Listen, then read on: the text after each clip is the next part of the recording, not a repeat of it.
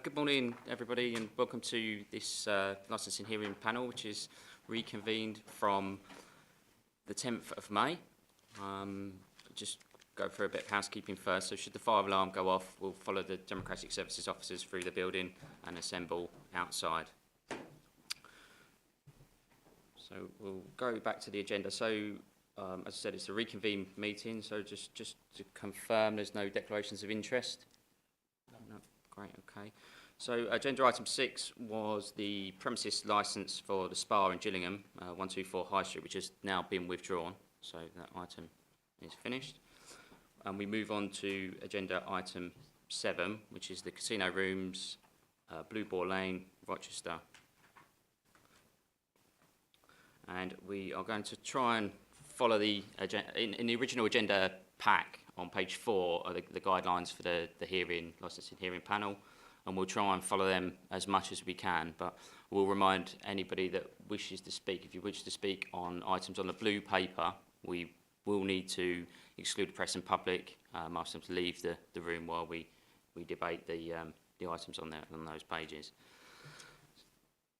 So we'll follow the guidelines on page 4, and we'll just go around the room and just introduce ourselves, the people that are here today. So I'm Councillor Matt Fern, and I'm the chair of the panel today. I'm Councillor Mark Prenter, and I'm a member of this panel today. Yeah, good morning. I'm PC Den Hunt from Kent Police Licensing. Morning, Chair. PC Andre Smuts, Kent Police Licensing. I'm Aaron. Is that working? It is now. I'm the designated premises supervisor of the casino rooms in Rochester. So, good morning. Leo Charalambides, barrister representing the casino rooms. I'm Ross Hutchins, assisting today. I'm Lucy. I'm objected to the review. I'm Franco Di Fazio, Senior Licensing Officer for Gravesham and Medway. I'm Laura Cowles, I'm the legal advisor to the panel. Julie Francis Beard, Democratic Service Officer, I'm observing. And I'm Stephen Platt, Democratic Services Officer, clerking today. Thank you. I'm Councillor.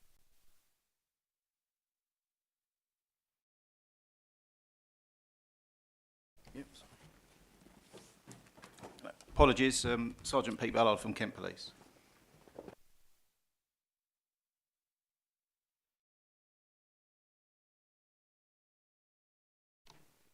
Just, I do know Pete.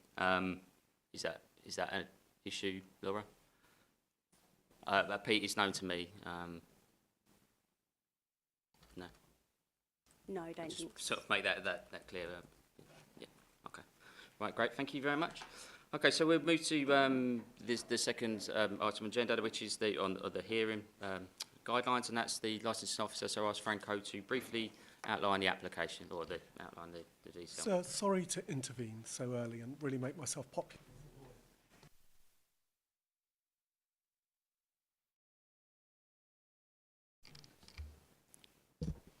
I was apologising for intervening so early and becoming an unpopular lawyer so soon in the day. I hope those occasions will be limited. So you mentioned in terms of the blue paper matters that you will be excluding the press and the public. We're going to be asking you not to do that. And I'd like to just sort of set out briefly why it's appropriate in this case not to exclude the press and the public on the basis that the CCTV and the material on the blue papers can be referred to but doesn't need to be disclosed. So firstly, sir, you're aware that of course this is a discussion led by you. Your own statement of licensing policy extensively refers to case law. In fact, you're quite unique as a local authority for the volume of case law that you refer to.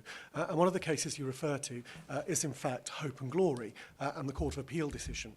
And the Court of Appeal decision reminds you... Sorry, Leo, sorry to interrupt you. Can I just ask which part of the policy so that we can ensure that members have it when they're looking? Sure, absolutely. So the policy in Hope and Glory, I think, is on new applications where you quote extensively from it. I don't need them to particularly look at that, but it's on page 25 of your policy on the part of paragraph 5.5 onwards.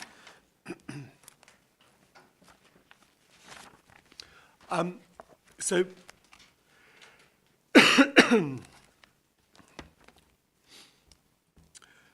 So in Hope and Glory, we're reminded that, of course, these committee hearings are about an exercise of power delegated by the people as a whole to decide what the public interest requires. Insofar as decision-making is concerned, it's about informing the public so that they can make their views known to their elected representatives if they don't like the licensing authority's approach. And that's to do with the decision. And you're reminded by the Court of Appeal that Parliament has placed a special burden on you to act in the wider public interest. And what happens when we go into private sessions, when the police want to make an application behind closed doors, is, of course, that civil society, who have turned up and given their time today to participate in the process, to watch how their councillors engage with the approach to licensing, are effectively excluded. The press is effectively excluded because you close your doors to civil society. There is quite an irony that a local authority acting in this administrative and regulatory capacity in its town hall is effectively saying to the members of the public, its electors, you can't come, you can't participate. Particularly when we bear in mind paragraph 1.5 of the section 182 guidance.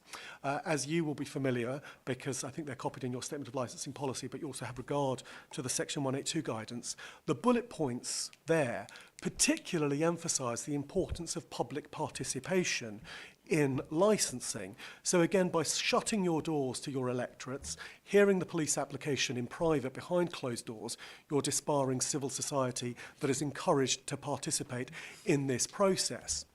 And the thing that's difficult in this case is actually it's very narrow. The police have made an application and have asked for 3 conditions to be placed on the premises licence. So there's no dispute in that. And in fact, we broadly agree with them. In the statement that we prepared for you at page 20 and 21, we agree with the police that body-worn cameras should be used. What we don't agree with...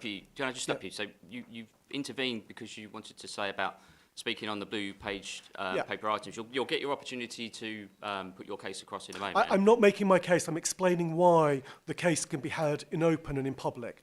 Essentially, I'm agreeing that body-worn cameras can be used. I'm saying 5. The police are saying everyone. I'm agreeing to an ID scanner. I'm saying the under 30s, the police are saying everyone, and we both agree on the SIA deployment. So the conversation is really about the numbers in those 2 conditions, because insofar as everything else is concerned, we have agreement. So I appreciate you've probably read all the papers and you've had the evidence, so you're aware of it. There is no reason, therefore, to exclude the public, to force this committee meeting into private when we agree that the evidential basis between us is not being challenged. It's not the evidence that's important, it's the solution. And it's the discussion of that solution that is of vital importance. We can do all of that being mindful of the fact that you've read everything. We can avoid referring to people, to names, to logs, and we can avoid the CCTV because the evidential basis isn't being challenged in any way whatsoever. So it's a really matter for you whether you want to tell the electorate and the public and the press to leave so that we can go over agreed matters in private, or we can have a proper public meeting with full democratic accountability where everyone can participate in the process to essentially agree numbers on agreed conditions, which is why we say that given the casino rooms are being reviewed, we'd like it to be in a fully public forum so everyone can hear what we say and there's no suspicion that what's happening behind closed doors, no suspicion falling on the police, and certainly no suspicion on us saying that we want anything hidden. So we would like the hearing to be heard fully in public, and we can all, of course, edit ourselves to ensure that we don't breach anyone's personal data or anonymity or bring into the public domain any details that ought not to be. So Sarah, I'd like you to just, if you agree to that, that would be very, very helpful. If not, if you do want to have it in private and exclude everyone here, it'd be very useful to just briefly have your reasons for that. But that's the very simple application. It's nothing, as far as I'm concerned, particularly controversial, but it's a matter for you. Thank you. All right. Thank you, Chair. I think the best way to deal with it is ask the police for their representations, and then we'll need to go and deliberate what to do in terms of that. Okay, that's great. So we'll move on then. So we'll come to you. Do you want to do this now? Yeah, we should do that first, Chair. So if we ask the police for their representations, then we need to deliberate on that. Yeah, with respect to Leo and the team, I think it's quite harsh, Chair, that that's been asked this morning at the start of the hearing and has not been asked at any point up until today. I wonder why that question wasn't asked last week or the week before, because it's always been known and always been the case that Kent Police were going to be presenting some of it in private session. So my first point would be, why has that request only been made this morning? It puts us in a very difficult position. There is stuff that I wish to talk about, which is a live investigation or live investigations. I wouldn't wish to say anything that may jeopardise the outcome of one of those live investigations by airing it in public. I think that's an unfair position for us to be put in. It's put me on the spot a little bit. I'll hand over to my colleagues to see if they've got anything to add at this point while I collect my thoughts, but I'll come back to you shortly. Chair, I'd just like to reiterate that Mr. Chairlambidis refers to an agreement, we're largely in agreement with their proposals, but that's not the case. We reject what they've suggested, hence the necessity for us to continue talking about what we wish to talk about. We have substantial incidents that we need to refer to. These have already been decided that they need to be outside of the public domain, and we wish to refer to them nonetheless. He says it's semantics, we just need to work out the finer details, but we still need to refer to, I think Mr. Chairlambidis is suggesting we don't need to refer to the incidents. That's untrue. We've got things that we need to talk about.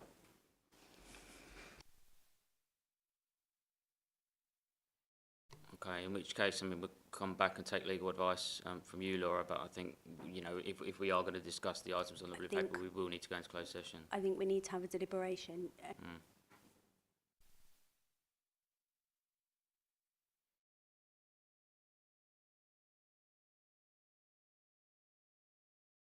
Yeah, we'll go and have a deliberation. We'll be back shortly.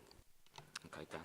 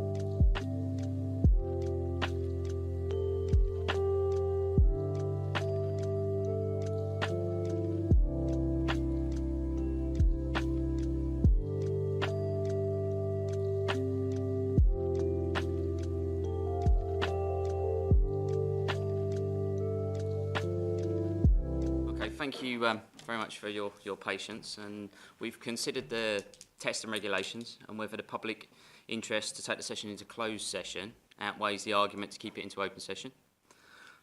We feel any incidents in the blue paper can be referred to in generic terms, as we understand the evidence is not in dispute.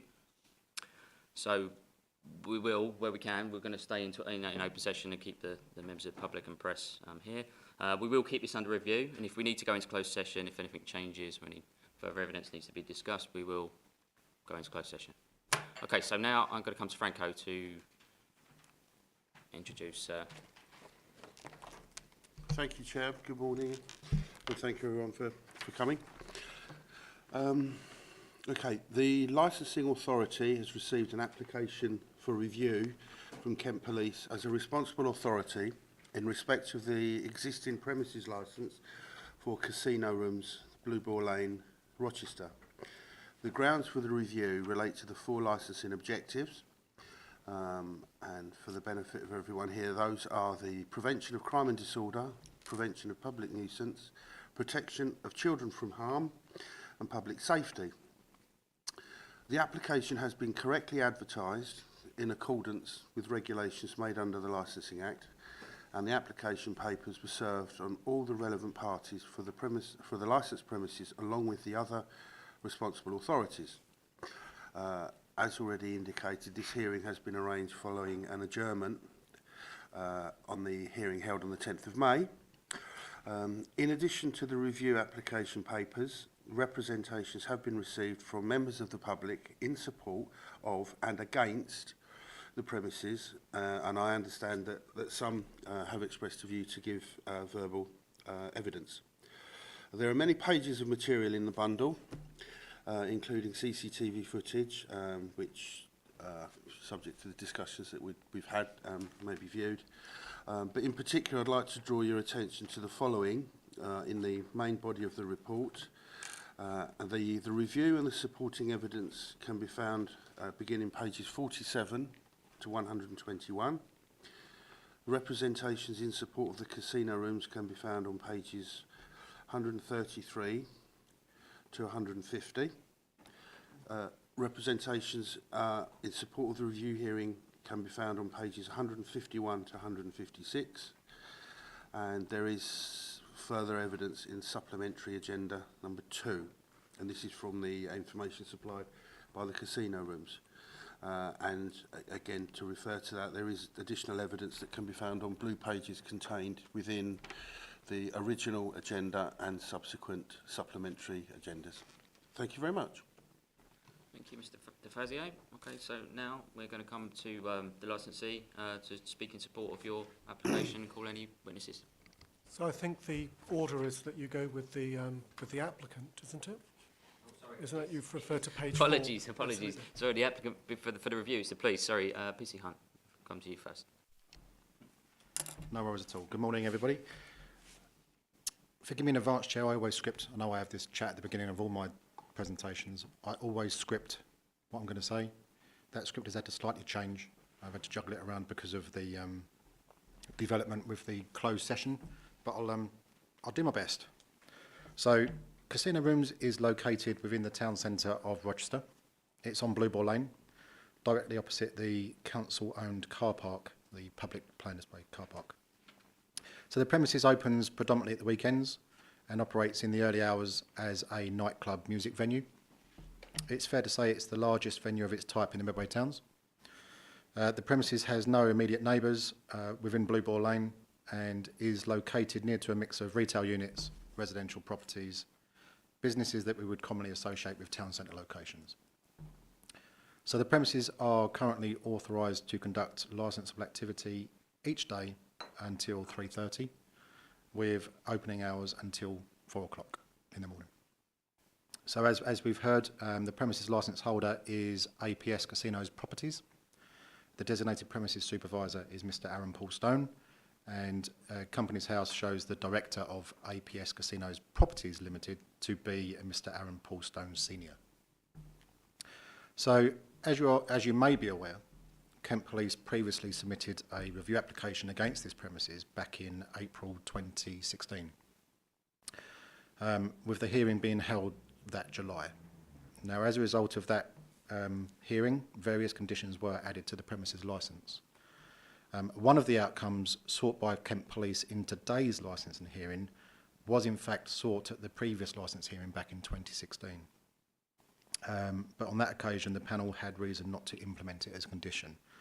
And the condition that I'm referring to is with regards to the electronic identification scanning system that we would like to be used as a condition of entry into the premises. Now, I hope to demonstrate to you all today how Kent Police truly believe that this proposed measure, as well as some others, will ultimately make the casino rooms a safer premises, will help the premises better promote the objectives, will help them prevent public nuisance, protect children from harm, promote public safety, and ultimately reduce incidents of crime and disorder at this venue. I hope it is clear from the documents already submitted that Kent Police are not seeking closure of the premises or revocation of its licence. We do fully appreciate that this premises means, we do fully appreciate what this premises means to the wider community, and we fully accept and appreciate the many positive steps and measures that the premises currently undertake. That said, however, in recent weeks and months in the build-up to our submission of review paperwork, Kent Police have identified what we believe areas of concern with regards to how the premises operates, which have resulted in what are, in our opinion, a failure of the premises to promote the objectives. We believe that the addition of further measures and premises licence conditions could fill these gaps, help alleviate our concerns, and ultimately make this premises safer, not only for its customers, but for its staff and for the wider community. Now, the additional measures sought include all SIA door supervisors at the premises to wear body-worn CCTV cameras that record continuously throughout the duration of the shift. The second one being the use of an electronic identification scanning system as a condition of entry for customers, an ID scanner, if you will. And the third one being that SIA door supervisors have a further responsibility to patrol the Blue Ball Lane car park for a set period of time, both before and after the premises closes. So to patrol the space outside the premises. As I'm sure can be appreciated, we have not provided details of every incident or crime that has occurred at this premises in recent months. A premises of this size and popularity is understandably going to generate or be associated with many different incidents. What I have done, however, is try to provide details of the more key and significant incidents that we feel best demonstrate the measures that we seek and best demonstrate the measures that should be added to the premises, or we feel should be added to the premises licence. Some of the older incidents date back to 2021, no longer under investigation. Others, the more recent or perhaps the most serious of the incidents, may still be under investigation.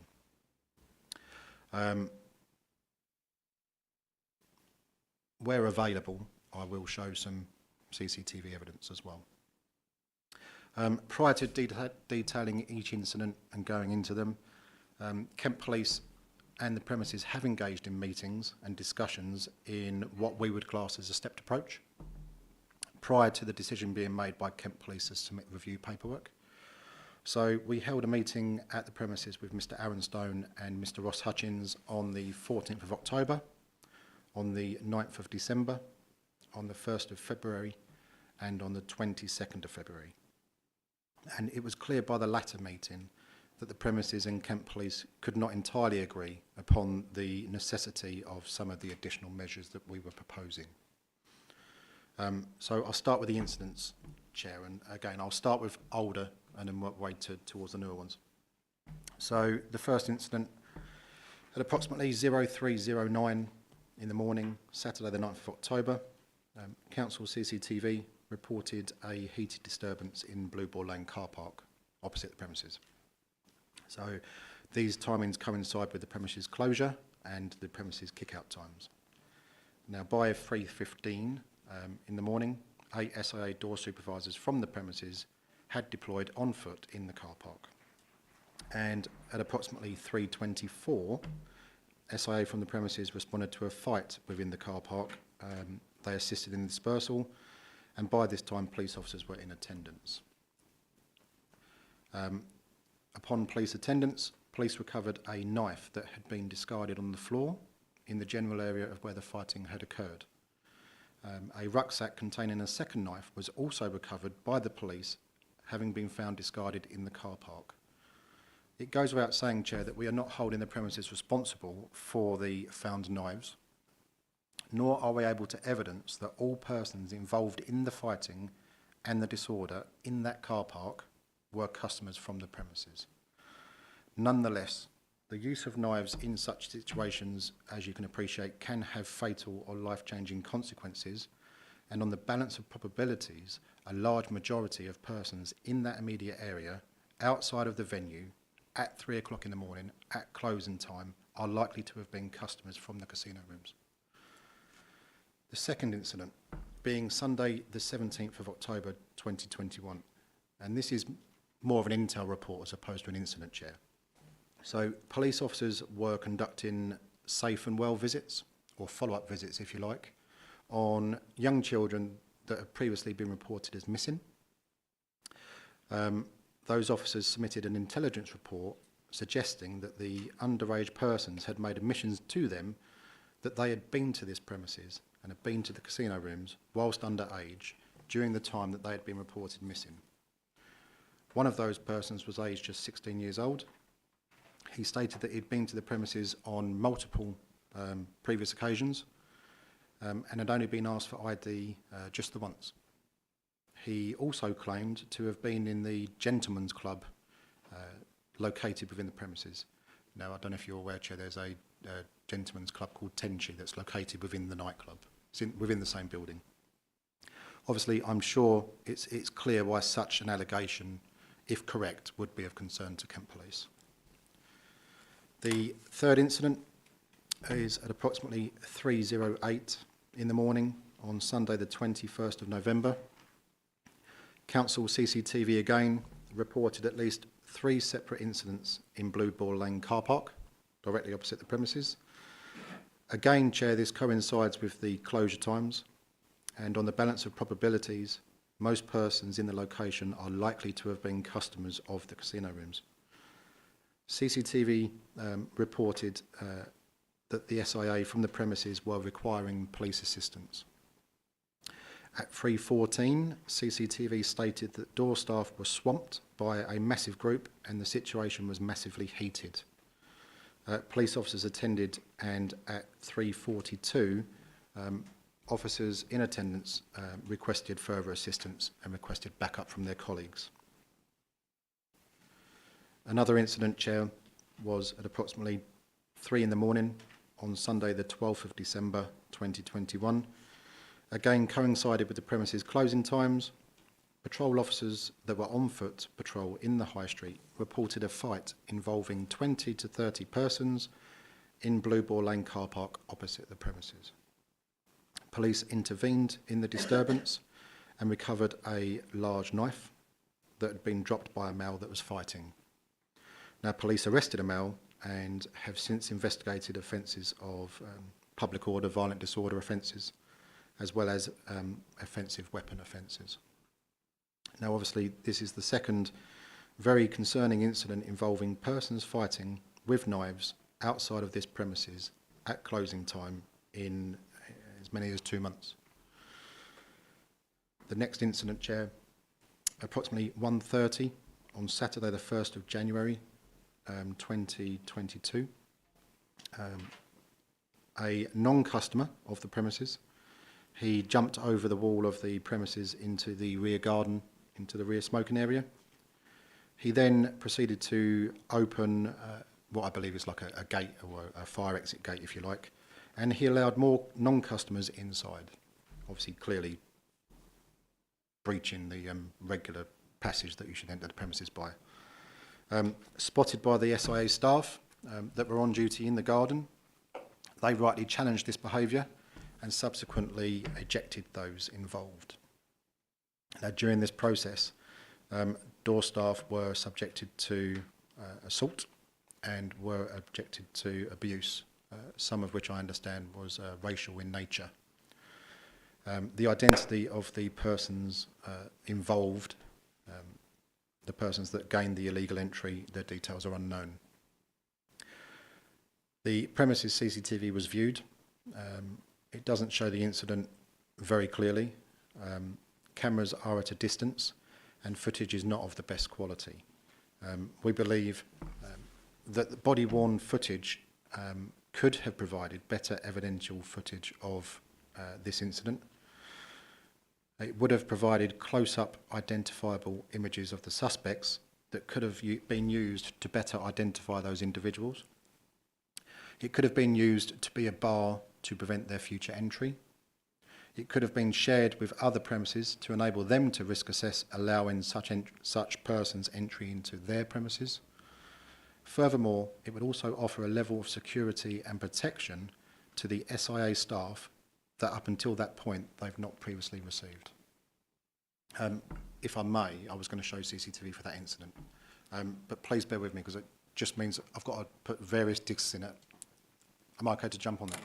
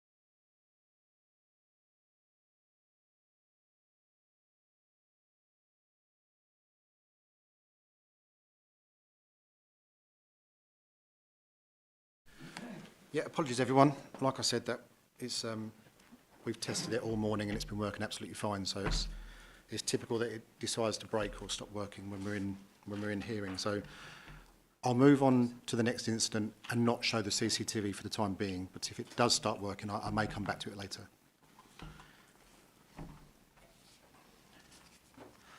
So the next incident, moving on then, is at approximately 2:58 on Saturday, the 1st of January 2022. Medway Council CCTV, again, were the informants to us. They reported an alleged assault to the front of the premises, and that alleged assault was involving 2 SIA door supervisors. CCTV clearly shows the SIA door supervisor punch a male to the head, causing this male to fall to the ground. A disturbance continues for before a second door supervisor is then seen to punch the same male in the head, causing him to fall to the ground for a second time. CCTV reported this to the police. The police happened to be on foot patrol in the immediate area and were on scene within seconds. I can only assume, Chair, we would have been in the high street right next door. So it's understood that the victim was a customer that had been ejected from the premises. It is appreciated that this male may have been involved in some kind of wrongdoing inside the club that led to his ejection in the first place. But it is our opinion that his prior behaviour did not justify the assault that was witnessed on camera outside of the premises. We believe that the council's CCTV, which I hope will work at some point, it shows that the SIA staff, in our opinion, crossed the line and took matters into their own hands. And I'm sure you can imagine, Chair, this is something that, as licensing officers and as police officers, we find unacceptable.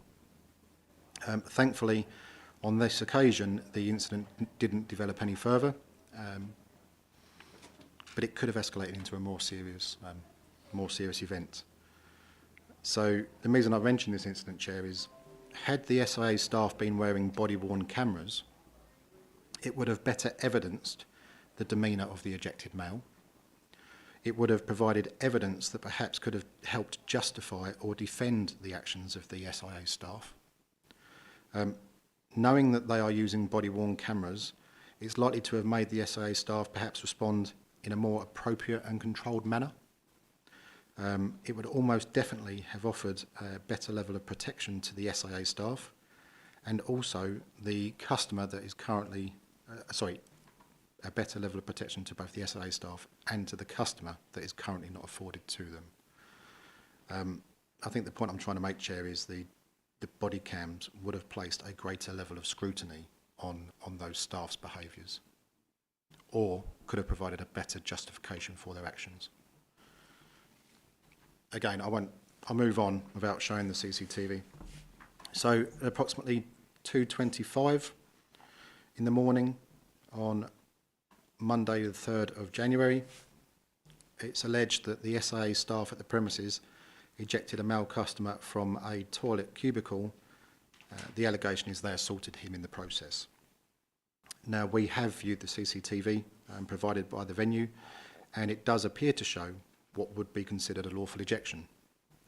The premises do have CCTV in the toilet areas, but understandably, Chair, not in areas such as facing the urinals or inside the toilet cubicles. Any of the sort of private areas are off limits, if you like. So the alleged assault is said to have occurred during the ejection from the toilet cubicle. And as I've said, Chair, that cubicle is not covered by CCTV cameras. Had the SIA staff been wearing body-worn cameras, we would better negate or rule out any wrongdoing by the SIA that may have occurred inside that cubicle. I am unaware as to the reasons as to why the male was ejected from the toilets, but I do understand that he had been in there for some considerable time. And speaking generally, I do understand that drug use will often take place in such areas in nightclub premises. and it is probable that in the future, door staff may have to remove and eject customers in similar circumstances. Again, SIA staff... So I'm sorry to intervene. Can I remind the officer he's required to expand on his representation and not bring before you any evidence or any suggestions that he's not prior to disclosed. That's why we needed an adjournment to actually get the information at the police. There's no suggestion about general drug use in the premises.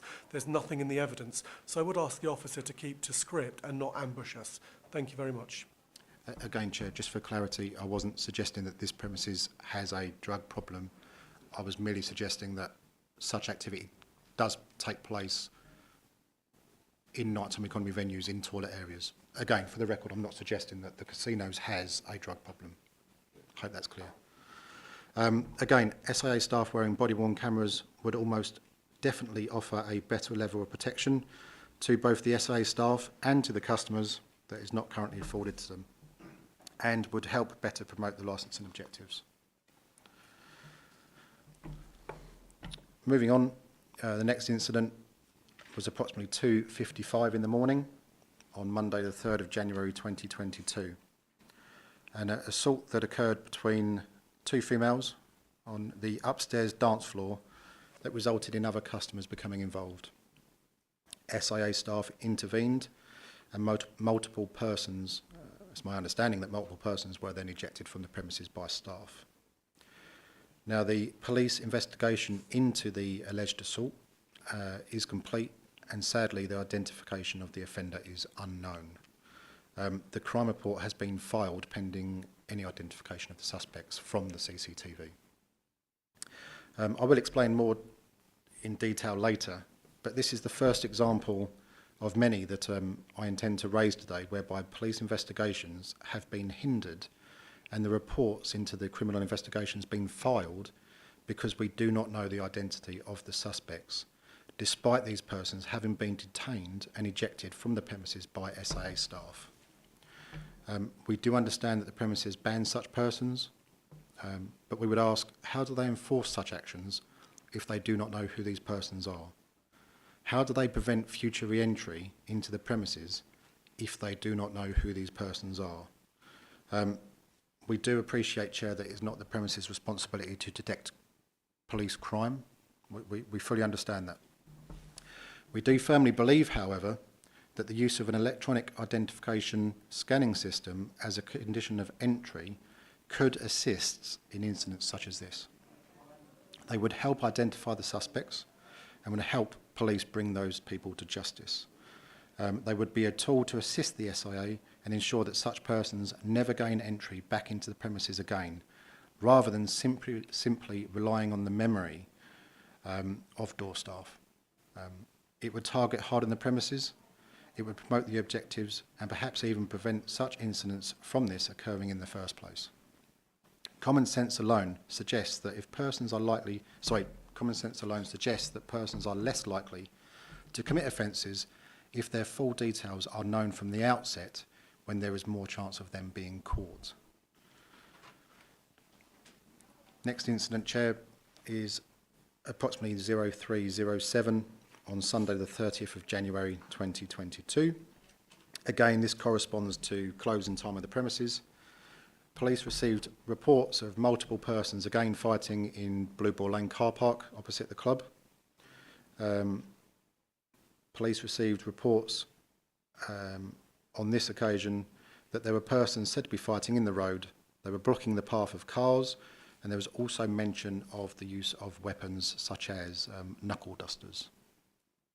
Now, council CCTV shows multiple SIA staff from the premises being on scene at 3:22, some 15 minutes after the start of the incident, and it shows police officers arriving at around 3:25. By the time police arrival, no persons are coming forward and no victims of assault are making themselves known to officers. This is another example, of fighting directly outside the club at closing time. Again, on the balance of probabilities, those persons involved in this disorder would have been customers from the casino rooms. Adding additional concern is the further mention of weapons. The next incident, Chair, is at 1:30 in the morning on Sunday the 6th of February, and it happened on the upper dance floor of the premises. It was an assault, and that assault resulted in a customer receiving injuries consistent with a grievous bodily harm assault. It's a very significant high-level assault. It is alleged, Chair, that during this incident, the victim actually had a portion of his ear bitten off by the suspect. The SIA staff did respond to this incident, and the alleged offender was detained, and the victim was safeguarded. And again, we commend the premises for safeguarding the victim. That's a positive thing. It's our understanding that the victim was likely under the influence of alcohol, and advised staff that he did not wish to support any action against the suspect. And as such, the premises ejected and banned the suspect from the premises. Now, much the same, Chair, as the assault on the 3rd of January, the premises do not know the identity of this suspect. His details were not obtained prior to his ejection. Now, I do not know the reasons for this. Perhaps the premises didn't ask, or perhaps they did and the suspect refused. I don't know the answer to that question. Either way, I would say this, Chair, persons are far less likely to provide their details to door staff after the event has occurred. The victim since reported the matter to police and understandably now wishes to support a prosecution having significant injury. The premises have provided CCTV, but again, this is another case, Chair, where the investigation has come to a dead end because the report has been filed pending an identification of the suspect from the CCTV.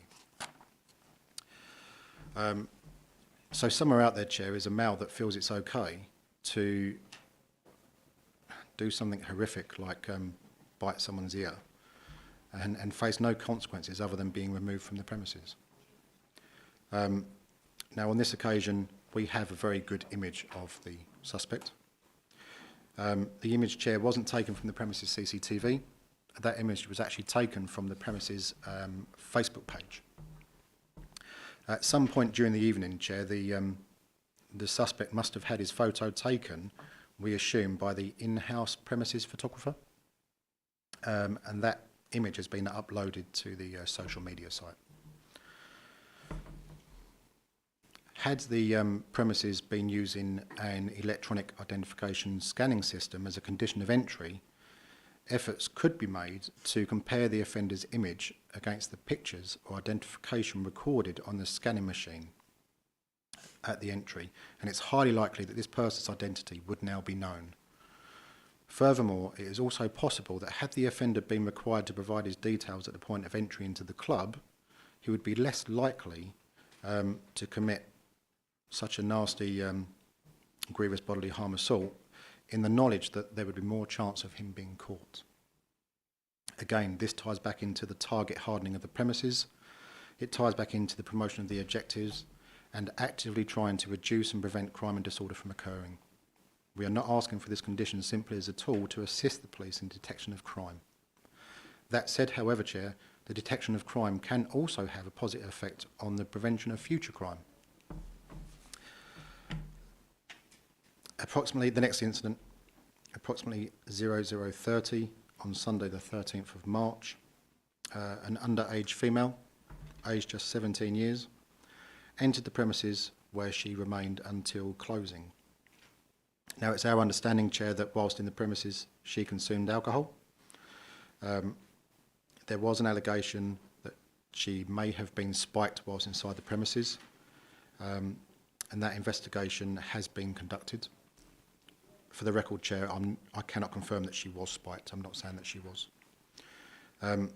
What I can confirm, however, is that by her own admissions, this underage and therefore a vulnerable person did enter the casino rooms, did have access to alcohol for a period of just over 2 hours.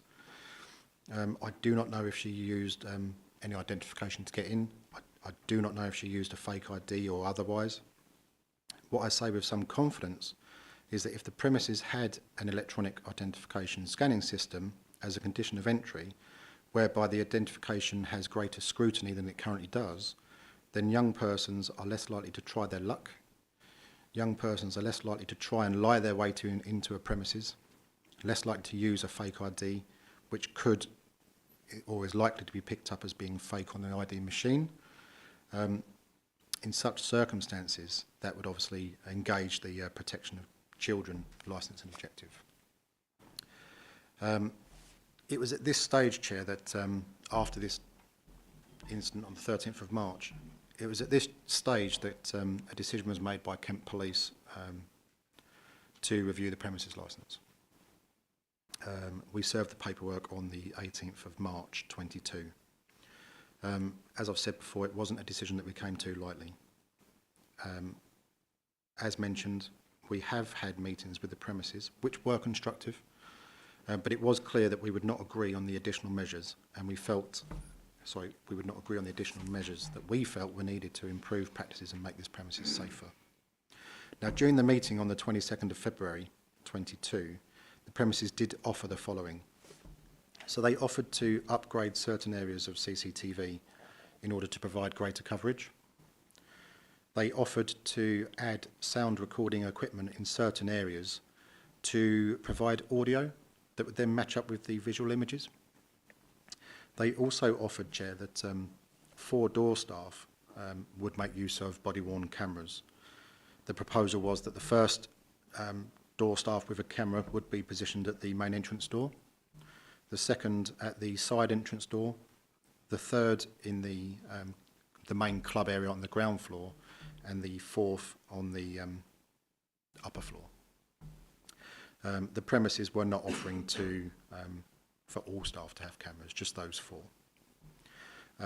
The premises refused point blank to make use of any electronic scanning system.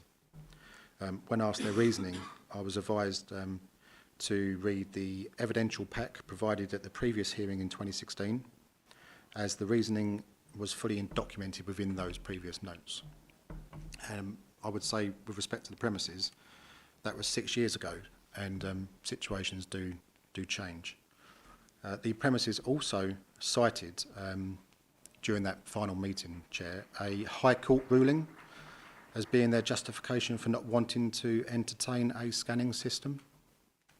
Now, I believe, and correct me if I'm wrong, that they are not referring, in fact, to a High Court ruling, but my understanding is they're referring to Fabric Nightclub versus Islington Council, which was a licensing appeal at a magistrates court. Now, Fabric Nightclub were successful at the appeal, whereby a decision was made that the electronic scanning system was not suitable for that premises at that time, based upon the evidence available. But it was accepted, Chair, that such scanning systems do have a place within the nighttime economy and may be suitable in the right circumstances at other venues. And we believe that this is such a time. Whilst it was encouraging at that time that the premises had identified and agreed to make some changes, Kent Police believed they didn't go far enough to alleviate our concerns, and that we believe they did not fully promote the objectives, hence the submission of our paperwork.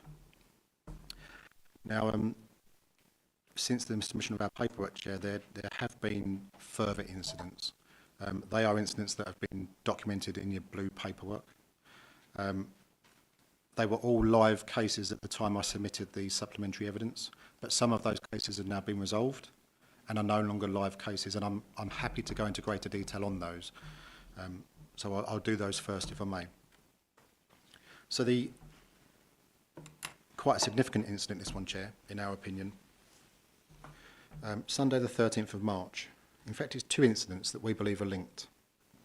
So approximately 0103 on Sunday the 13th of March, a female became embroiled in a fight between males in the upper dance floor of the premises, whereby she was assaulted. She sought refuge and the safety either behind the bar, or she approached the bar and spoke to staff. She took herself away from that fight, away from that situation.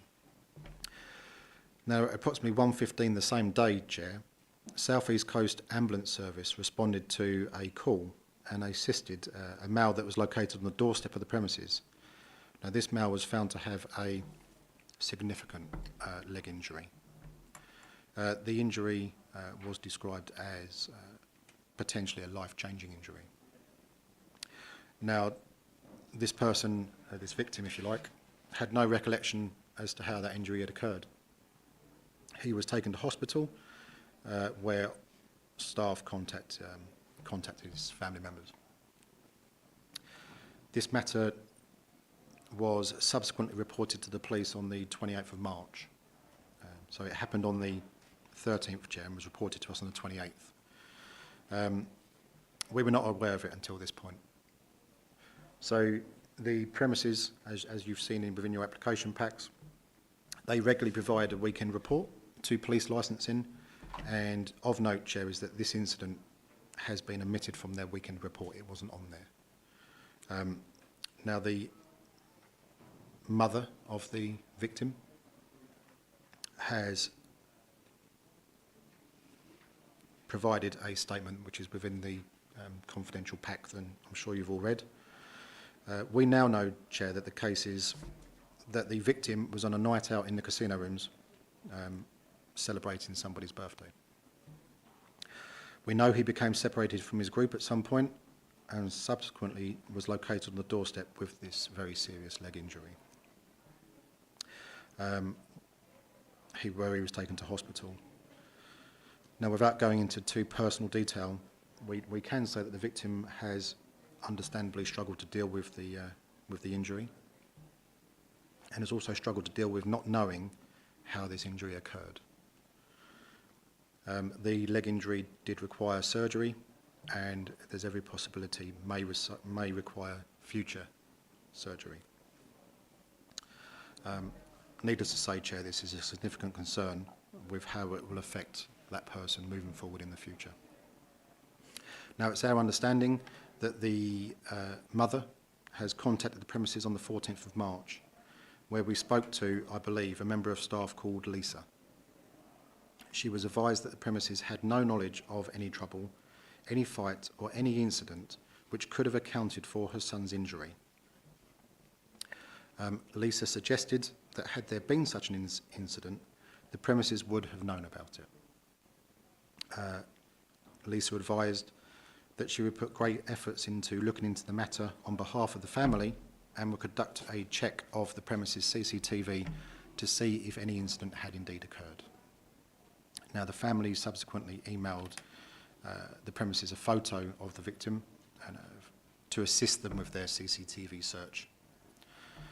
In the meantime, the family learned from friends that a possible hypothesis could be that the victim had perhaps been involved in an altercation outside the club, an RTC, for example, or perhaps had fallen over. And I understand that that hypothesis was relayed back to the premises, relayed back to Lisa. So around 10 to 12 days after the incident, our understanding is that Lisa contacted the family and updated them that the checks of the premises CCTV were negative and that there was no footage of the victim being inside the club and no footage that would suggest how this person became injured. The premises obviously did, however, have CCTV of him on the doorstep and had CCTV of him being treated by the ambulance crew. This left the family disappointed, as per the statement, Chair, and feeling that the premises hadn't done enough to try and establish what had happened. Now, as I've already suggested, we believe the two incidents on the 13th of March are linked. It was noted that the male that sustained the leg injury matched the description of the person involved in the incident upstairs at 103. Kemp believed that it was during this incident on the upper dance floor that the leg injury occurred. After multiple CCTV requests for various CCTV cameras to be downloaded and requests that they be made available to police, we can confirm that the male was indeed involved in the incident on the upper dance floor, and that is how he received his leg injury. CCTV isn't of the greatest quality. That's in part due to the range of the camera, due to the flashing disco lights, due to the club being very busy and so on. You can see, however, that there is a disturbance on the dance floor. Customers appear to make some staff aware of the incident, and our understanding is that SIA staff were making their way towards that area of the club in response. We know that a customer, a independent non-friend of the victim, saw what was happening, saw what was taking place, and he witnessed the victim being assaulted. He intervened. He safeguarded the victim. He immediately realised that the victim had a significant leg injury. He picked him up. He carried across the dance floor. He carried him down the stairs into the foyer, where he then handed the victim over to door staff. Our understanding is that he explained to the door staff what he had witnessed. So he explained to the door staff that he had witnessed this chap be assaulted, resulting in the leg injury.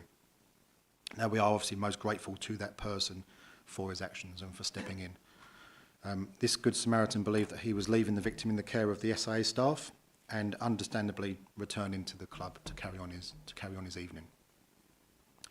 Now, the footage of the victim, again, I know we can't show it because of difficulties with the footage, shows the victim being carried across the dance floor. It clearly shows him being carried down the stairs and clearly shows that he's passed to the SIA.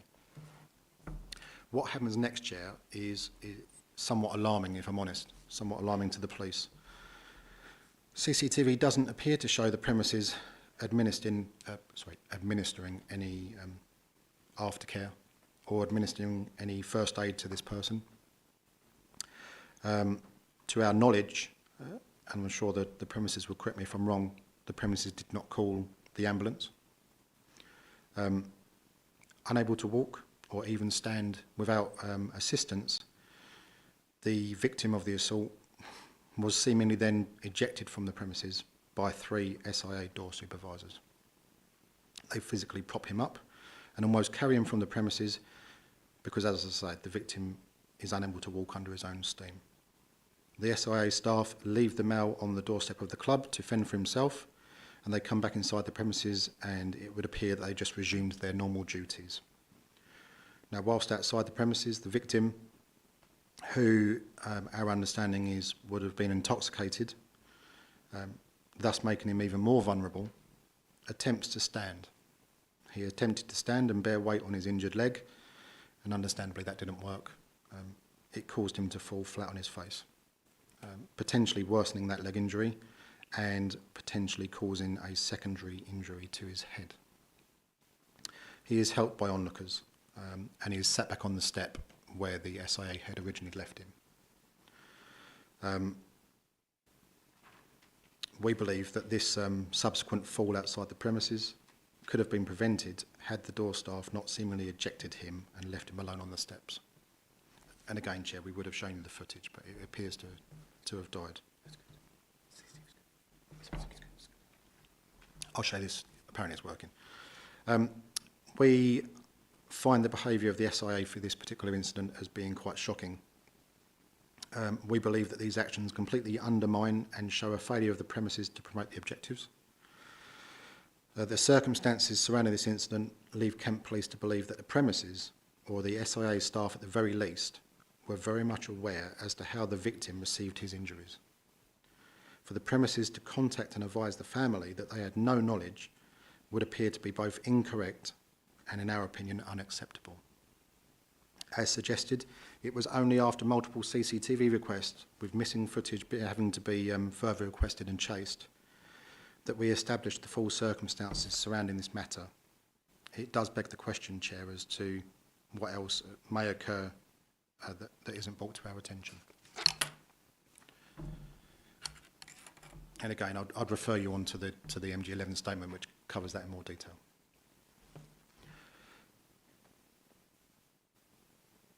Now, regarding that incident, Chair, Kent Police believe that had the SIA staff been wearing body-worn cameras, it could have had a positive effect on that situation. I do not know why they chose to remove this male from the premises as opposed to safeguarding him, as opposed to taking him to the medical room, as opposed to calling for an ambulance and administering first aid. It is my opinion that it is more probable that their actions may have been different if they had body-worn cameras recording at the time, scrutinising their actions and making them more accountable for their actions. To date, we have received no contact from the premises or explanation as to why this male was ejected and not looked after. I'm told it is working, so my intention is to show you the CCTV in relation to this particular incident. It is working, yeah? Yeah, it just needs to come on the screen.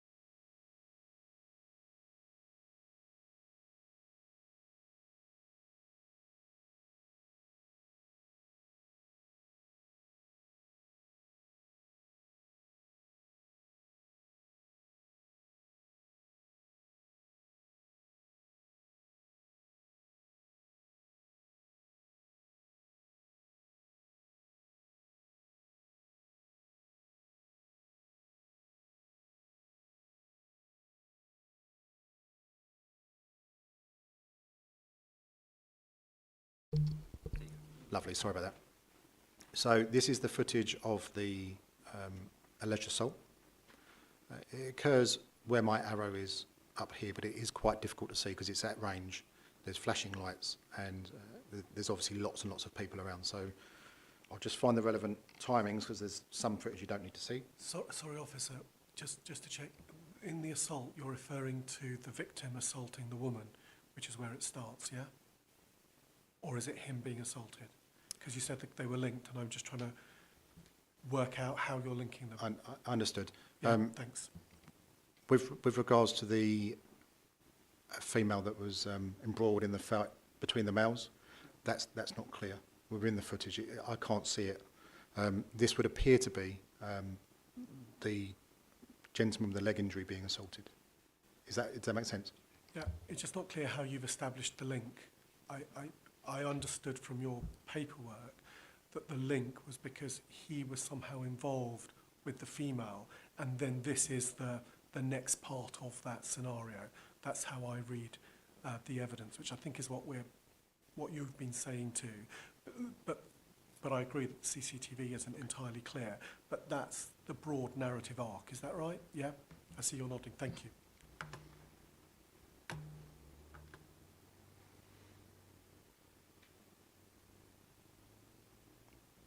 Again, please bear with me because this is very temperamental, and every time I fast forward it, it'll freeze, and sometimes it kicks me out. So, again, I'll play it now, but the incident occurs here. It is very difficult to see, and if anyone would like to watch it again, please do let me know.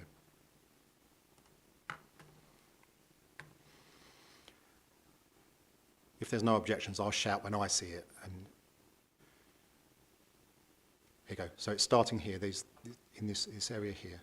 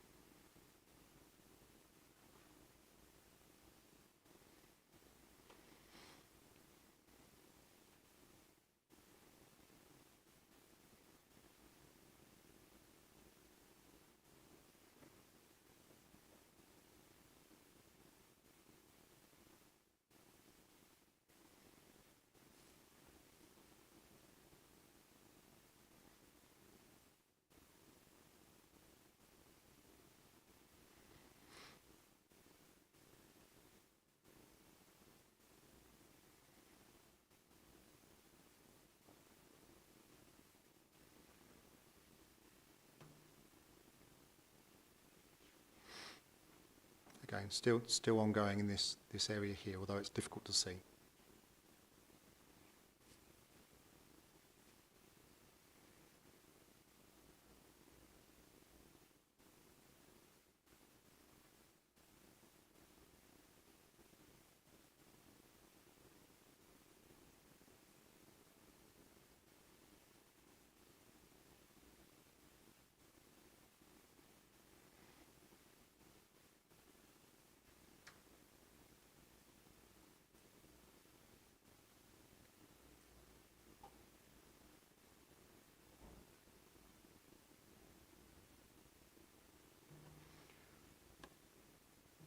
And again, it speaks for itself. The victim is being carried from the premises and taken towards a stairwell, which is down here where my arrow is pointing. That's a stairwell that leads down to the front doors.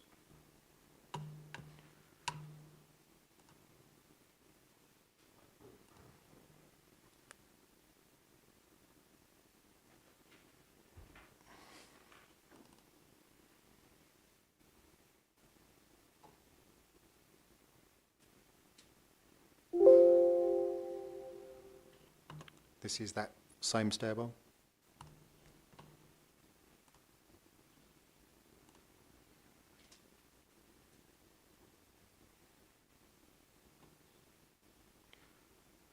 I'll let it play. Rather than run the risk of it freezing and stopping, I won't touch it and I'll let it play.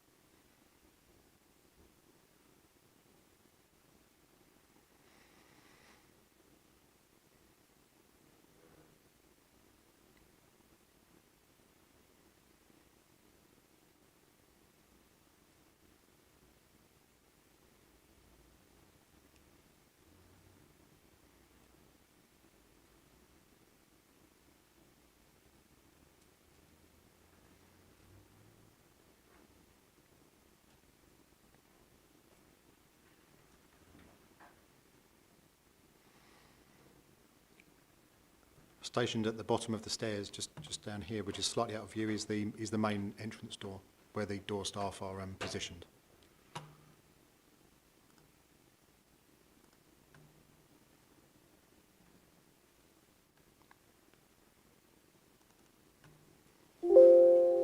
And this is the camera that's at the bottom of the stairs.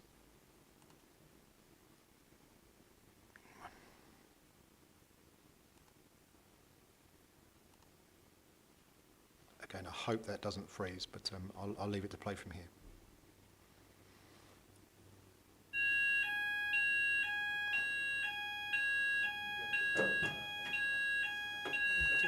We're going to have to evacuate, I'm afraid, ladies and gentlemen.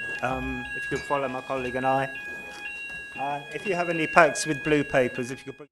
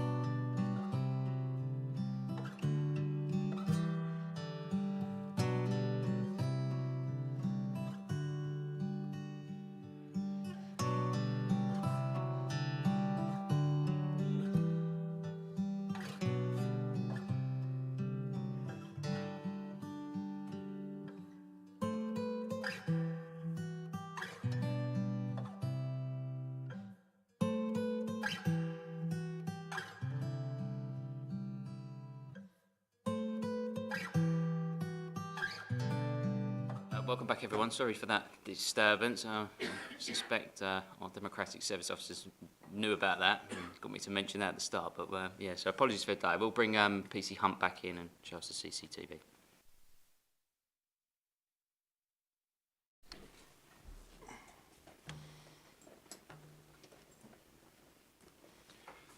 Yep. So just picking up from where we left off, we've obviously seen the chap with the injury being carried across the floor down the stairs, and this is the camera at the bottom of those stairs.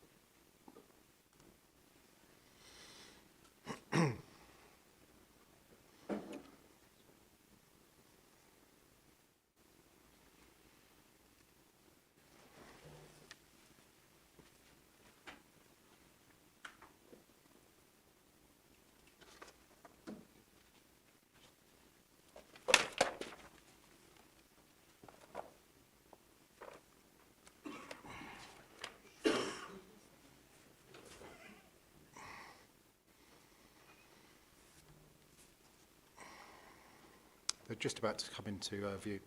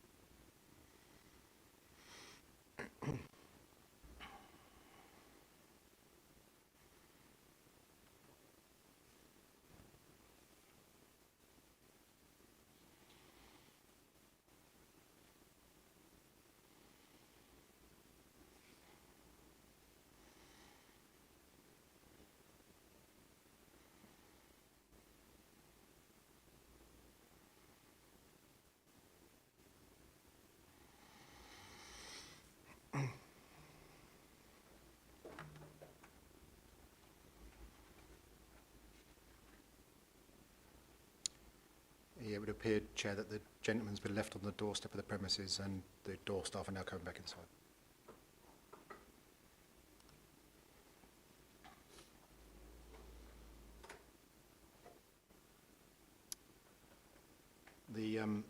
The final piece of footage, Chair, which I would like to have shown you, is on my laptop.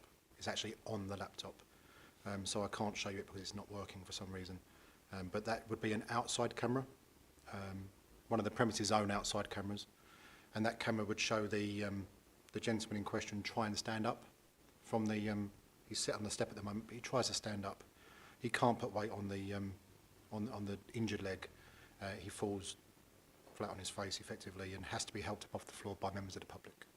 So again, I would have showed you that, but my computer seems to be playing up, so I won't show you that any further. But whilst I'm here, Chair, I won't go back and show you all of the CCTV that I intended to show. But whilst I'm on my knees, I may as well just show you one or two key bits that we failed to show you earlier on. All right, so I apologise, I'm going back out of sequence and going back to things I've already covered, but I won't be long at all.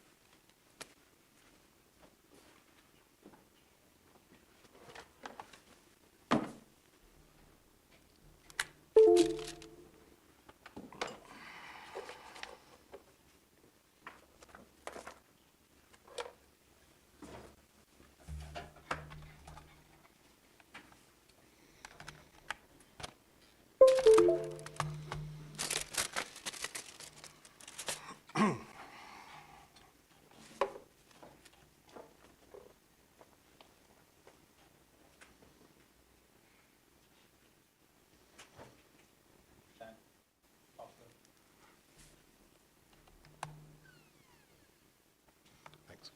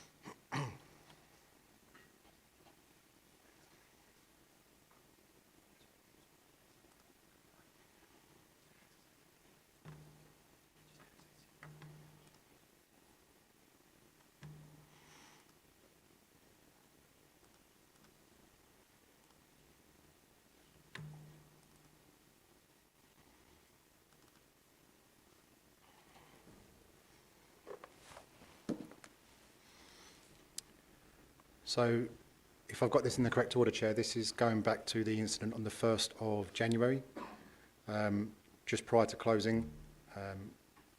Again, if this is correct, this is Sorry, the... Officer, what date was that? This would be the 1st of January. Thank you. Just after 2:50 in the morning. This would be the alleged door staff assault, where I explained that he was punched to the ground twice.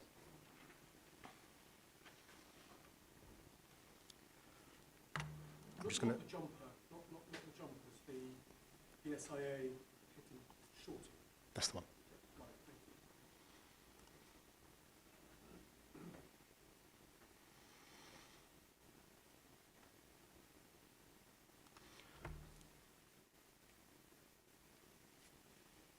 Okay, I think I'm at the correct spot. That's it then. So you see in the footage that the doorman appears to have just ejected a young male and is pushing him away from the premises. Absolutely fine with that. There's your first punch to the ground.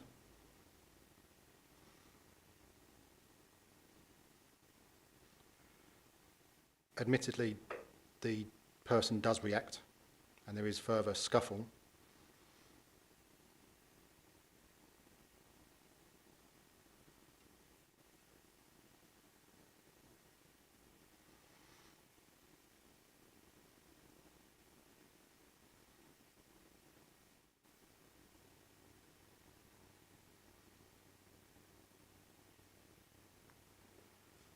And again.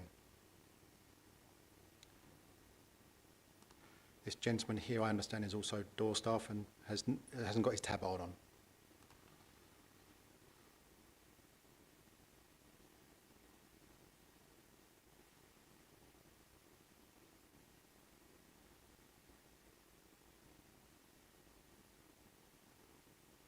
And there's your second assault to the head and punch to the ground. And as I explained earlier on, I think it's just fortunate that the incident didn't escalate any further than it did, especially given the amount of onlookers that were nearby. But that's that incident in its entirety. If no one else would like to see it, I'll stop that one.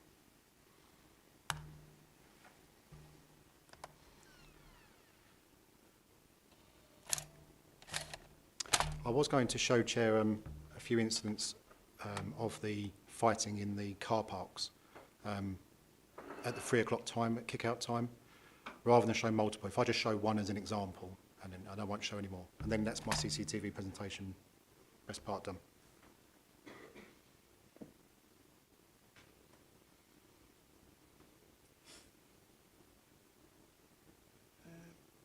Incident 5.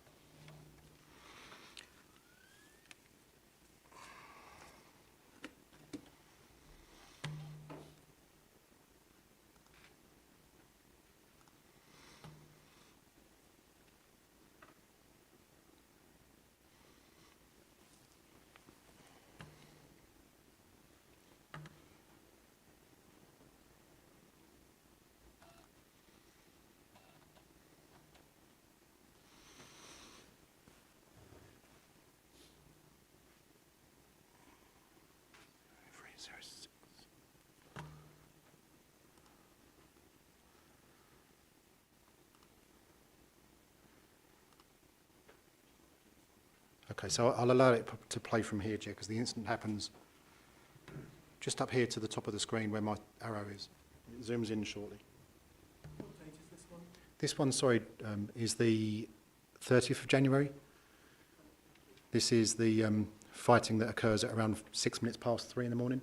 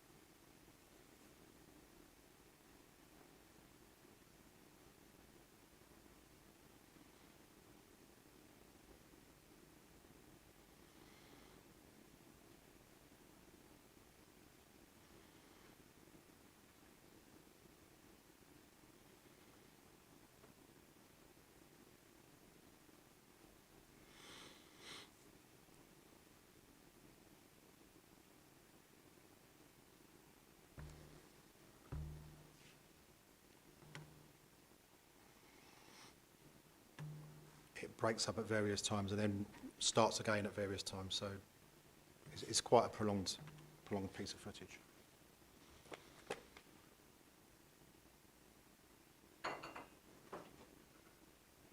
I'll just fast forward it briefly.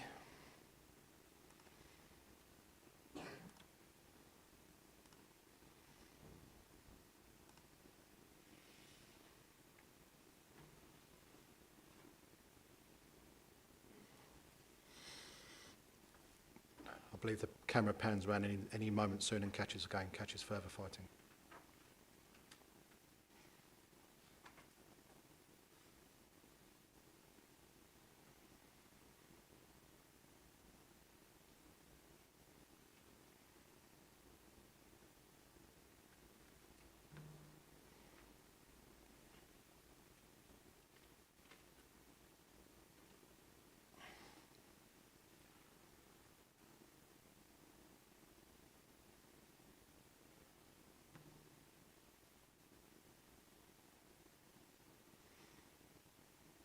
Again, it continues in this vein for another 5 or 10 minutes. I don't propose to show you the whole clip.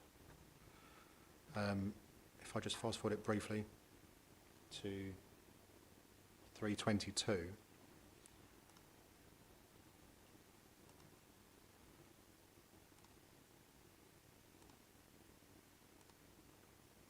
it's by around 3:20, but at 3:22 I count. I believe, from memory, I haven't got my notes with me, but I believe it was up to 8 door staff. So by 3:22, there are a significant number of door staff from the premises that are out here sort of trying to calm matters down and trying to send people on their way. I use this as an example of the type of incident that occurs in the car park opposite, and our reasoning for the door staff being out there and supervising this area prior to the premises closing, rather than 15, 20 minutes after the incident has occurred. But I don't intend on showing any more footage, Chair, if I'll stop there, unless anyone wants me to see it, show anything specific.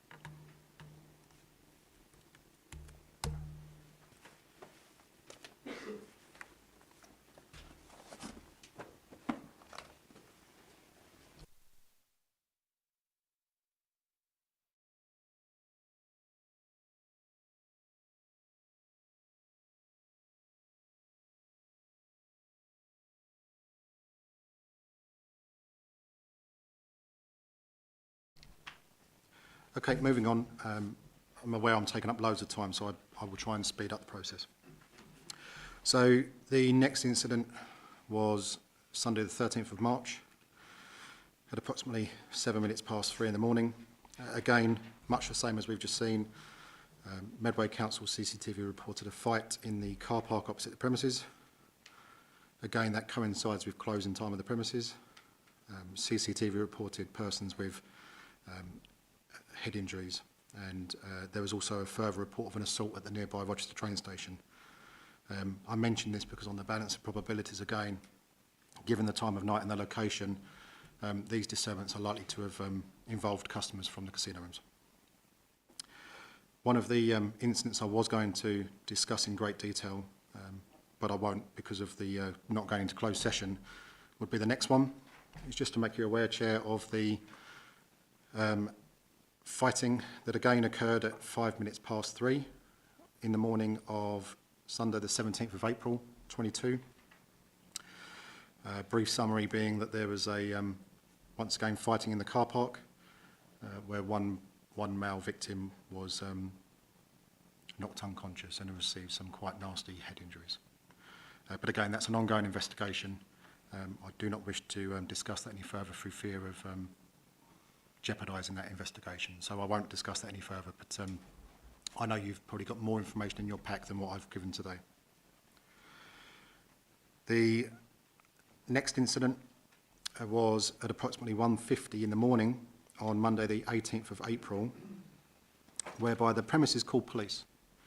They called police reporting that a staff member had been assaulted by a customer inside the premises. Now this staff member was grabbed around the throat and strangled in a headlock move, if that's the right term. By the time of the call to the police, the alleged offender had been removed from the premises by the door staff and was being detained to the front of the premises outside. The victim remained inside the premises and therefore was safe. He had been safeguarded.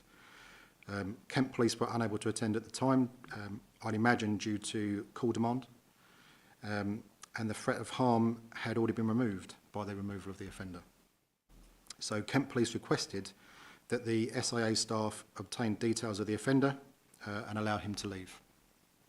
Kent Police could then still investigate the matter, making a proportionate, non-urgent, slow-time investigation into the alleged assault. Now, the alleged offender details are not known at this stage. It's my understanding that the premises did not obtain them prior to letting him leave. We believe, Chair, that this is yet another example or another missed opportunity by the venue to identify the offender of an assault.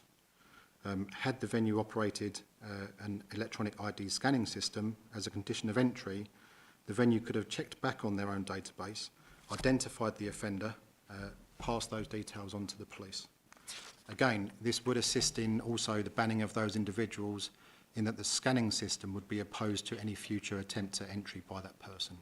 And it wouldn't rely purely upon the SIA staff recognising him from this previous incident. That, I believe, is a system which has obvious flaws. There was one final incident, Chair, that I was going to discuss in great detail, and that is the incident that occurred at the premises this past weekend. But again, that's another quite serious assault, and I know that the premises have already submitted supplementary information that you would have seen. So again, I won't go into detail about that incident or show any CCTV, etc., as we're not in closed session.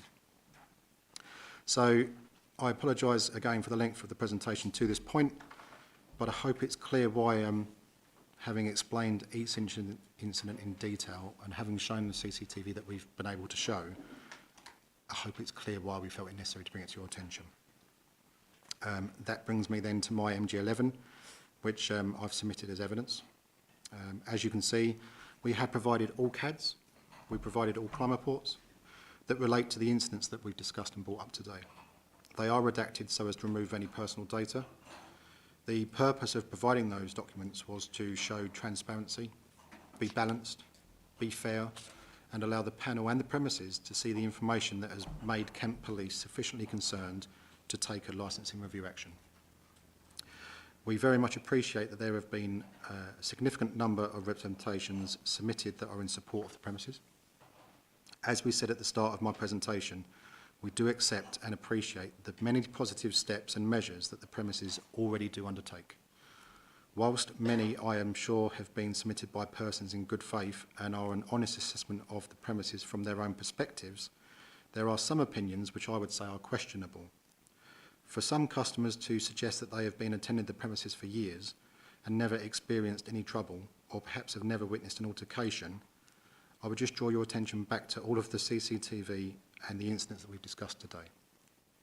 I am sure that the victims and those affected by the incidents we've discussed today would not share those views. I do ask that the panel give weight and due consideration to the many positive representations that are in support of the premises. I would also ask, by the same token, that due consideration is given to the representations submitted that look less favourably on the premises. One such representation submitted by a member of the public, which is in your pack, Chair, it depicts images of young females enjoying a night out at the premises back in December 2021. Now, on each of the pictures are bright red arrows indicating that the females in the images are underage at the time that those pictures was taken. It's our understanding that these images are likely to have been taken by the in-house photographer and would have been uploaded to the premises website or social media page at some point. As per my statement, police licensing have followed up as best as we can on that allegation of underage persons attending the club, and have identified at least 2 of the females shown in the photos with the big red arrows and depicting the ages. We've identified at least 2 of those people and have conducted safe and well visits to their home addresses, and we've spoken with their parents. Now, I can confirm that one of the females in the images was 17 at the time the photo was taken and was therefore underage. We were advised by one of the parents that her daughter used a fake ID to get into the premises. I can also confirm that one of the other females was 16 at the time one of the photos was taken. Suitable advice was provided by us to the parents with regards to them knowingly allowing their children to attend the nightclub underage. We are content, therefore, that the information in that particular representation from a member of the public is accurate and supports other incidents that we've evidenced today whereby underage persons have gained access to this premises. Now, Kent Police seek the following conditions be added to the licence: that all door staff wear body cameras in record mode throughout the duration of their shift, and any such footage will be provided to the police upon reasonable request. Now, this measure becomes particularly pertinent, but is not limited to the allegations of assault by door staff on customers occurring on the 1st and the 3rd of January, to the incident on the 1st of January during which the door staff were assaulted and racially abused in the back garden, and to the incident on the 13th of March and the apparent premises failings with the victim with the serious leg injury. The second condition that we seek is that the premises make use of an electronic identification scanning system as a condition of entry. This measure becomes particularly pertinent, but is not limited to the allegation of assault on a staff member on the 18th of April, the underage entry of a female and the alleged drink spiking on the 13th of March, to the GBH ear-biting incident that occurred on the 6th of February, the assault that occurred on the 3rd of January, and the information report dated the 17th of October, and also of the photos of the underage females in the public representations. I would also add to that list, Chair, that the incident from this past weekend is also particularly relevant with regards to the ID scanning system. The third condition would be that on any trading night, at least 2 SIA door supervisors be deployed to supervise the front of the premises, including Blue Ball Lane car park, and they do so, Chair, approximately 30 minutes prior to the closing time, and up until 1 hour after the premises is closed. Additional door supervisors can then be deployed in these outside areas to assist as and when they became free from their other duties. This condition becomes particularly pertinent considering the fights that are regularly occurring outside the premises at closing time, whereby door staff are currently reactive as opposed to being a preventative measure. This would allow the premises earlier intervention, earlier dispersal, and would help reduce the number of incidents occurring outside the premises at closing. There is one fourth point, Chair, that's become apparent to Kent Police, and whilst we have not requested this up until this point, today it would appear that we've evidenced a series of incidents occurring in the car park or directly outside the premises shortly after closing at 3 o'clock, many of which have involved the use of weapons and some of which have resulted in significant injury. Now, this does raise a question, Chair, with regards to, is there a problem outside this premises at 3 o'clock? It does raise a question of, is there a problem with the operating hour being 3 o'clock? Perhaps a reduction in drinking time with a closure of 2 o'clock would help lower the levels of intoxication and reduce the chances of this disorder occurring. But again, that is obviously a matter for you, the panel, to give consideration to. It's our understanding, Chair, that in recent weeks since the police have submitted our review paperwork, that the premises have been trialling body-worn cameras and have been trialling this scanning system. Now, whilst the premises would perhaps have trialled some of the body-worn camera, their stance in relation to a scanning system throughout our discussions up until this point have always felt like a definitive no chance. Absolutely not. I imagine it is only our application for review submission that has prompted the trial of the scanning system. Now, the trial of both matters is evidenced within the supplementary information document submitted on the Wednesday the 1st of June, whereby within the casino room statement it confirms that the premises have been trialling these measures and the premises have provided both positive and negative findings for both. They've detailed their findings and have offered some proposed premises conditions.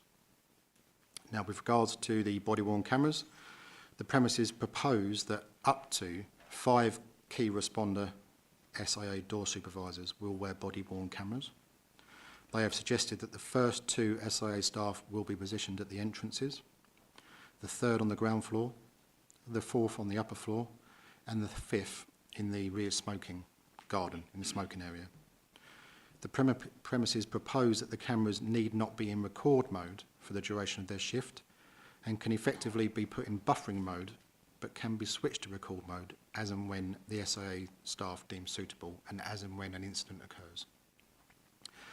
My understanding being that the premises will often employ between 10 and 15, sometimes more, door staff at any one time, and that's very much dependent on the predicted number of customers, the event type, etc. So effectively, their proposal, it's possible that on an occasion only 1/3 of the SIA door supervisors on duty would be wearing body-worn cameras. That leaves up to 2/3 of SIA door supervisors that would not be afforded the safety, security and deterrent benefit that body-worn cameras can offer.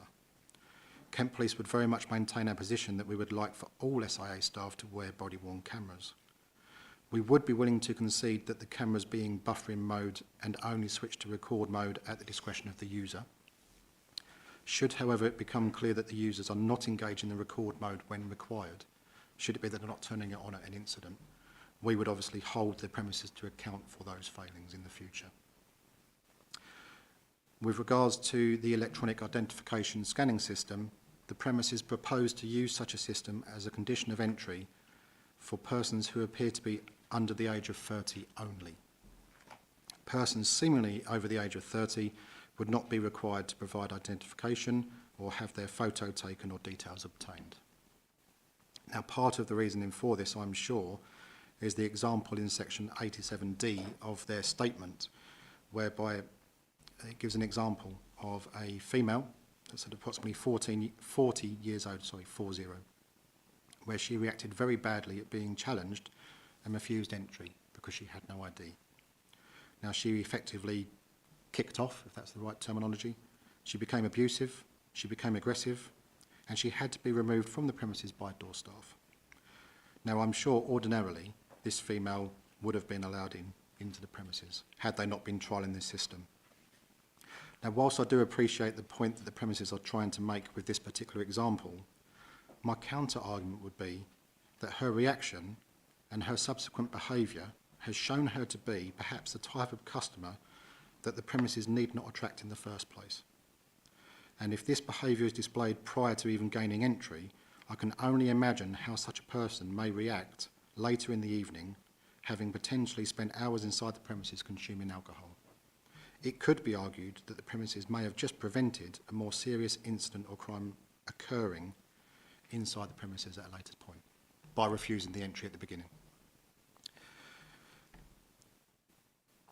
We do very much appreciate that the proposal of scanning all persons under the age of 30 would engage the protection of children from harm objective and would be a very positive step by the premises to assist in preventing underage entry. We agree with that wholeheartedly, it really would. However, this proposal falls short when considering the prevention of crime and disorder objective. It would not serve as a deterrent to those persons who are not scanned in and whose details are not obtained.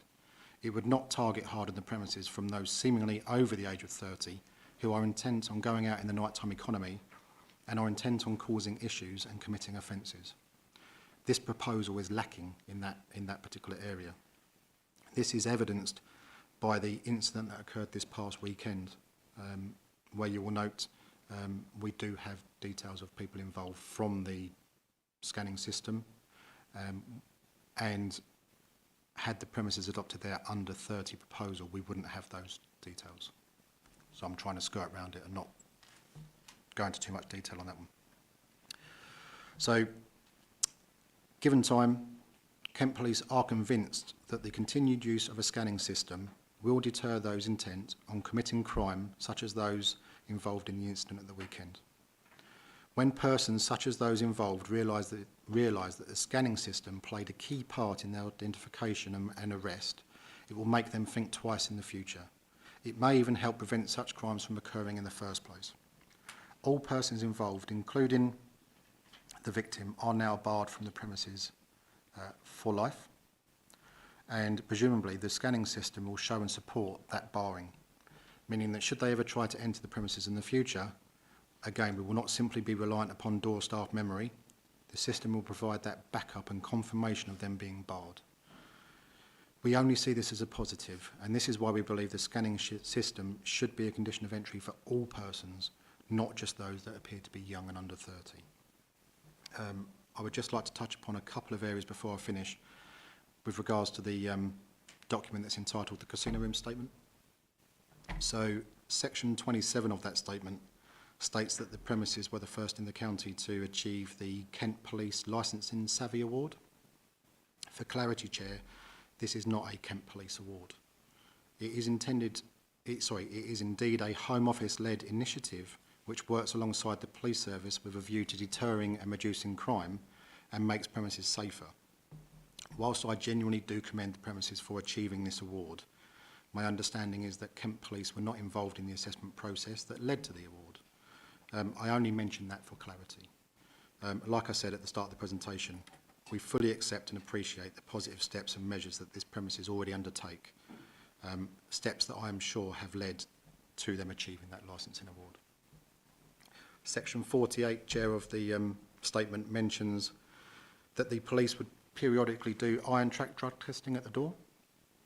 It goes on to say that whilst the results of which were not always positive from a drugs readings perspective, the premises recognise that customers will see such measures in place and recognise that they act as a deterrent, sending out a clear message that drugs will not be tolerated at the premises. So surely, using that same reasoning, the use of body-worn cameras and the use of an ID scanning system on entry will also add as a deterrent to those persons intent on entering the premises and causing trouble. Surely it will act as a deterrent to say that those intent on causing trouble and disorder, that their behaviour will not be tolerated and that their information will be provided to the police should there be an incident.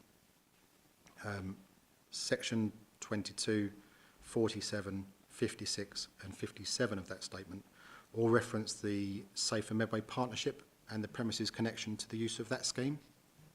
I am fully supportive of the Safer Medway partnership. The sharing of information between premises on both the radio and on the Safer Medway partnership website. I am most grateful for the premises and Mr Aaron Stone's involvement within the Safer Medway partnership. I would just add though that my opinion, particularly in relation to the website, is that the premises do not seem to be sharing information or using that facility to the full.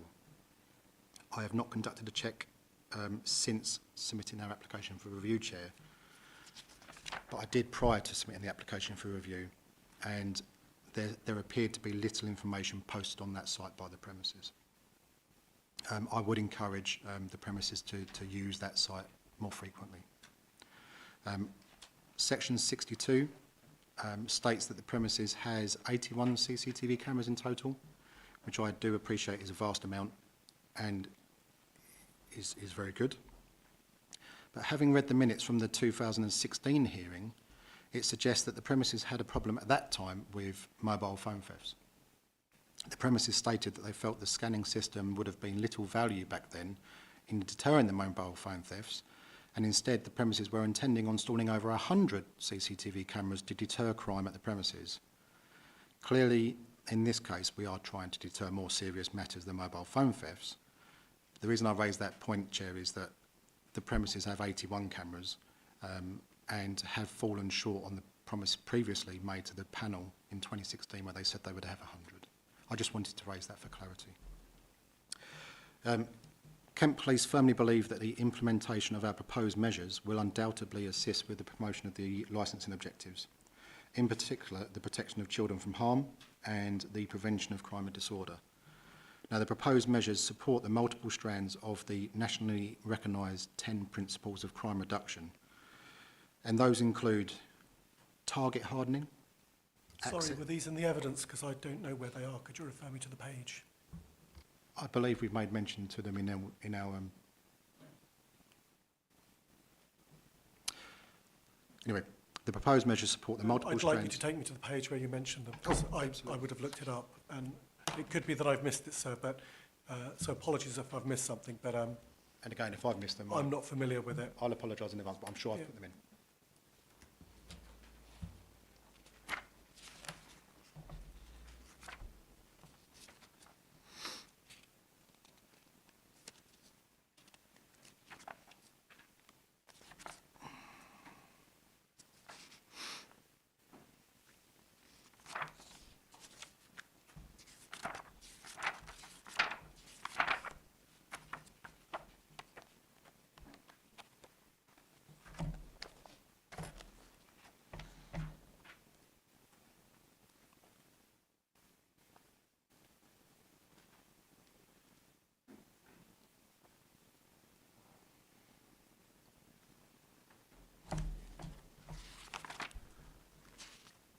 I'm very much aware of the deadly silence, so I apologise, but I will try and find it for you.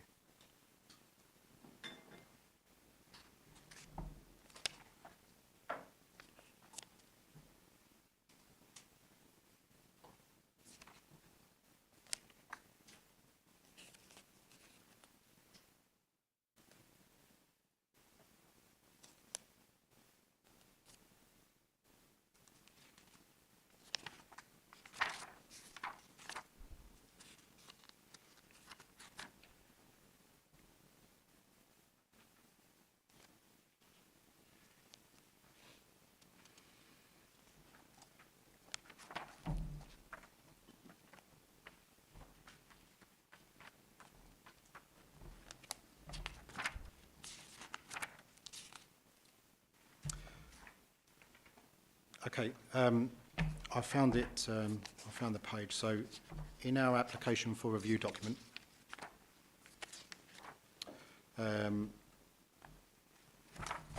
dated, well, it's actually in the pack. I've got it as, starts on page 47. Hopefully we've all got the same pack and I've not got an old one.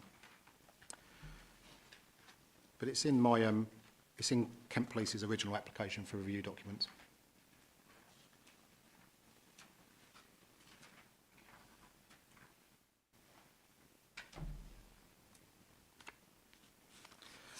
On page 53 of that document, it says, Kent Police firmly believe that the implementation of such measures at the premises will undoubtedly assist in the promotion of the objectives, and in particular, the prevention of crime and disorder.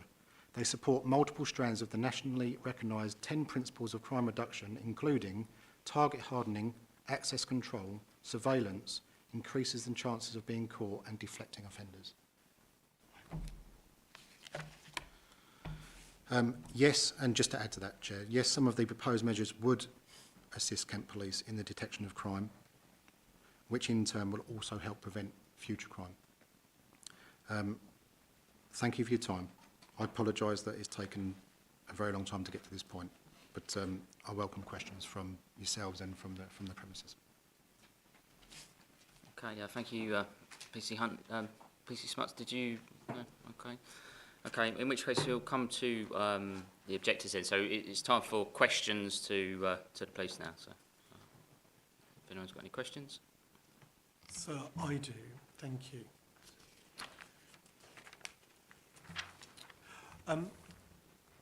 The locality, in the details provided in the statement by the casino rooms, we referred to the taxi rank, the ATM, the route to the station, other late night premises. You keep citing the balance of probabilities, and they only ever come from the casino rooms, but of course they could be there for the ATM, the taxi rank, coming from other premises, or moving towards the railway station, or exiting the town in other ways, can't they? Absolutely, Chair, there is that possibility. So when we look at the incident in the car, well, not in the car park, but at the top of Blue Ball Lane, that is happening away from the immediate area of the premises at the top of Blue Ball Lane and could involve people not associated with the premises at any time. It could do, Chair. Like I said, I've never said that it 100% would involve casino customers. I just believe on the balance of probabilities it would. But you're right, it could include other members of the public. Fair enough that there would be some, but they could be from other venues as well. The property that you want the premises to police is the council-owned car park. As part of your crime prevention strategies, what engagement have you had with the council in order to get them to regulate their property? Now, I know it's covered by CCTV, but it's not fenced, it's not manned, and it's left open by the council. Have you taken any action with the council for their sort of reckless disregard for public safety and encouraging this area to be open to crime and antisocial behaviour? Yep, I've had no engagement with the council about that car park area. I would just draw it back to, we believe the premises have a responsibility to assist with their customers in that area. So I'm just dealing with the responsibility of other premises. So the taxi rank is obviously regulated by the council, and the taxi service, the ATM is the bank, the other premises themselves, the council, it's their property, also have a responsibility in terms of their impact on the way in which the crime and disorder objectives are engaged. And in fact, they're under a legal duty, aren't they, under Section 19 of the Crime and Disorder Act 1998, aren't they? Yeah, I completely understand what you're saying, but I would say we're not here to talk about the council's responsibilities, we're here to talk about the premises' responsibilities. You're familiar with the case of the Chief Inspector of Nottingham Constabulary, where in fact the High Court made it clear that crime and disorder and the promotion of the licensing objective is a multi-agency approach involving all partners. So the private owners of this public car park, which are the council, are just as responsible for the way they use their premises and the impact it has on the nighttime economy, aren't they? I see you nodding. Or reading from your... I can, moving forward, I can take those matters up with the council and set the balls rolling in that area. Again, I would just draw back to... I'm not trying to blame the council, I'm just recognising that they have a role to play in the nighttime economy, and the casino room is just one agent within a multi-agency approach. And so the failing in part is the lack of supervision or organisation by the public car park, which is owned by the council. Okay, I understand the point you've made. Thank you.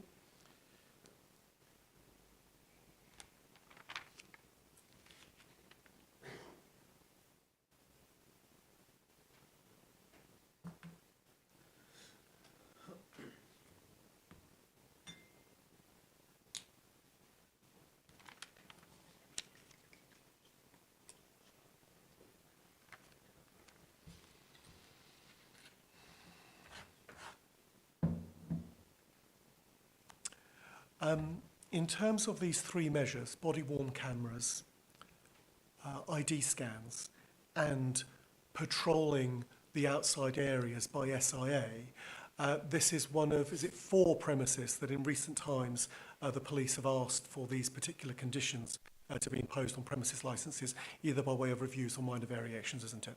I mean, you were here yesterday, weren't you, for exactly the same 3 conditions? Swale Borough Council, sorry, in the area. Yes, yeah, you're right. Whilst we're not here to discuss other premises, I can confirm that there are at least 2 that I'm aware of that have this very condition. And that's a recent concern by the police for policing. And you've also said on many occasions, I think your protests have been numerous, that it's not to assist the police, but these 3 conditions will in fact reinforce police resources and also make good any limitations on your capacity, because they are a help to the police, aren't they? Yeah, absolutely. I've not hidden it in any of my presentation. These measures will assist the police, but they will also make the premises safer, and we believe will also promote the objectives better than they currently are. In terms of the measures, what you're effectively asking for is increased surveillance of the public, aren't you?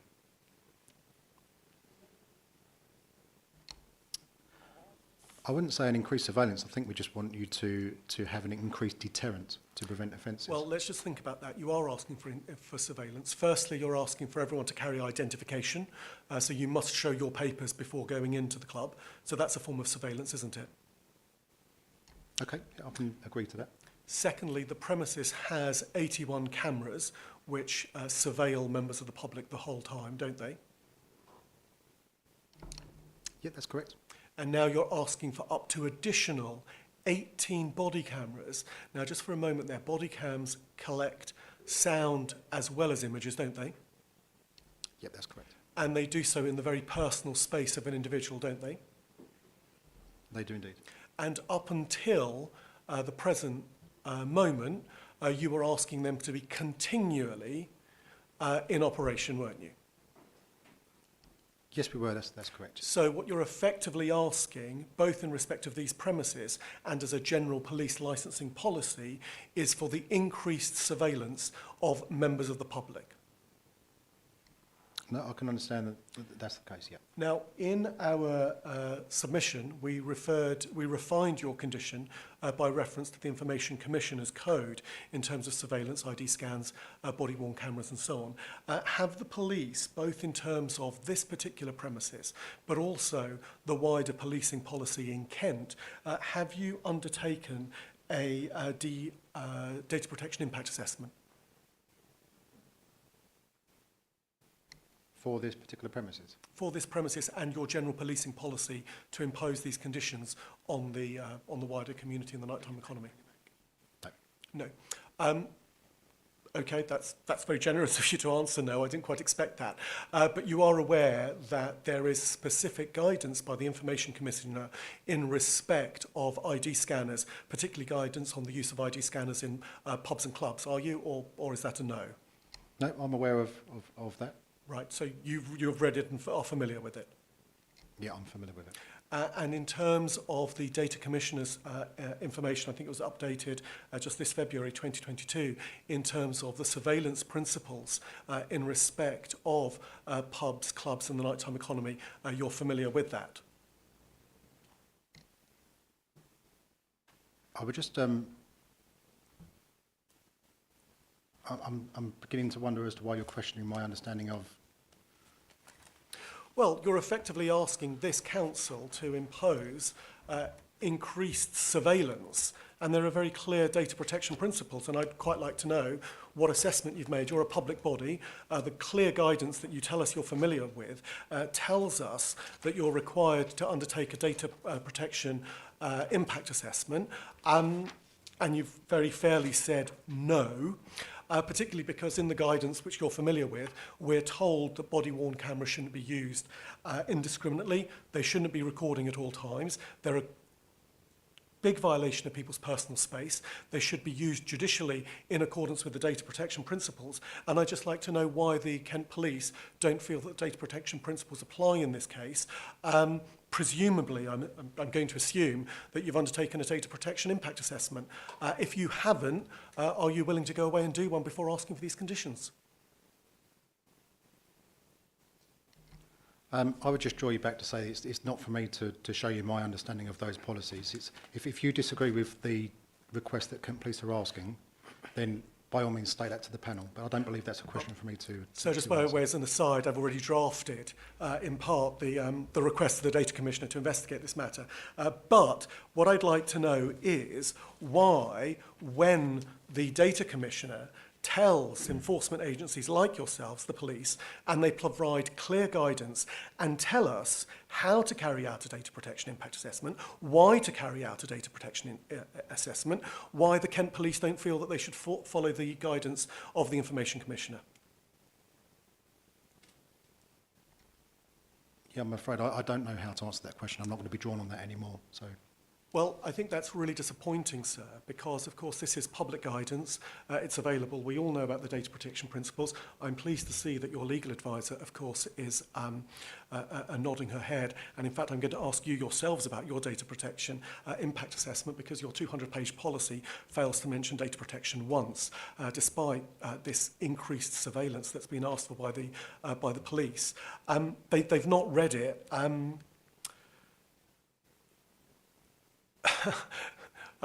embarrassed on their behalf, actually.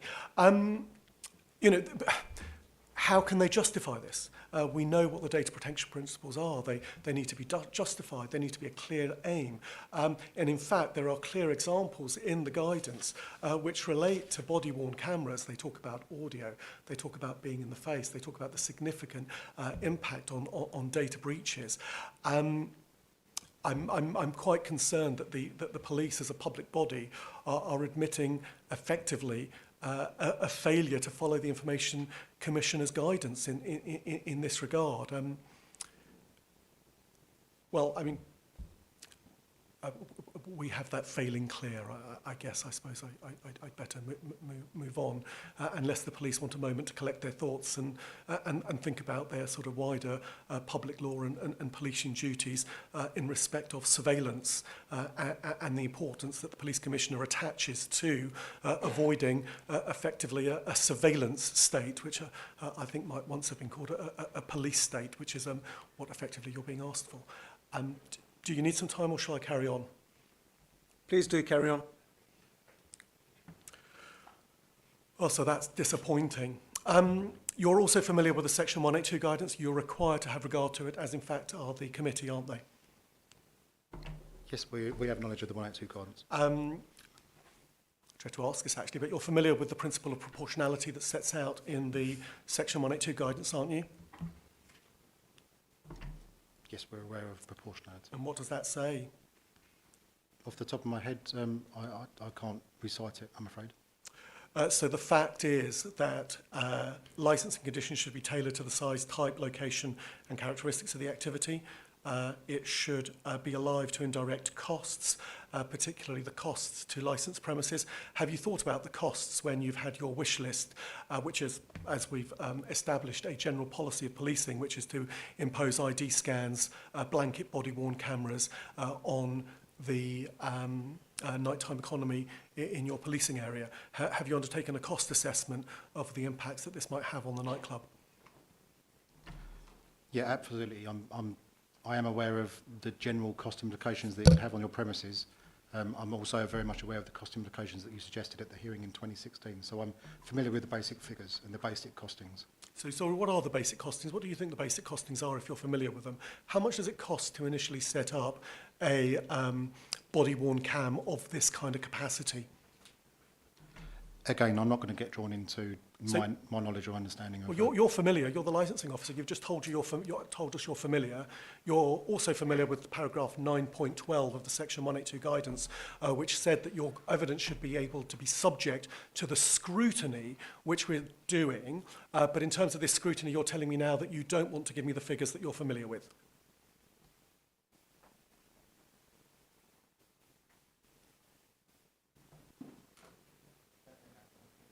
So the answer is no. I'm going to just read you out the guidance because I'm a little bit worried, given that we've admitted to not being unfamiliar with the principle of proportionality. We're clearly unfamiliar with the data protection principles of this case.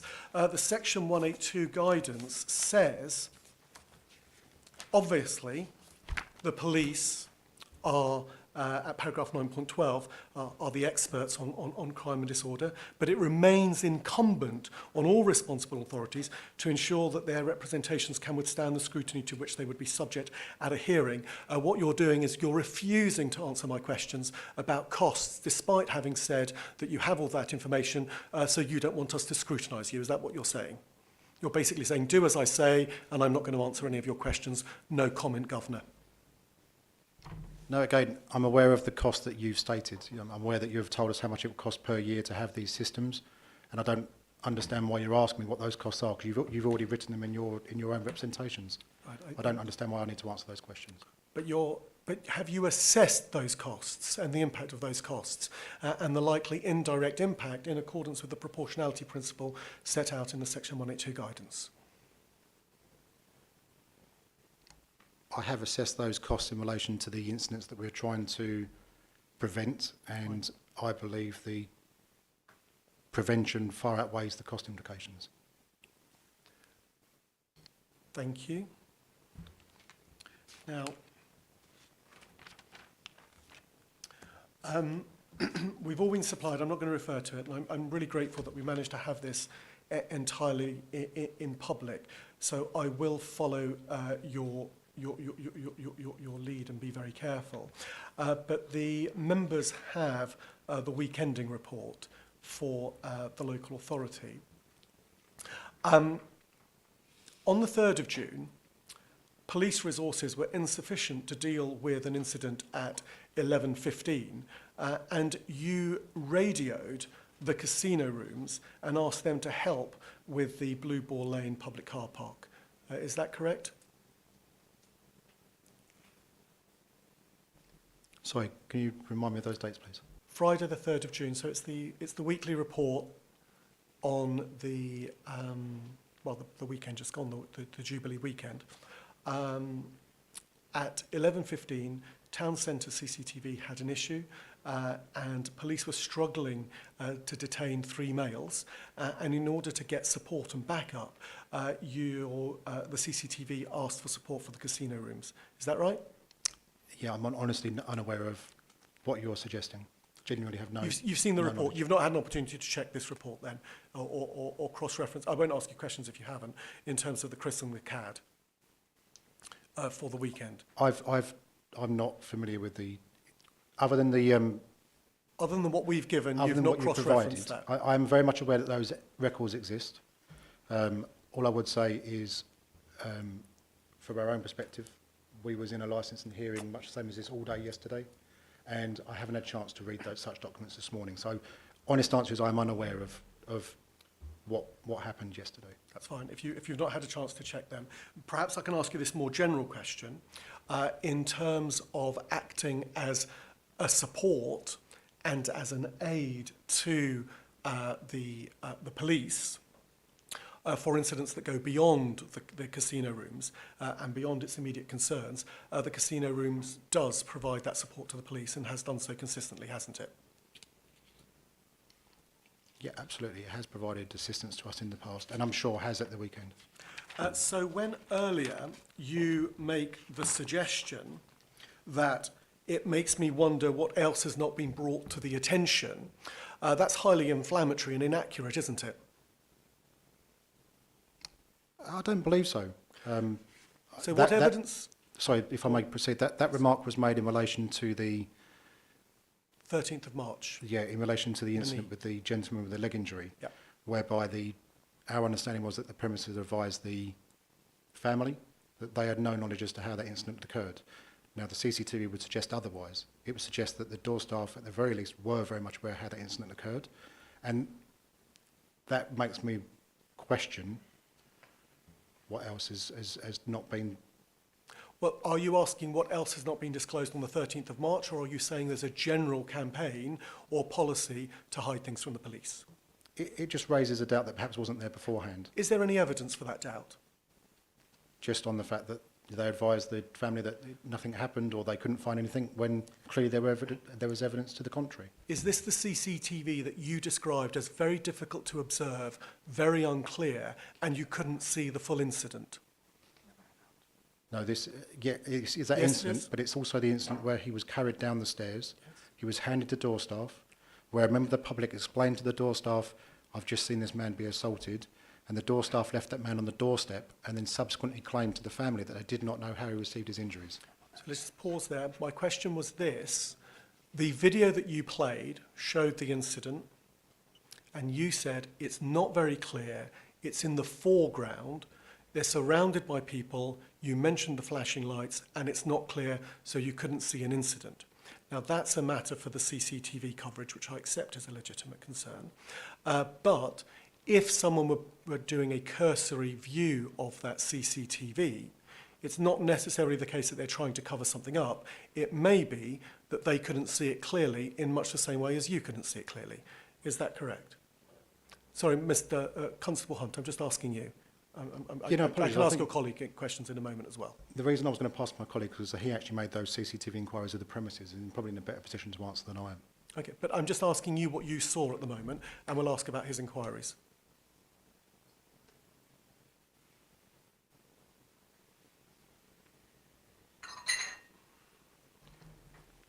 My expectation would have been, and I hope this answers your question, we know he was found on the doorstep with significant leg injuries.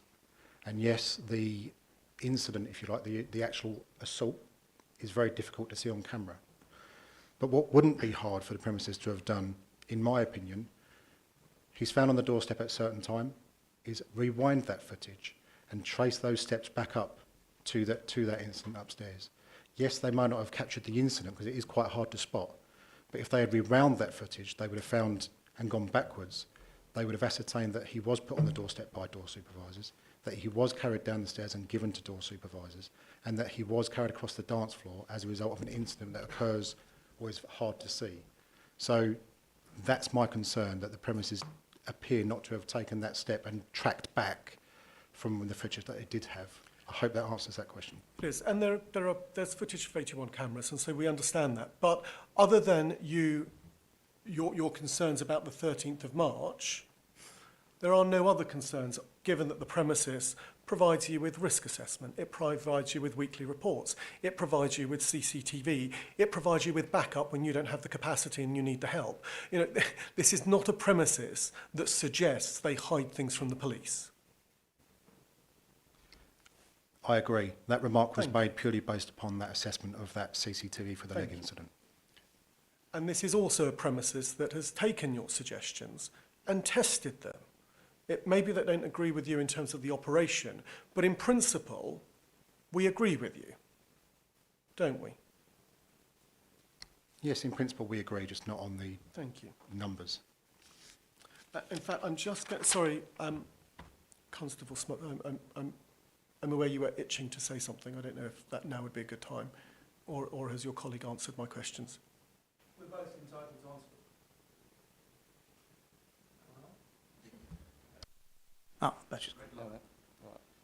We're both entitled to answer questions, and I'm right.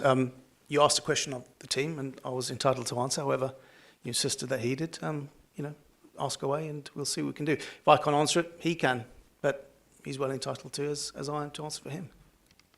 Thank you. I'm just asking because he gave the evidence, and I feel if I'm questioning him on a statement, it's sort of not fair to ask colleagues, what do you think your colleague was thinking or saying when he said that? So I think he's got quite a good independent mind. Fair enough. Yeah, that was all. And just to bottom out this incident on the 13th, we know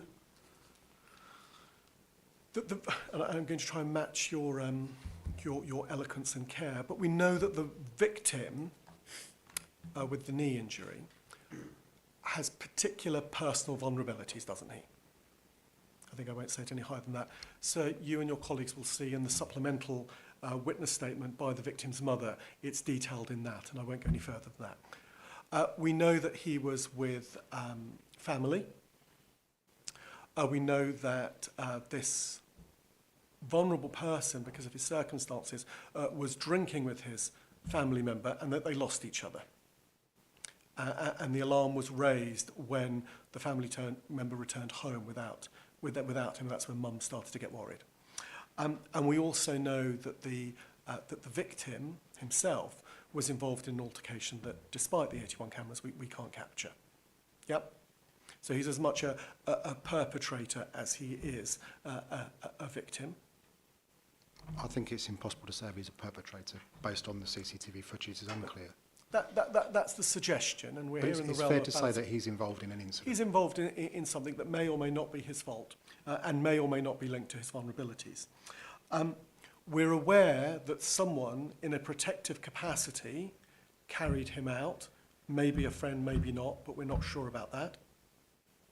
We're aware that he's propped up by the table just out of the camera by the security guards, but by this bystander. And then the 3 security guards help him out. And we saw there, it's not quite clear whether they're helping out a drunk person or a vulnerable person that's distressed, because he is potentially one reading of that image. And so when you and your colleagues are in private, you can look at it again. It could be that he's struggling from drunkenness and left outside with what is thought to be friends in order to recover. Yeah, it's quite difficult when we're in this academic setting to ascertain what was happening on the ground. Is that right? No, as we explained, we are of the understanding that the person that carried him down the stairs made the SIA aware that this gentleman had just been assaulted. So I'm not going to go into the evidence. I've got to say that my submissions on this is that the SIA really did let us down on that night, and we're not impressed with that conduct. But I'm just trying to sort of ascertain everything that was happening that night. It's also the case that on the night, at the same time, and I think this is evidenced in your papers, someone in a toilet cubicle had called the ambulance service because they suspected they were having a heart attack. So the SIA were busy that night with that parallel incident. Are you aware of that? It's in our logs, and I think it's in your data as well.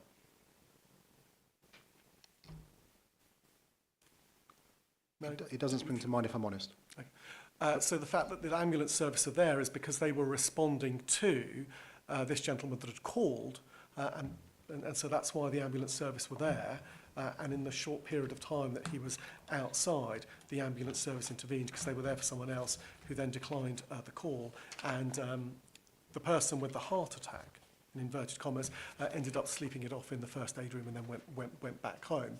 But it is a busy night, and the SIA are not just there to look after individual troublemakers, but at the same time they need to balance both dealing with a challenge, but also making sure that the general population, most of which in a nightclub is behaving itself, is also protected, aren't they?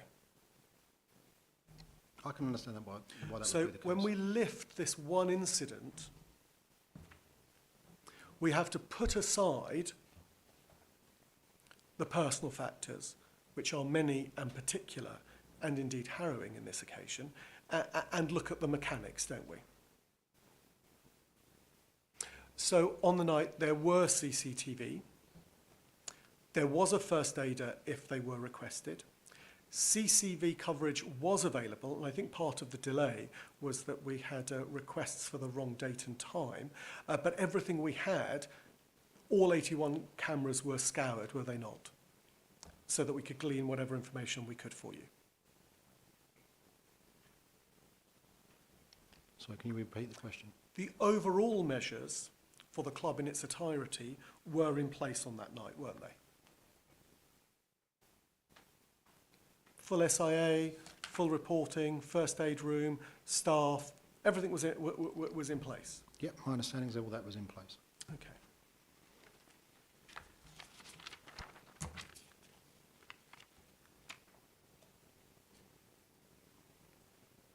I agree with you that the incident by the SIA, sir, on the 1st of January was totally unacceptable. No further action was taken by the police. They weren't, the two officers, were, the two SIA were not prosecuted, were they?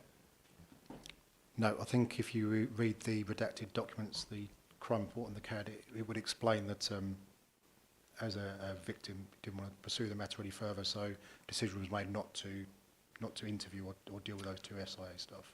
And you'd expect the premises to ban those people and those security guards, and also to take it up with their security company, wouldn't you? So we would... You'd expect the casino rooms not to employ those individuals again and to take it up with their security company, wouldn't you? Yeah, we would expect the premises to take some kind of action against those particular SA officers, whether that be terminating their employment or report to the SA or refresher training, whatever it may be. We would expect the premises to recognise that failing and address that failing to, if that answers your question, yeah, we would expect the premises to take some kind of action against those persons. Thank you.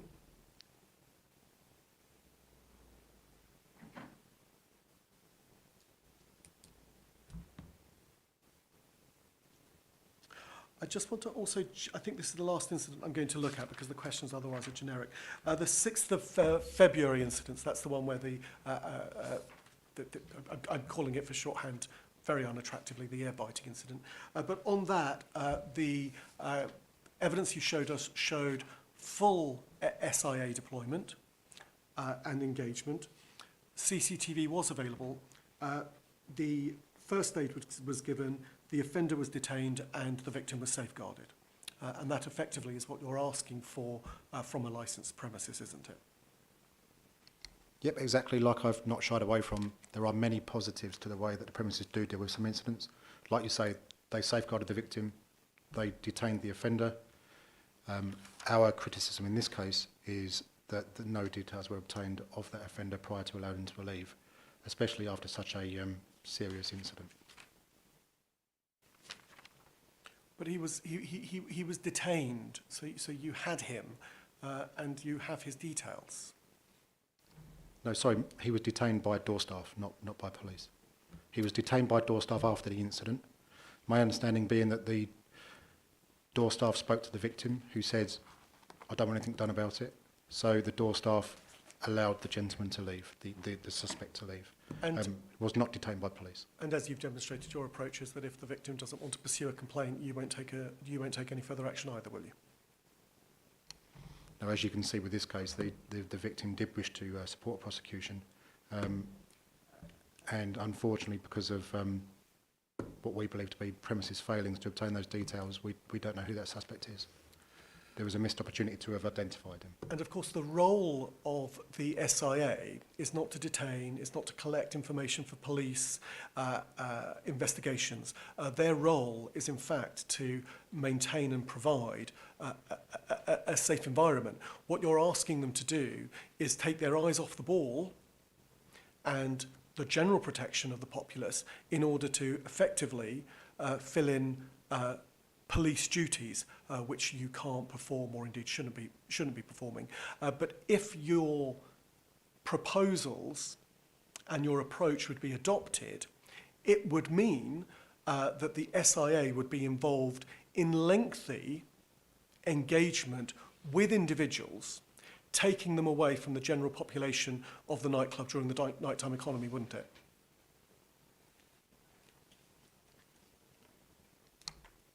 So without sounding silly, I don't quite understand the question. Okay, so your SIA, you have wide responsibilities. You're one of a finite number. I'm behaving badly in the premises. You don't want bad behaviour in the premises because it puts everyone in the premises at risk. So you can either kick me out nice and quickly and send me on my way, or you can spend time with me, engage with me, try and get me to give you ID where you have no police powers, no authority to engage. And all that time while you're engaging with me saying, no, I won't give you my ID, no, you're not a police officer, no, call the police, I don't like what you're doing, get your hands off me, this is harassment, etc., etc. In all that time, when you are trying to be the cop you always dreamed to be, but you're an SIA badge registered supervisor, you're not supervising the general population of the nightclub, are you? I'll be honest, I have a completely different opinion to that. We're not requesting that after the incident, door supervisors detain people, ask them for their details, then pass those details on. We're not asking for that to happen. What we are asking for is, as a condition of entry into the premises, that those persons provide those details from the outset. Those details are provided upon entry to the premises. If they do commit an offence inside the premises and are subsequently ejected by door staff, as we would expect them to be, we would then have the body-worn video footage, we would have the door entry system details, and we would be able to make those inquiries slow time once the offender has been long ejected. We're not asking for the door staff to take their eye off the ball. We are asking for those details to be obtained at the earliest stage, So not after the your incident. criticism then of the objection, which I think is what we agree on, is not valid, because you don't expect them on ejecting someone to take their details. So to raise it as a criticism is not valid, but your grounds for the ID scanner remain valid. That's what I'm just trying to get to with the evidence on this. I think we're agreeing with each other, just expressing it in different ways. Yep. Okay.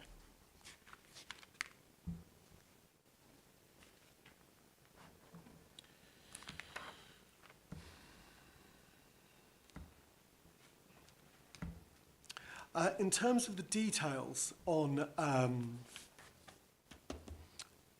the main perpetrator this past Jubilee weekend, the perpetrator was under 30, wasn't he? Because we provided you with his date of birth. If you, I don't know. I'll be honest, I'm only aware of the details from the document that the premises have submitted. I've not had a chance to look into that incident in great detail. But based on the information that you supplied, then yes, the person would be under 30.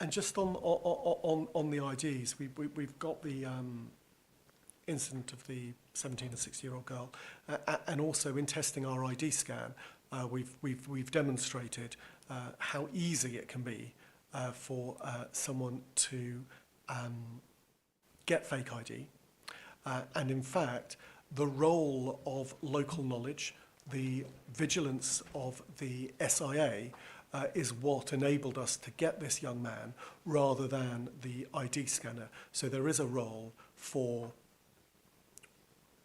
almost old-fashioned policing where you kind of know the faces and who's at the door and who your regulars are as well. I've been given it here.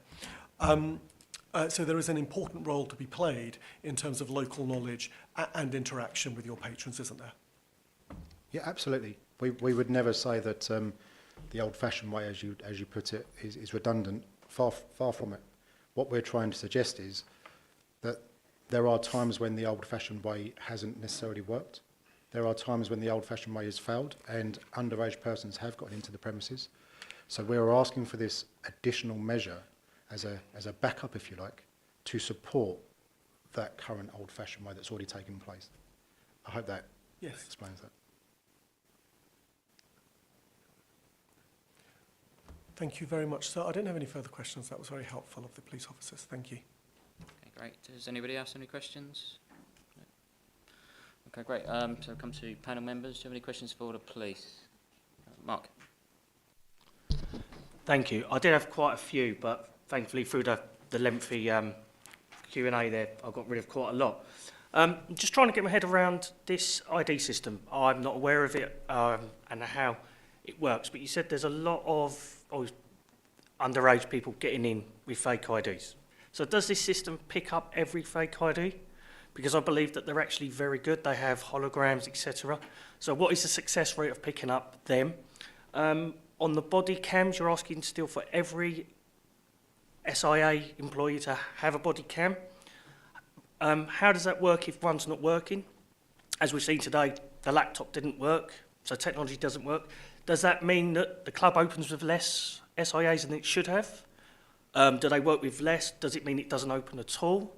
And also, you said you want them recording at all times. Can I ask what the police policy is when they are wearing body cams at serious crime, disorder? Do they have to be on at all times, or can they have them buffer and only put them on when they get out of the van to deal with something? Thank you. Okay. I'll try to remember all of those questions and try and cover them. With regards to the way that the police body cams work, our body cams will ordinarily be in a buffering mode. So they are switched on, but they're not necessarily recording. When we go to an incident of note or we deploy to an incident, we will then activate the body cam and turn it into record mode. I do appreciate that is very different to how we was wanting the premises to operate, where we asked for it to be live all of the time. But as I said in our presentation, we are willing to concede to operate in the fashion that the premises would like. We would be willing to concede that they operate in the same way we do, that there was those body cams be in buffering mode at all times, and then when they have an incident, it gets turned on. The only thing that we would say is if it becomes apparent that incidents are being missed because staff have failed to turn it on, we would obviously hold the premises to account. But we do concede that they don't need to be in record mode the whole time. Does that answer that first part of the question? With regards to the first question about the scanning machine, my understanding is that there are numerous different scanning machines, different makes, different models, different companies, and they all do very different things. You are 100% correct, they are not 100% reliable. I don't think there is a piece of technology in the world that would absolutely prevent all fake IDs from being picked up. All I would say is that we are identifying, or we have identified, previous times when underage persons in particular have got into these premises. So the current checking mechanism has failed. We're just asking for this backup measure. Okay, it may not be 100%, but it's as close to that as we can possibly get.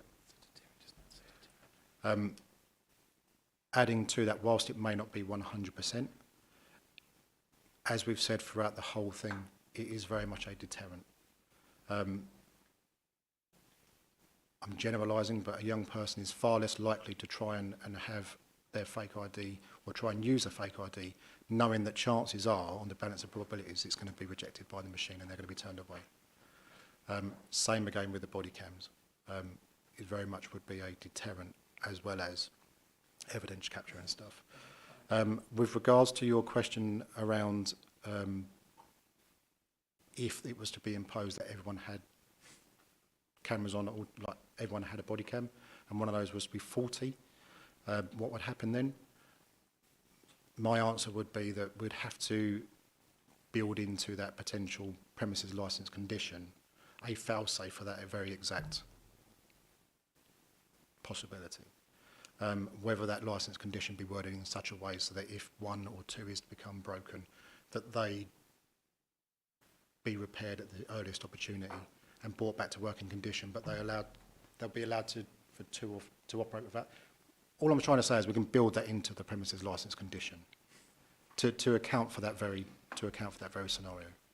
Does that help? And I'd say, would that be the same for the ID scanner? Because there would only be one ID scanner, because I'm assuming they're quite an expense. So if it had a system failure that night, 2 minutes before it opened, that would be the same? Yeah, and again, I'm sure there could be some kind of wording within that condition that states that, for that very example, should the system fail, that it be brought back to working condition as soon as possible. And we appreciate, again, that the premises will operate in the meantime. But again, that could be something that gets brought in as part of that condition. Okay, Councillor Griffin.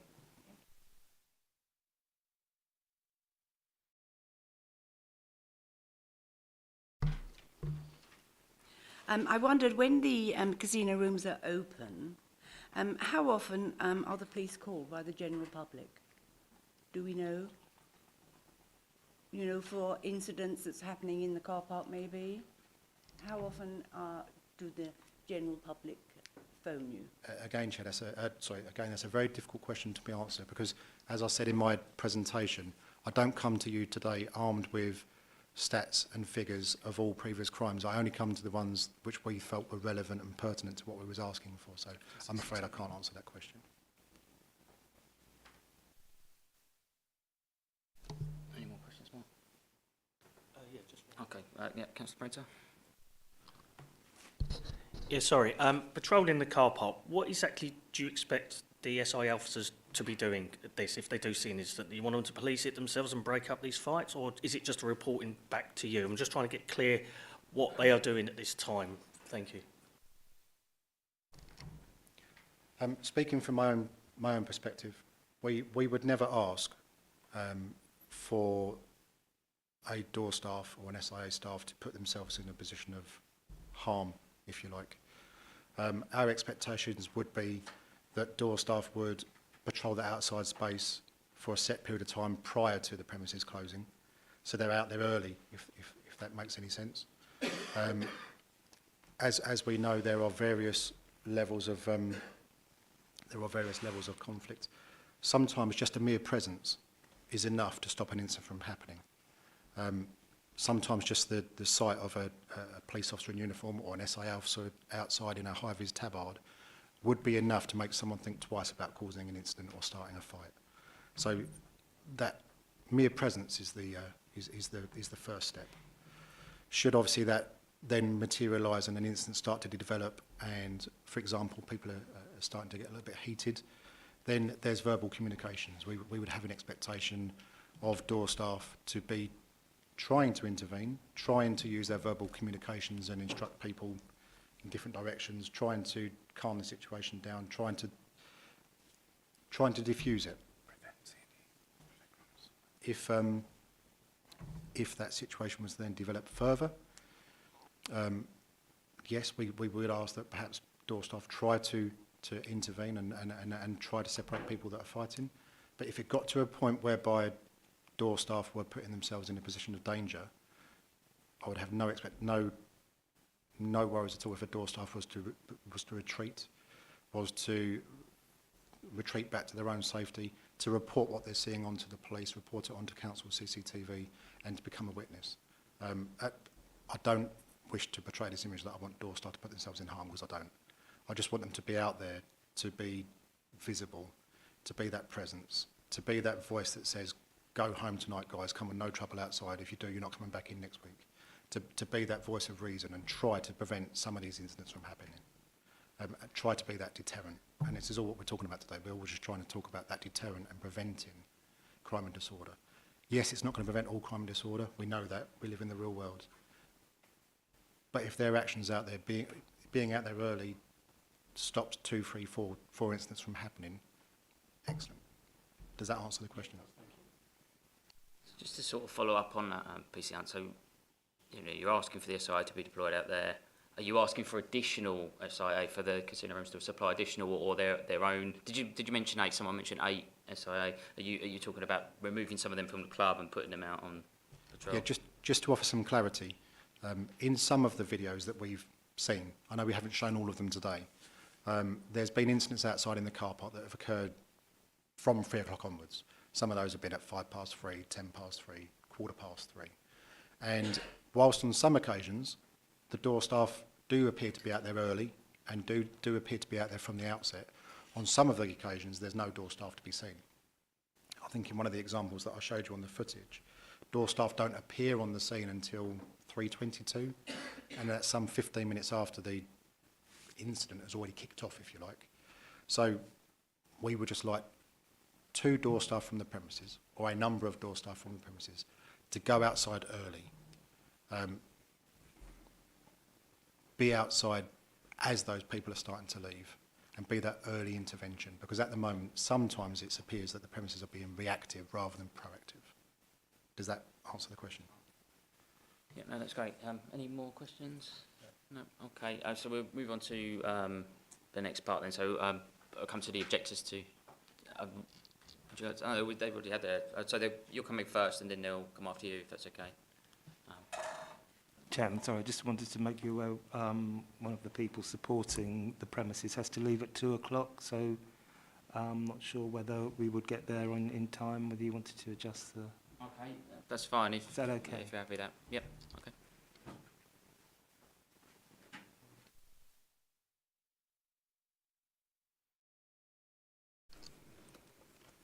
Thank you. My name's Simon Coulson.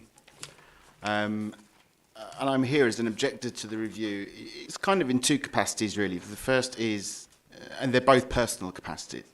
The first is as a resident of the area. I live in Medway. And as a customer of casino rooms for a number of years. But secondly, also, I work in the hospitality industry, and I have done for 25 years. When I was a younger man, I worked in restaurants and in nightclubs for about 12 years. And now I am Director of Human Resources for a 5-star hotel in central London. And really from that basis, I'm something of an industry nerd, I think I would refer to myself as. I know what I'm looking at and looking for whenever I go to restaurants or bars. And I felt compelled to submit my statement. I have frequented casino rooms on many occasions and genuinely have had only positive experiences. I'm now 43, so I don't get out very often anymore with 2 children. In fact, I visited recently with a group of friends. We following a 40th birthday, and the guests in our group ranged from 18 through to over 70. And we received very good service, and the staff, the SIA staff, are polite and knowledgeable. We were required to show ID and all of these things. And in fact, one of the younger members of our group had slightly too much to drink and as rightly so, was refused service at the bar. And I recently went again, when I submitted this, it was in the future, but is now in the past, for my nephew's 20th birthday, and again had a very positive experience. So I have been visiting for 10 to 15 years. And despite the police officer indicating in his closing statements that for me to say I've never witnessed any trouble couldn't possibly be correct, I have never witnessed any incident within the club, albeit the fact that I rarely stay out until 3 a.m. anymore. But it does seem very well run. And as someone who's worked in the industry and kind of knows what I'm looking for, they seem to make every effort to comply with all statutory and reasonable requirements to operate a safe and enjoyable venue. From time to time, no doubt people have too much to drink and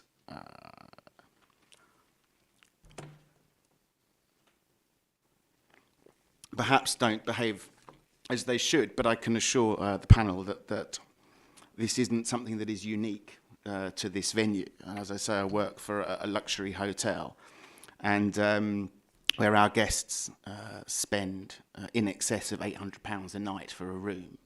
And we have not dissimilar incidents with guests potentially misbehaving.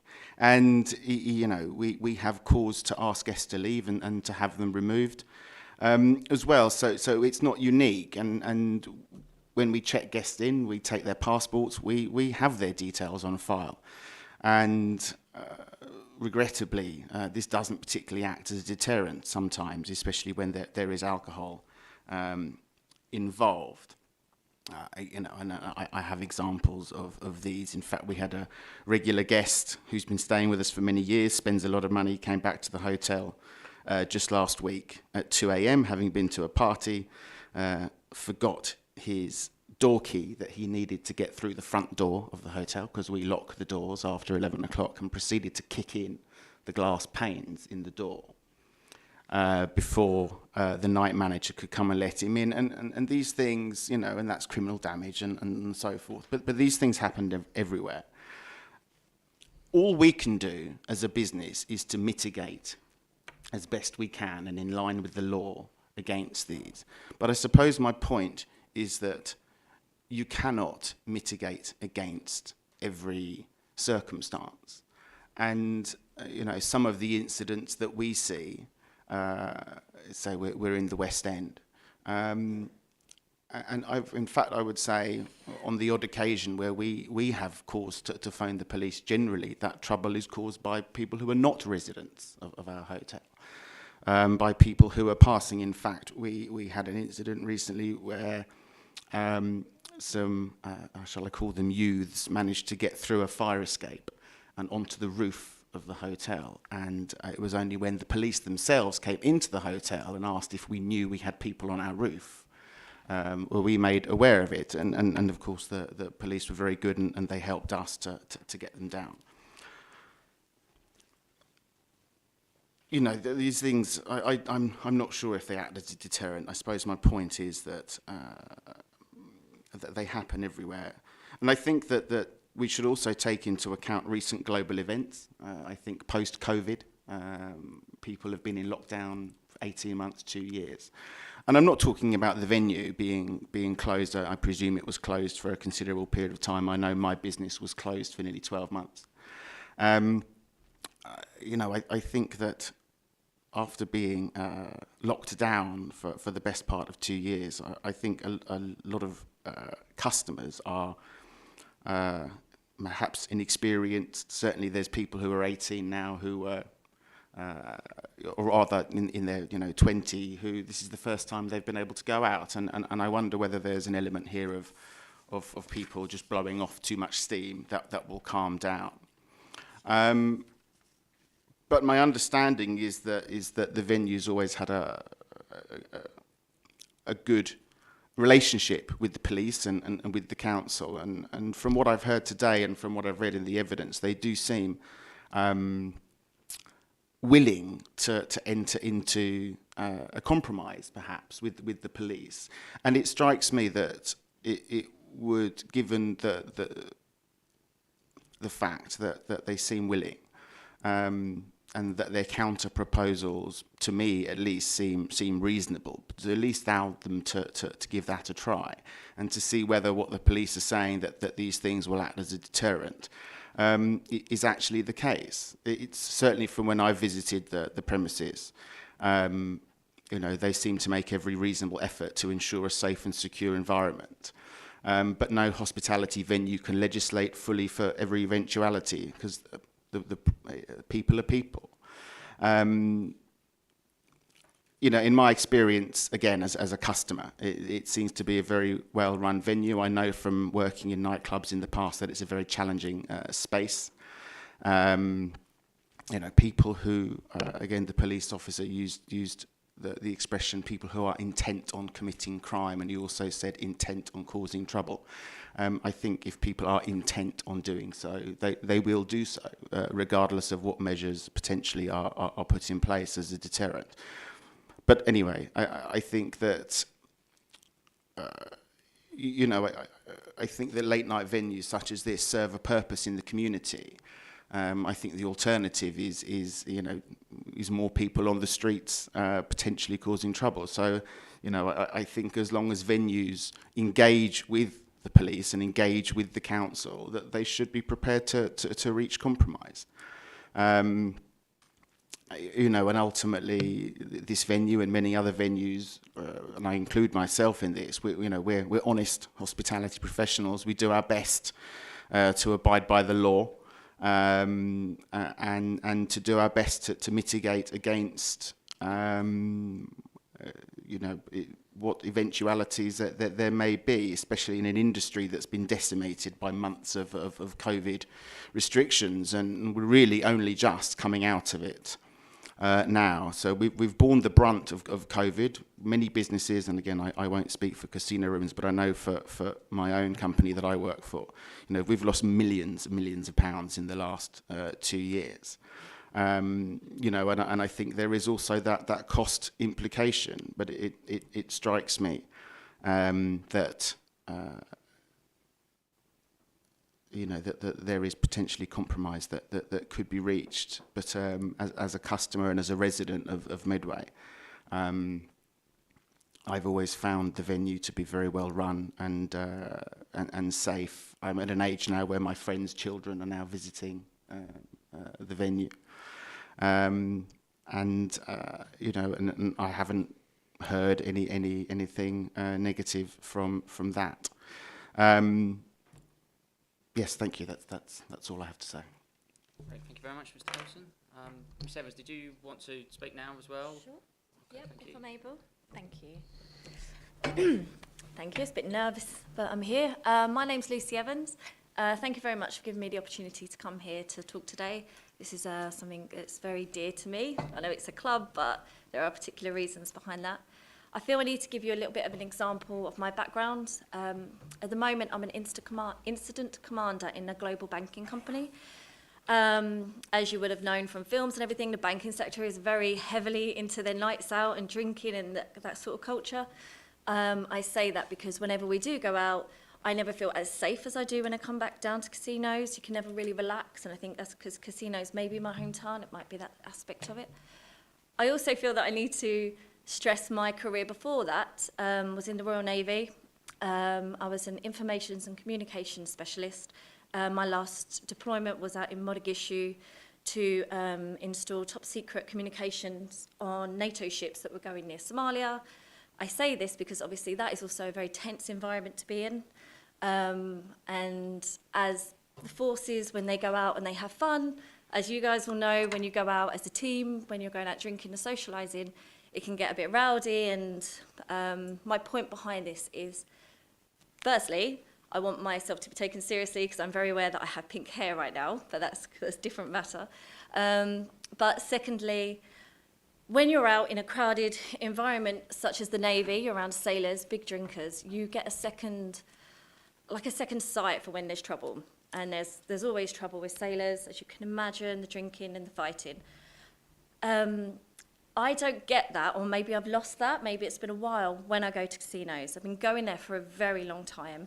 And the comment that was made earlier, and I know it's a vague comment, that you find it hard to believe that somebody could be going so long that they wouldn't see anything.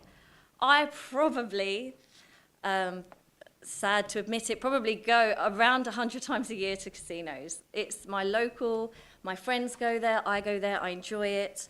I bring people down from London because it's a massive club. It's actually a genuine club to go to when I'm working. I have friends and family that come over and go there and we enjoy it. I had my 37th birthday there the other week in VIP and was treated very well and very enjoyed every moment of it. There are also times when I'm left on my own, not or I choose to actively stay there because I feel comfortable.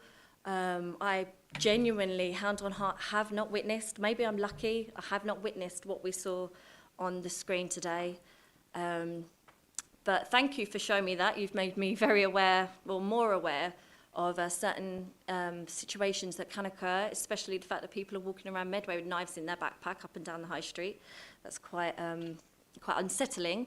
But from what I've witnessed, and I've learned a lot from today, I personally will not be stopping going to casinos. I will continue to go, and I probably won't hinder my recommendations to other people for this. But that's all. Sorry, it's short and sweet, but that's all I have to say. Thank you. That's great. Thank you very much. So I'll come to objectors now. So just a very quick question to each of the... I don't know if I'm allowed to ask them questions, am I? It's just one. I don't know what it says. I should double check the procedures. No, it might be that I can't. If I can't, I'll shut up, I promise. Where is the procedure? Here it is.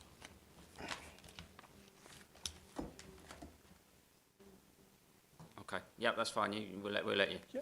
Just very briefly, I don't know if you recall, when the officer was speaking about the SIA, he talked about the importance of the mere presence, the sight of the high-vis, the sight of a police officer, verbal comms. As sort of two local residents that go out in the nighttime economy, what's the level of police visibility?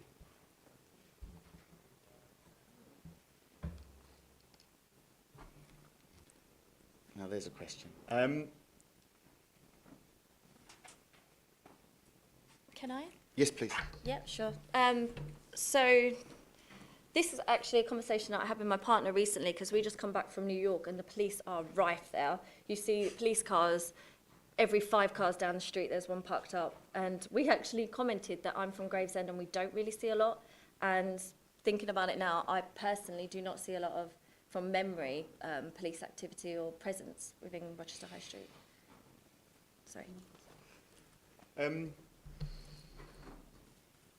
I wouldn't, from memory, say that it's non-existent. There is some, but I wouldn't be able to say that I think it's particularly high.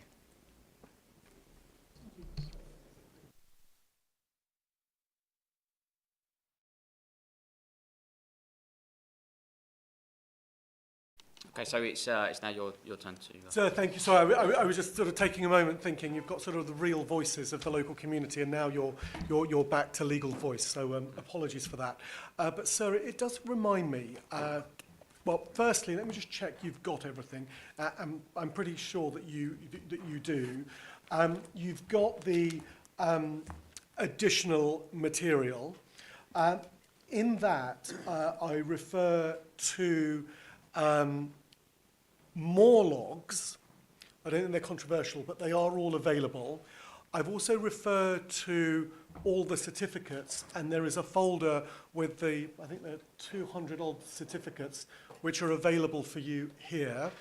And I just wanted to make the point that I don't know how long you've been doing licensing, but people come in quite often and say, we've got logs and we've got data and we can prove it, and they never bring it with them.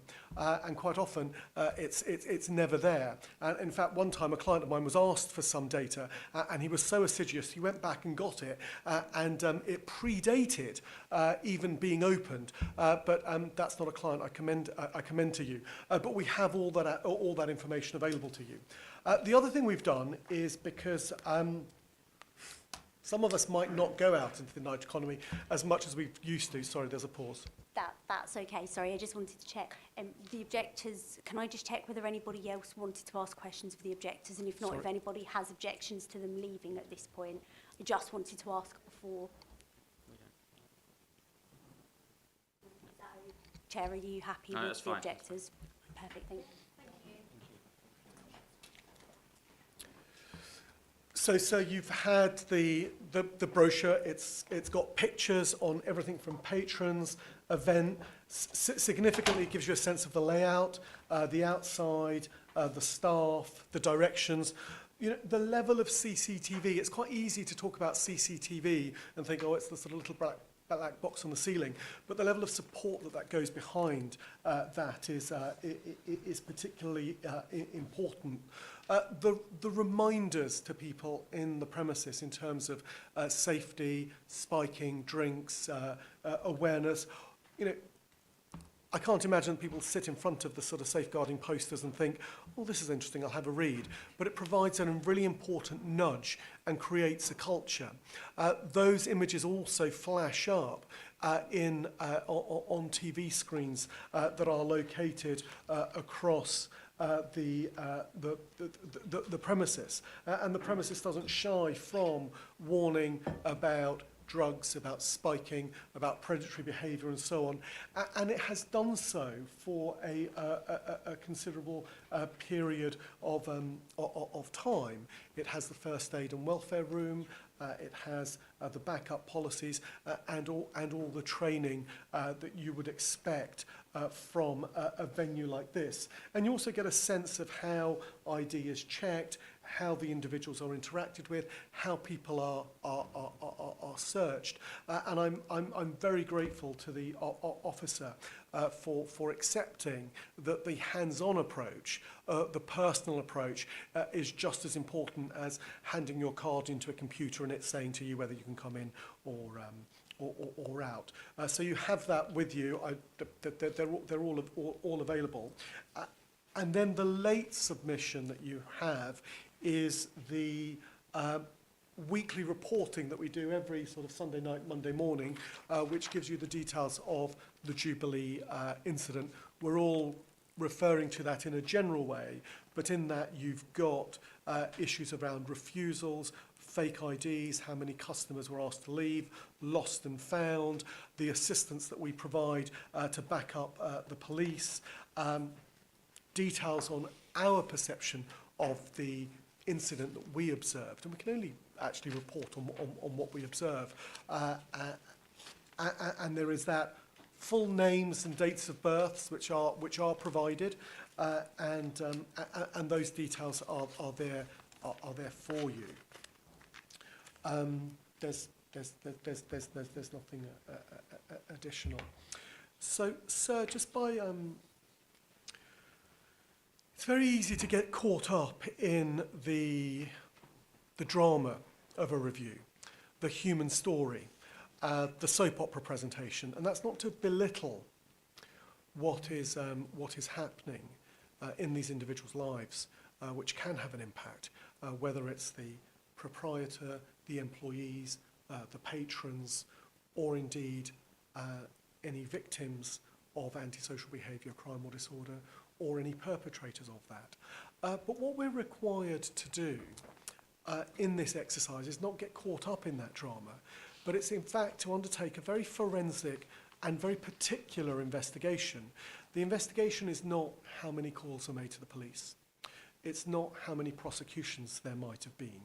It's to look at the background and then, as so far as possible, seek to establish the cause or causes of concern that the representations identify, and then to identify remedial action directed at those causes, which should always be a proportionate and appropriate response to address those causes of concerns. That is paragraph 11.20 of the Section 182 guidance. In my view, that's one of the most important aspects of this guidance. And so when the police are preparing an application, they too should be interested in the cause or causes of concerns. In fact, there might be a great list of incidents with particularly engaging facts that might tug at our consciousness or our heartstrings. But what's more important is to say insufficient cameras, role of SIA, role of patrols, whatever it may be, because those are the causes of concerns. And it's important that the police can withstand that scrutiny. Paragraph 9.12 of the Section 182 guidance says to us that for all of us, the police are our advisors on crime and disorder. As has been clearly demonstrated, we depend on them. But it remains incumbent on them to ensure that their representations can withstand the scrutiny to which they should be subject at a hearing. And it's disappointing, given our very close working relationship, that some fairly fundamental aspects of scrutiny are clearly out with the police's contemplation. Clear breach of legal duties that are on them. And so that's what we're doing when we're kind of attacking the evidence, being snippy with each other.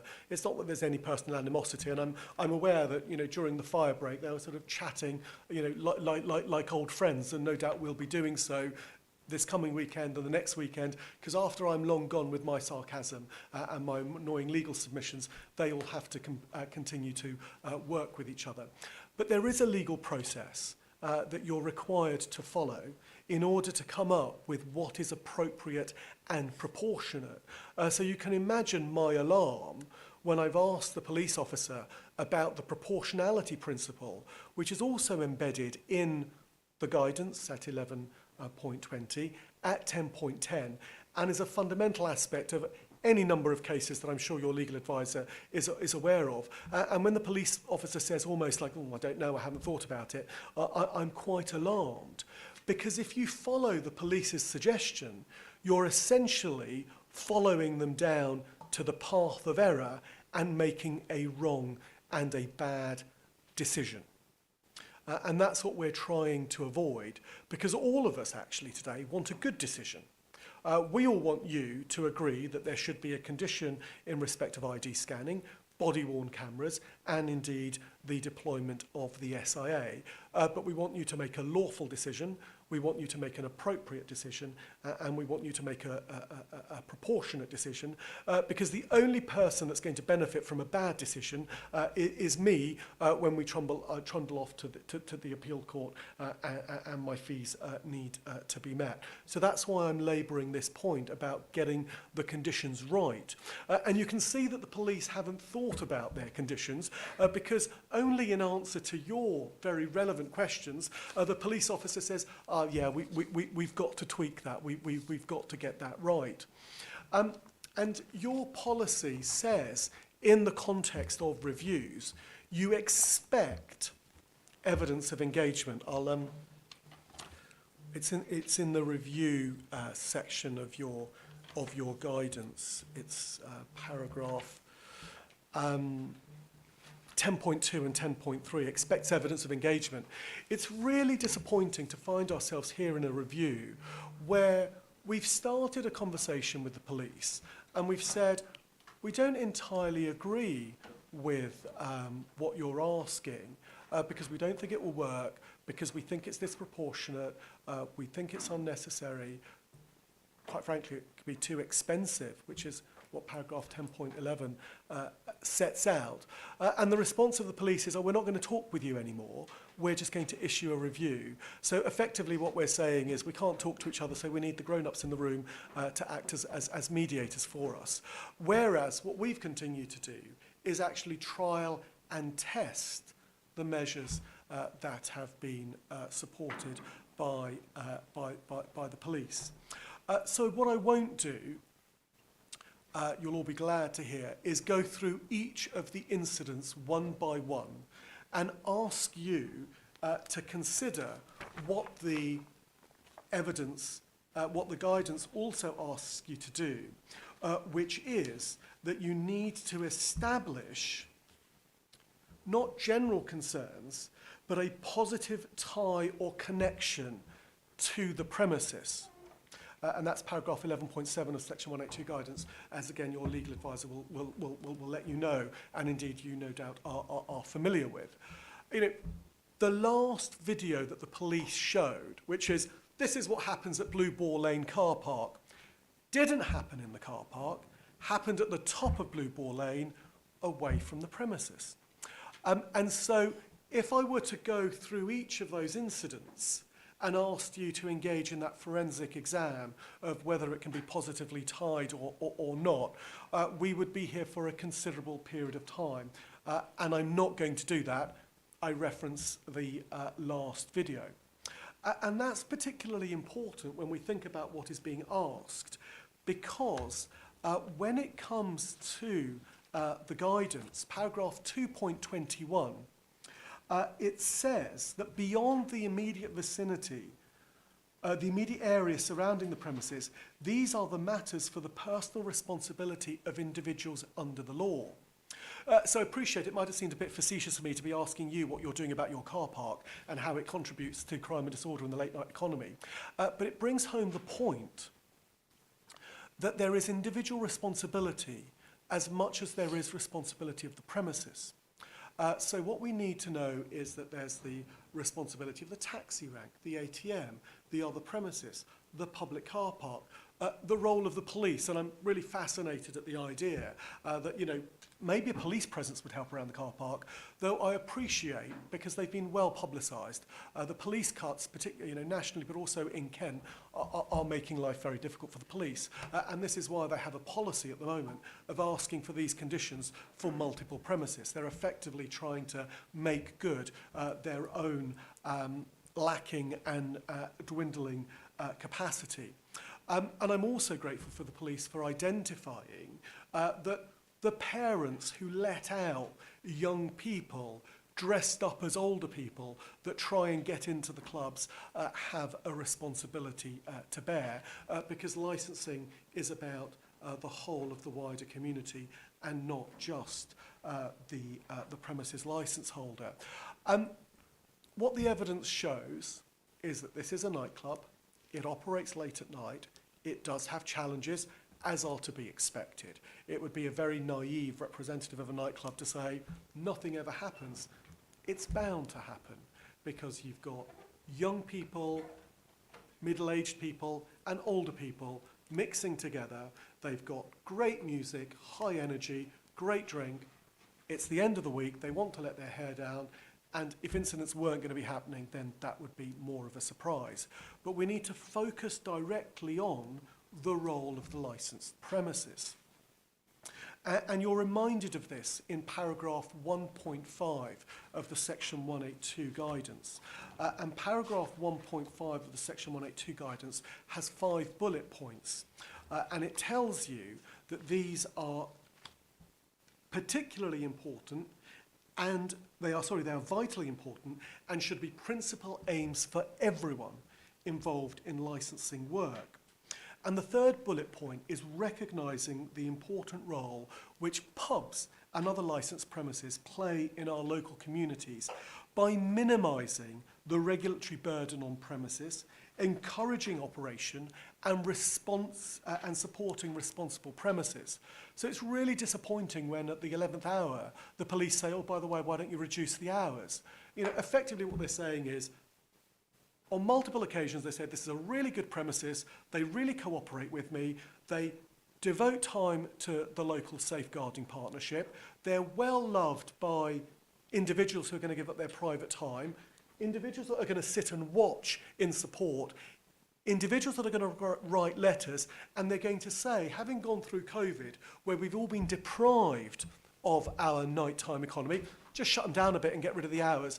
No thought about the link to timings, no thought about what is appropriate, no thought about what is proportionate, but just an off-the-cuff, careless comment against a prime responsible operator of your nighttime economy. A prime responsible operator that has been awarded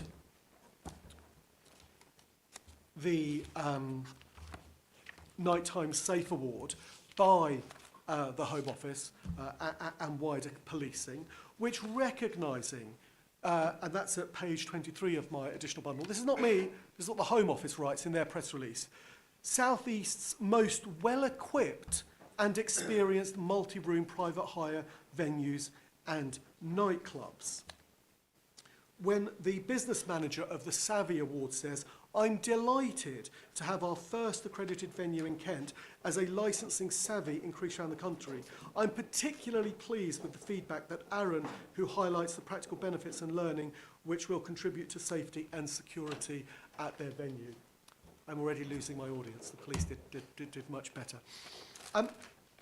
Given all that, the fact that we have this draconian, extreme, ill-thought set of conditions where we're trying to have a nuanced debate with the police is really disappointing.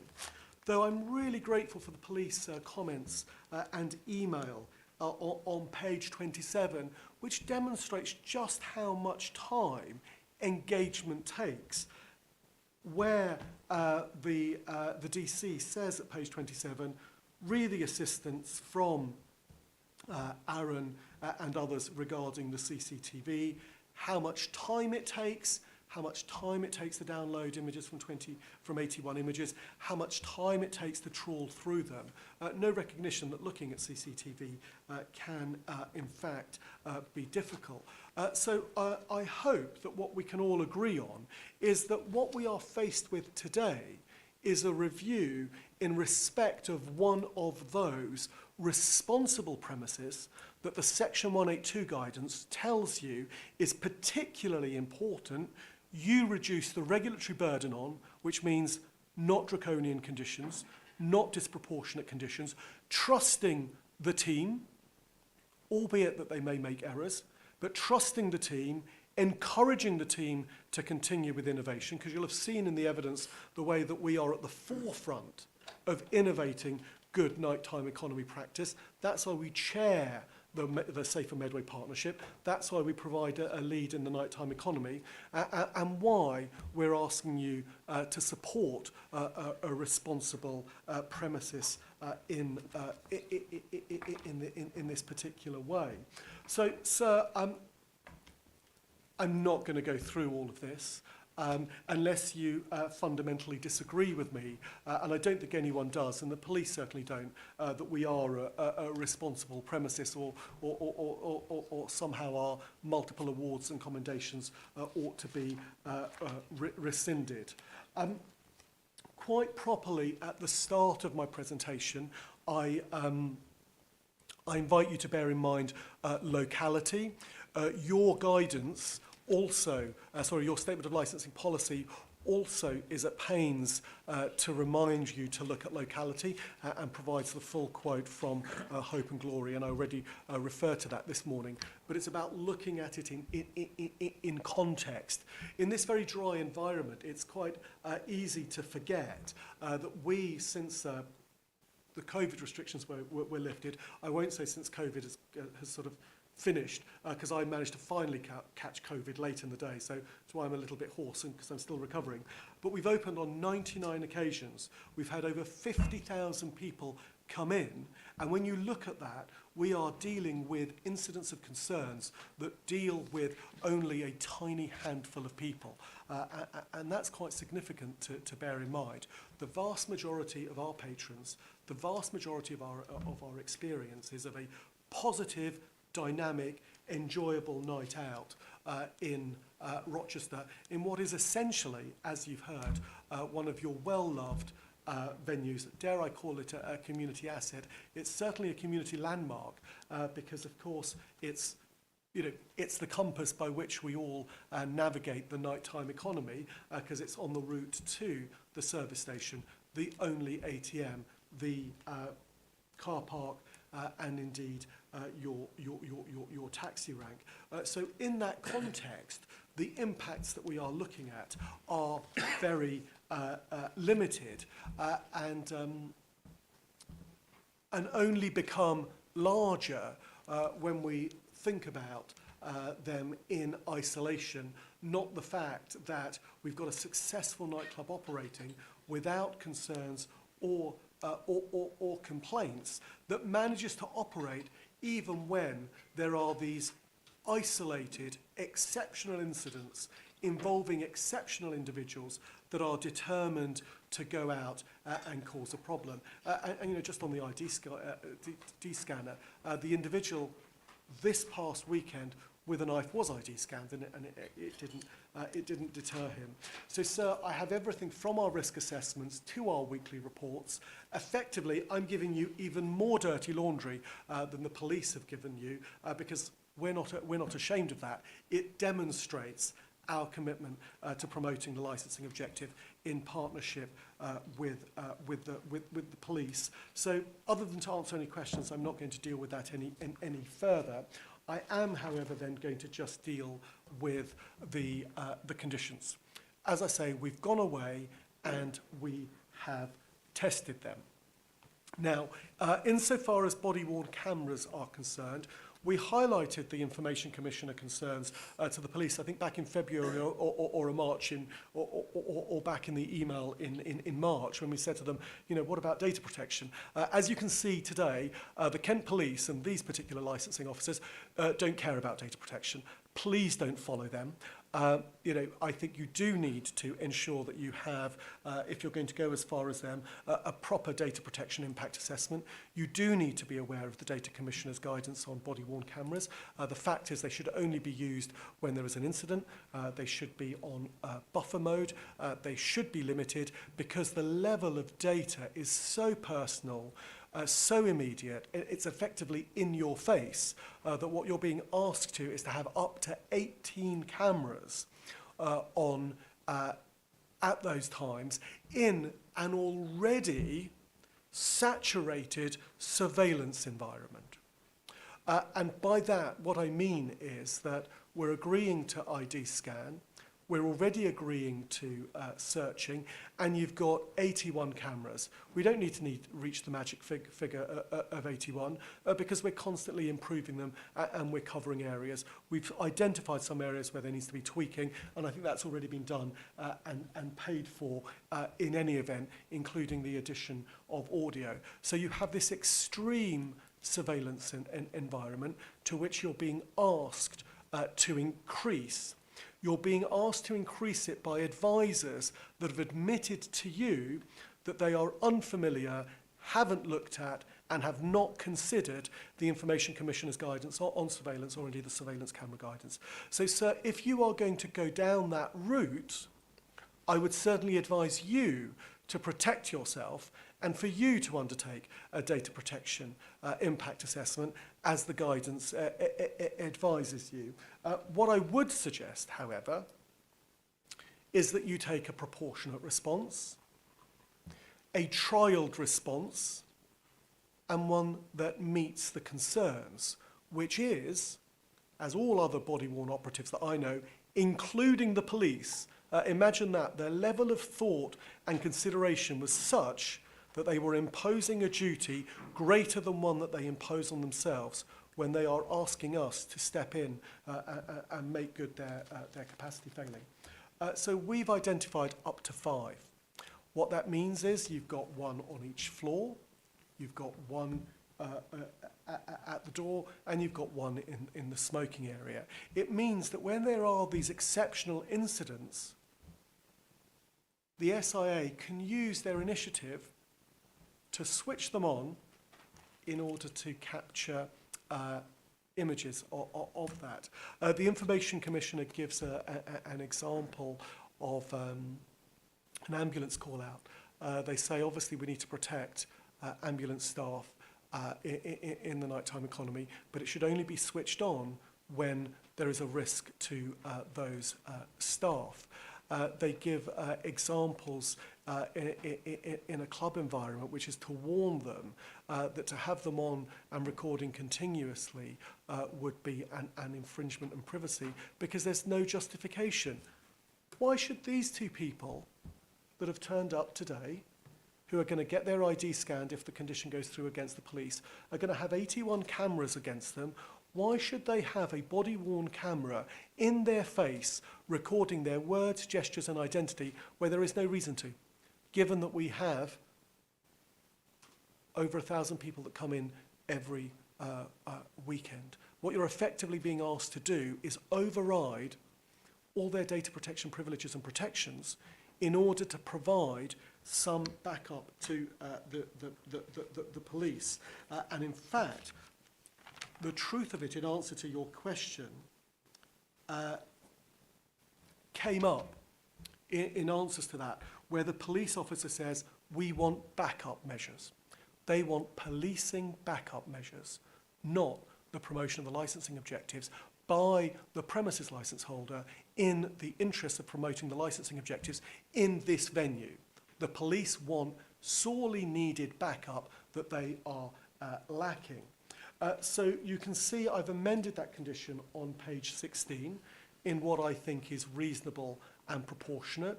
When the police were asked questions about funding, finances, proportionality, they refused to engage in that, which is interesting. They don't want you to scrutinise them. They're just saying, no, I want it all because I need the backup. I'm not going to have a grown-up discussion about what is needed. Interestingly enough, obviously because they don't know, the references to the Information Commissioner's guidance, which are easily available, it's just an easy Google, has been ignored. But I've emphasised that it must be complied with, because that's how important it is, and the importance of training SIA. So I agree with the police that they are not missed. Sir, your policy also talks about balance. It talks about legitimate people going out on a good night out. The case of Hope and Glory, which you quote in your Section 182 guidance, talks about getting a balance. It's also about achieving proportionality. So what the police want from you is everyone. If I turn up with my grey beard, be interesting, because I can't remember the last time I was out that late. But anyway, if I turned up with my grey beard and said, let me in, and they said no, they'd have to send me home. Imagine for a moment sending home, I didn't ask the lady's age, but the gentleman very kindly gave me his age, so as he declared it in public, I'm going to pick on him. Imagine turning up as a 40-year-old with kids to your regular nightclub in your hometown and being told, you've not got your papers, go. The police say so. Just think about what that says for a moment. In a nightclub, where a handful of incidents occur across the 50,000 odd people that we've had, where you're being told, no, go home, effectively asking to treat the vast majority of people that engage in the nighttime economy reasonably and well, being treated like children and policed at the door because they don't have their papers. I think the police got into a bit of trouble over this with COVID, but it gives you the idea, doesn't it? Where is the balance? Where is the proportionality? Where is the thought? What we've done is we've considered the age group where we're likely to face challenges. We've considered the type of people that might engage. And generally, based on what we know happens in the industry amongst others, we feel that the proportionate balance is struck at the age of 30, because that ensures that we're meeting the crime and disorder objective in a proportionate way. It also means that we're not delaying the queue. It means that, sometimes in licensing, I'll give you this example, one solution creates another problem. Think about lights. Environmental health love lights, and they love good, clear CCTV images, just as the police do. If you're the block of flats that lives opposite casino rooms, and those bright lights are flooding your bedroom and you can't sleep, that's a statutory nuisance. It's also a public nuisance. So one solution causes another problem. So when you are forcing each and every single person to have ID, you're increasing the queue. You're requiring SIA to be at the door, less patrolling in other areas. You're effectively undermining other aspects of your operation, which is why the balance comes in at 30. And if you're going to be smuggling in weapons or drugs or trying to get fake ID, as the individual whose picture you have, though I noted we haven't redacted his picture, so we should have done, that should be in the blue pages as well. If you're determined to bypass that, you're going to do that. Giving your date of birth an ID doesn't stop you getting in with antisocial intentions. So I question the level of deterrence. And as I said, the officer's words of backup measures really get to the heart of what the police are doing in this review and all the other local reviews, which is effectively to bolster their capacity. And then in terms of the SIA deployment, now there are real issues around the SIA deployment, which we all understand and we know. The law says that beyond the immediate vicinity, the area of our premises, we can't be responsible for individuals' antisocial behaviour. So if I go to the local war memorial and sort of get sick, if I stay at the local train station and decide to spray paint, if I vomit in a neighbour's garden, that's my own individual responsibility. We forget our own individual responsibility. And in fact, this kind of police state approach, this nanny approach that's being suggested by the police today, lets people off the hook because we're saying we will take care of you by telling you what to do. And from our perspective, we know the surrounding area. We know people are going home to the train station. We know that they are going to the taxi rank, the cash machine, or are coming to and through the nighttime economy. So I recognise it's in our interest to have that presence there. What is particularly disappointing then is when the police and indeed the casino rooms agree that the sight of an official-looking person in a high-vis jacket, someone in a degree of personal communication asks, verbal communications, asked to engage, it's really then disappointing when then there's general antisocial behaviour, disorder or crime, and it immediately gets linked to the casino rooms and used against us. You can't really have it both ways. We recognise the value of our presence, and we recognise the difficulty with it, because the moment we have a presence, we become a target. The moment we say, move on, go home, we become a target. Who are you to tell me what to do? you're not the police, you're not my dad, and suddenly tempers may flare. I'm not for a moment justifying those two security guards and what they did. Clearly that punch was unacceptable. Certainly the second punch behind the head was also unacceptable. But this is a really high pressure environment where they don't have the authority of the police, where effectively what they're being asked to do is actual policing without their policing powers.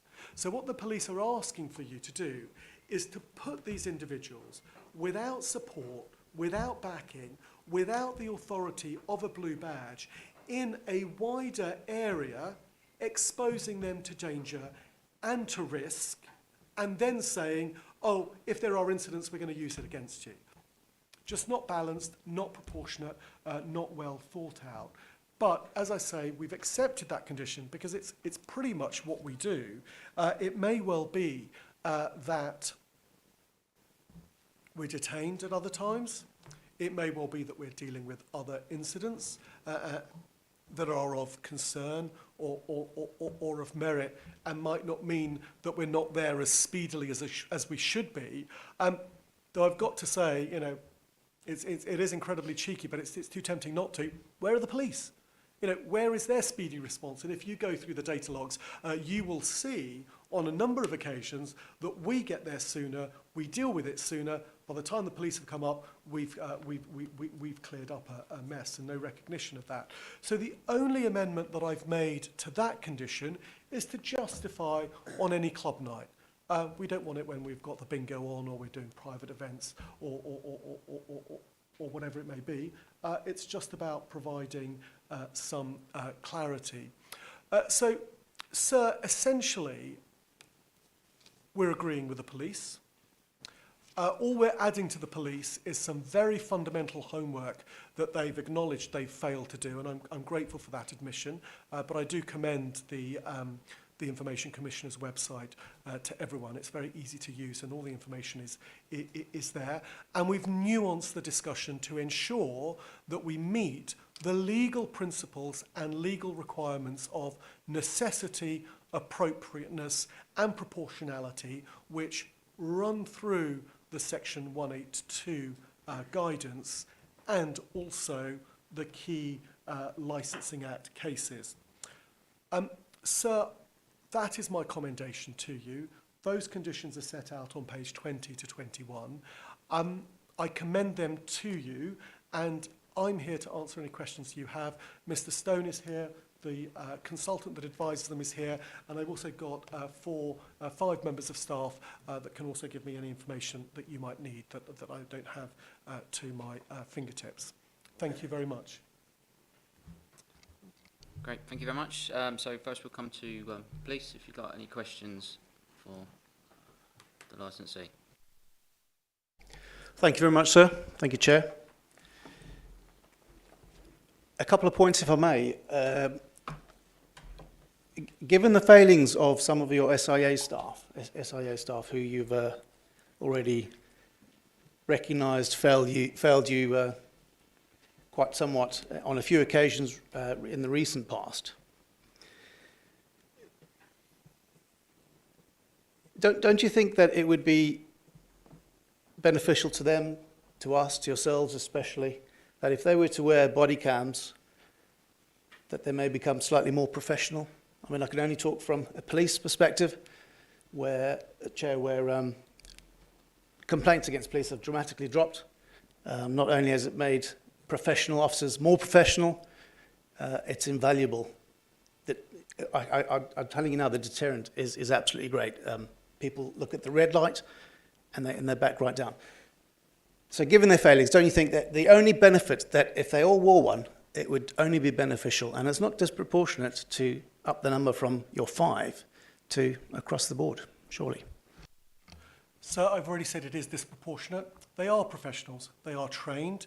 They are licensed. They fail. We've already seen that the professional officers who I have no beef with have clearly failed to appreciate a fundamental aspect of data protection, which is concerning.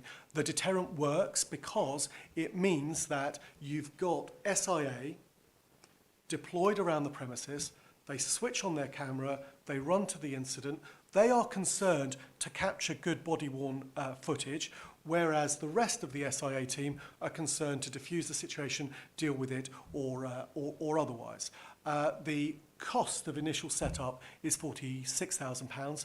The running costs are over £20,000 a year. What we are looking at is up to 18 cameras, which is just a disproportionate expense if we were then to add that on, and you can do your maths yourselves how it's engaged. It's about getting tools and using them appropriately. You can have many, many, many SIA,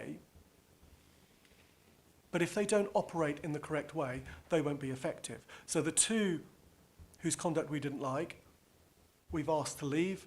They've been disciplined or retrained by their company. I'm not sure, but it's a legal test about what is appropriate and proportionate in the circumstances. You have a well-run venue that is accredited by national and local authorities as being above and beyond.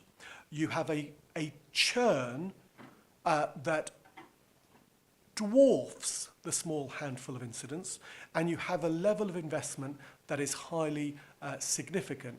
What the police are asking for is for you to impose a punitive financial penalty, to impose a condition in order, in their words, to provide backup measures to policing that are entirely unnecessary. If 81 cameras, ID scan and 5 body cams aren't causing a deterrent to those individuals determined to cause antisocial behaviour or nuisance, nothing will. So 5 remains the tried, tested and trialled number of body cams. If that proves to be insufficient, if they're not used to the police satisfaction, if there are further aggravating incidents, then let's come back for a review. There's no shame in reviews.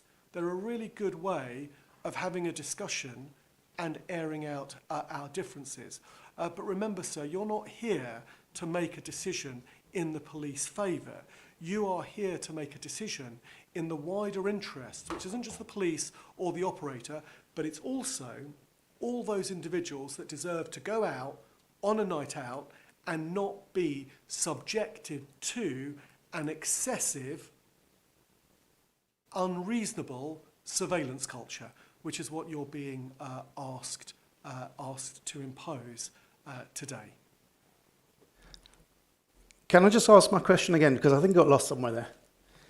Do you not think that your staff would be more professional if they were under scrutiny and stopped assaulting customers? No, they are already exceptionally professional. There is one incidence of 2 SIA that went rogue over a period of some 99 events since we reopened. So no, I do not accept that the staff are not professional. I do not accept that they will be encouraged further. The professionalism is demonstrated by the high level of training that we've evidenced, the response to this review, our national and local awards that we are obtained.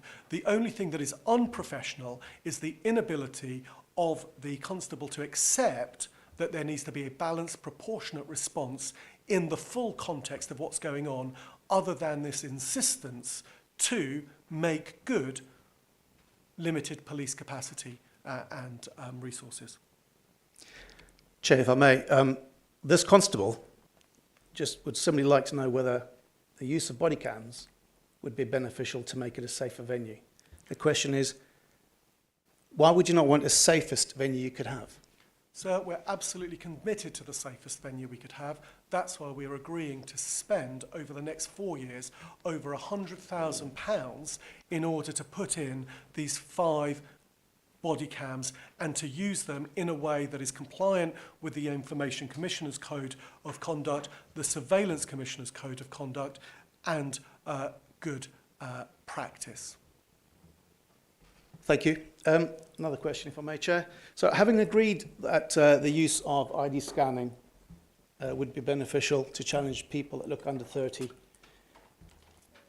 would it be disproportionate to scan just a couple more in the light of supporting the prevention of crime and disorder?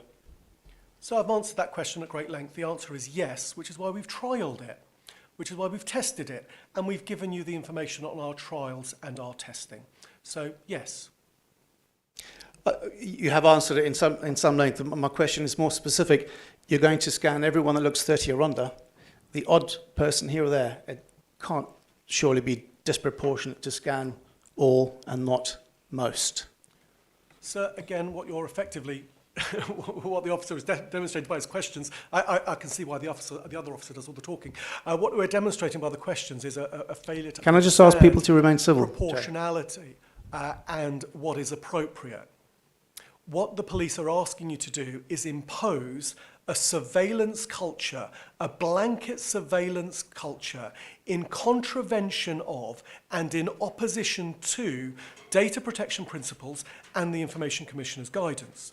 What we've done is presented with you a tested, balanced means to promote the licensing objectives, but also the wider legal duties that are on you, the police, and ourselves, which is to adopt minimal surveillance practices that are only necessary, which is why we've identified the cut-off point at 30. Again, I give you the example of Mr. Coulson, who doesn't go out as much as he used to, doesn't stay out as late as much as he used to, one of the 50,000 that doesn't form part of the small handful that are intent on causing adverse impacts on the nighttime economy. They are asking you to impose upon him an excessive, repressive surveillance culture that is not balanced, not proportionate, in order to meet capacity concerns and provide police backup. It's just disproportionate. I won't hop on about it. I've heard enough. Thank you. Chair, if I may jump in with a couple of questions of my own. Would it be fair to say that, and I'm speaking from previous experience in my younger days of going to nightclubs, most people's engagement with door staff is likely to be at the point of entry and also at the point of exit. And it's very rare that you would actually have some sort of engagement with a member of a door team whilst you're in the premises enjoying yourselves. Is that a fair assumption? So again, sir, that question is very interesting. Think about it. Engagement at entry and on exit. So essentially, in the narrow doorway that you come in and out of, what the police are saying is, we want you to impose a blanket surveillance culture in order to capture everyone's image. Not, we want you to use the body-worn camera in support of the CCTV so that where there is an incident, we can react to it, switch it on, and capture the incident. You see, I think it's really clear to try and understand what the police are trying to get you to do and the road that they are trying to take you down, which is to impose a blanket surveillance culture on the nighttime economy. And let's just pause for a minute also. They say everyone. On their redacted statements, there is no analysis in terms of age of people likely to cause antisocial behaviour. So on no evidence whatsoever, you are being told that the age limit that we are proposing, based on our testing, which we've set out for you in some detail, is somehow wrong. Now, the police need to provide you with evidence so you can scrutinise that, and they haven't done that. What they are asking for is a blanket surveillance culture in your nighttime economy in order to provide a backup to their resources. And that's just wrong. It might be good wider policing, but it's wrong for licensing. And what we're here to do today is to determine licensing. So that's why I'm saying we'll switch the cameras on as and when they're needed in order to record an incident to obtain better quality evidence when it's needed. Okay, next question for you, if I may. In relation to those two doormen for the assault with the punch outside where he was knocked to the floor on 2 occasions, May I ask at what point those door supervisors' employment was terminated? Because my understanding was that they may have worked at the premises for some considerable time afterwards. So I'm just wondering when that action was taken.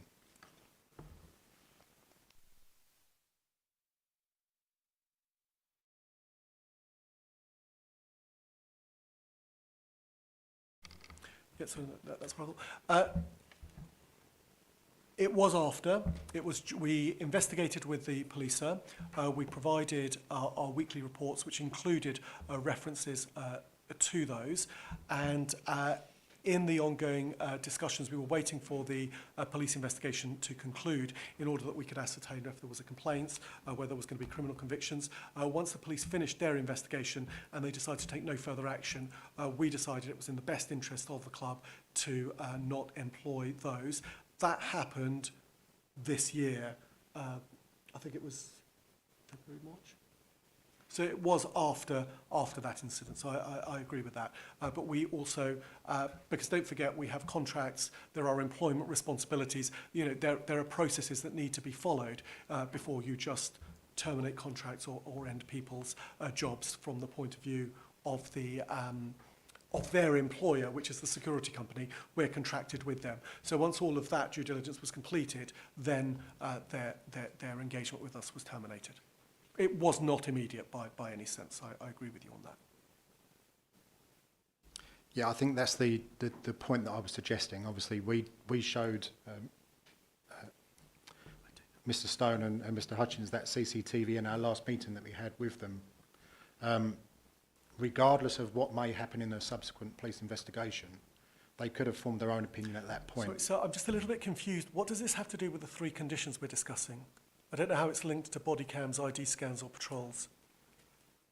Sorry, I was just seeking clarity as to when they was terminated. No, but I'm just trying to get to its relevance. It's important. So you'll of course know under the Licensing Act, it's all about the relevant representations, and so we need to keep relevant. So I'm very happy to take up lots of your time, but I'm just trying to connect it to what the police are asking, which is those 3 conditions, and maybe I'm missing a point. If there is a connection, please explain it. If not, then respectfully, I'm just going to ask you to move on. Yeah, I'll respectfully move on then, and I'll speak about one that is relevant. Your proposed condition uses the words up to 5 door staff to have body cams at any one time. So presumably using your wording, if one of your door staff had one on, that would be compliant. Is that what you're suggesting? It says up to 5. No, you're right, and that should be changed. So a minimum of 5. That is much clearer. So that's a useful and useful question. So, sir, a minimum of 5. I think that would be a very good amendment. So thank you. And of course, so with a minimum of 5, it gives us the opportunity to risk assess if we need more. And in fact, for over 30 years, we've operated SIA on a risk assessed basis, because you'll see from our premises licence, there is no minimum requirement on our SIA. You have trusted us for 30 years to undertake that risk assessment. Okay, and one more question, which I believe to be relevant, and it relates to the scanning system. And I appreciate you wasn't there for the premises meetings. But the stance at the most recent premises meeting that we had, forgive me, I can't recall the date off the top of my head, the premises offered 4 at that time, 4 body cams, and it was a outright no to ScanNet. And it was a no, High Court ruling, we're not having it, it's not happening, never ever. That was how it appeared to us. So my question is, how have you gone from never ever in a million years are we having it, to we're now proposing to have that condition for 30 and under? Like, I'm just trying to work out how you've gone from that point to this point. Well, so to be perfectly blunt, they've been doing this for a long time, and they certainly know what they do. But they also know that they, might want to invest a little bit of money and get some external advice. So when they met me in conference for the first time, I said to them, that case you're referring to actually is rubbish. I think I wasn't as polite as that. And I also said, what do you mean setting your face as an ID scan? I think it's really useful. Go away and test it. So they said, oh, all right then. And so they did. So yeah, they took advice. They thought about it, and they changed their position, which is which is an approach I would commend to others in this room as well. But that's how we get to this position with a review. And sir, I know I've been a quite annoying lawyer in order to sort of test the evidence and the conditions. But the point of a review is to have this discussion to get the right result. Not the right result for the police, not even the right result for my client, but the wider community. Because it's not just, if you impose this, this blanket surveillance culture, it's not just the police that are going to benefit, it's not just that the club are going to be impacted, but you're effectively agreeing to survey the entirety of your nighttime economy that proposes to use this nightclub venue, which is what is at greater risk. And so the change of heart came about from discussions with me, and I greatly regret that I've not been able to persuade you and your colleagues, but I hope I've persuaded the councillors. So one final question on that same point. Sure. Is it fair to say that had the police not requested this licensing review, that the position on the ScanNet system would never have materialised? I don't know, because we first met in 2016. I think I've become their barrister of choice. There's been occasions for us to keep in contact and amend things.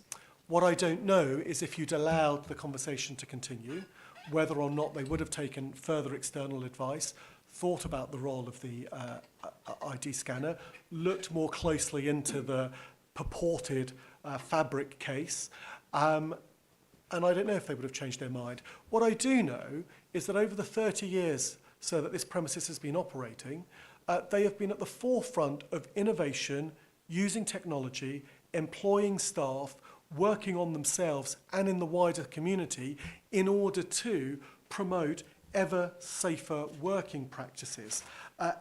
And I draw your attention to page 23 of the supplemental bundle, where Aaron said and highlighted the practical benefits and learning which will contribute to the safety and security of the venue. I like to think that if the conversation had continued, even in the absence of the review, it may well be that Mr. Stone would have been persuaded of the practical benefits and learning as a result of trialling this operation and doing further and further research. So you can well imagine on a human level, when you've been closed for all of COVID, when you're trying to recover financially, the idea of £100,000 investment is not going to be palatable at the beginning. It's a pill that has now been swallowed, and in fact, we're on the bandwagon. We've got the top ID scanner, as you've seen in our evidence. It's got bells and whistles. It's got the backup. So there you go. We're converts, and there's nothing worse than a convert in terms of their fundamental approach. We're even looking at getting IDing people's fingerprints if they want to, so that they don't have to carry constant ID out. So they'll be able to tap in and out quite easily. So there is quite a system being developed, as I say, now that we've converted to the ID scanner.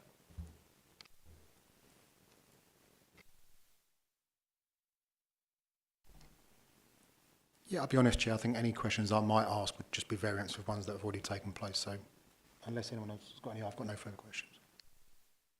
Okay, great. Case panel members? Well, Mr. Griffin? Forgot. One thing I was a little bit concerned about was about the fellow who had a knife, and he had a knife on his on a back thing. Did he have? So how come that he was he not searched before he went into the premises, because he had been in the premises and came out, but he still had two knives? So how come? Ma'am, that really goes to my point about challenging and scrutinising the evidence. It's for the police to demonstrate that there is a direct causal link. And I think the officer very fairly said in respect of that, we don't know if those perpetrators who had the knives in the backpack were in the premises or not. And I see the officer is nodding, so I'm really grateful to that. What I set out is our search policies. We do adopt very stringent search policies.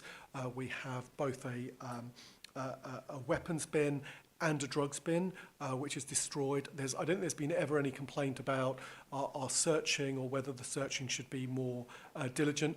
We do not want knives, drugs or other offensive articles coming into the premises. The search policy is set out.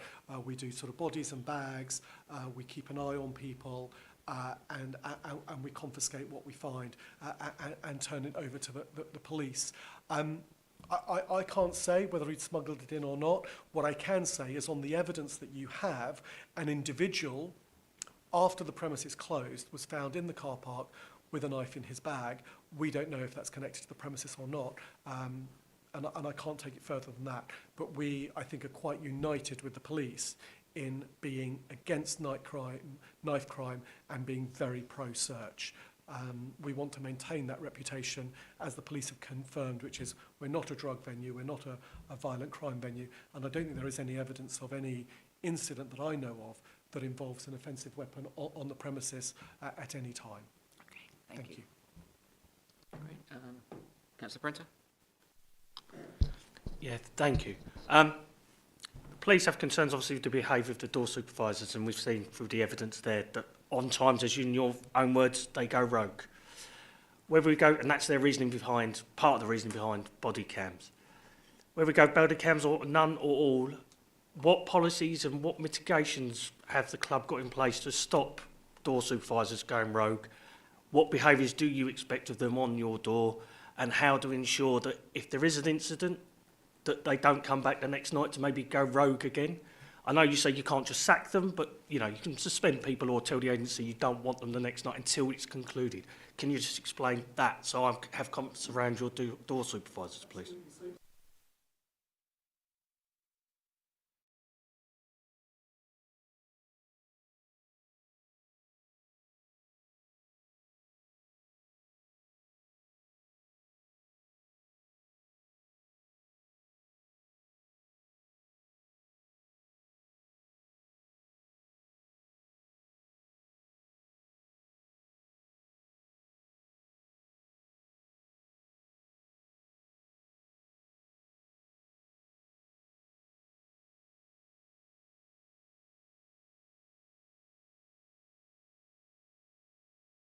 Gone off. Even the first aider has a security badge, and you will see in the training that we have, there's conflict management, drugs awareness, and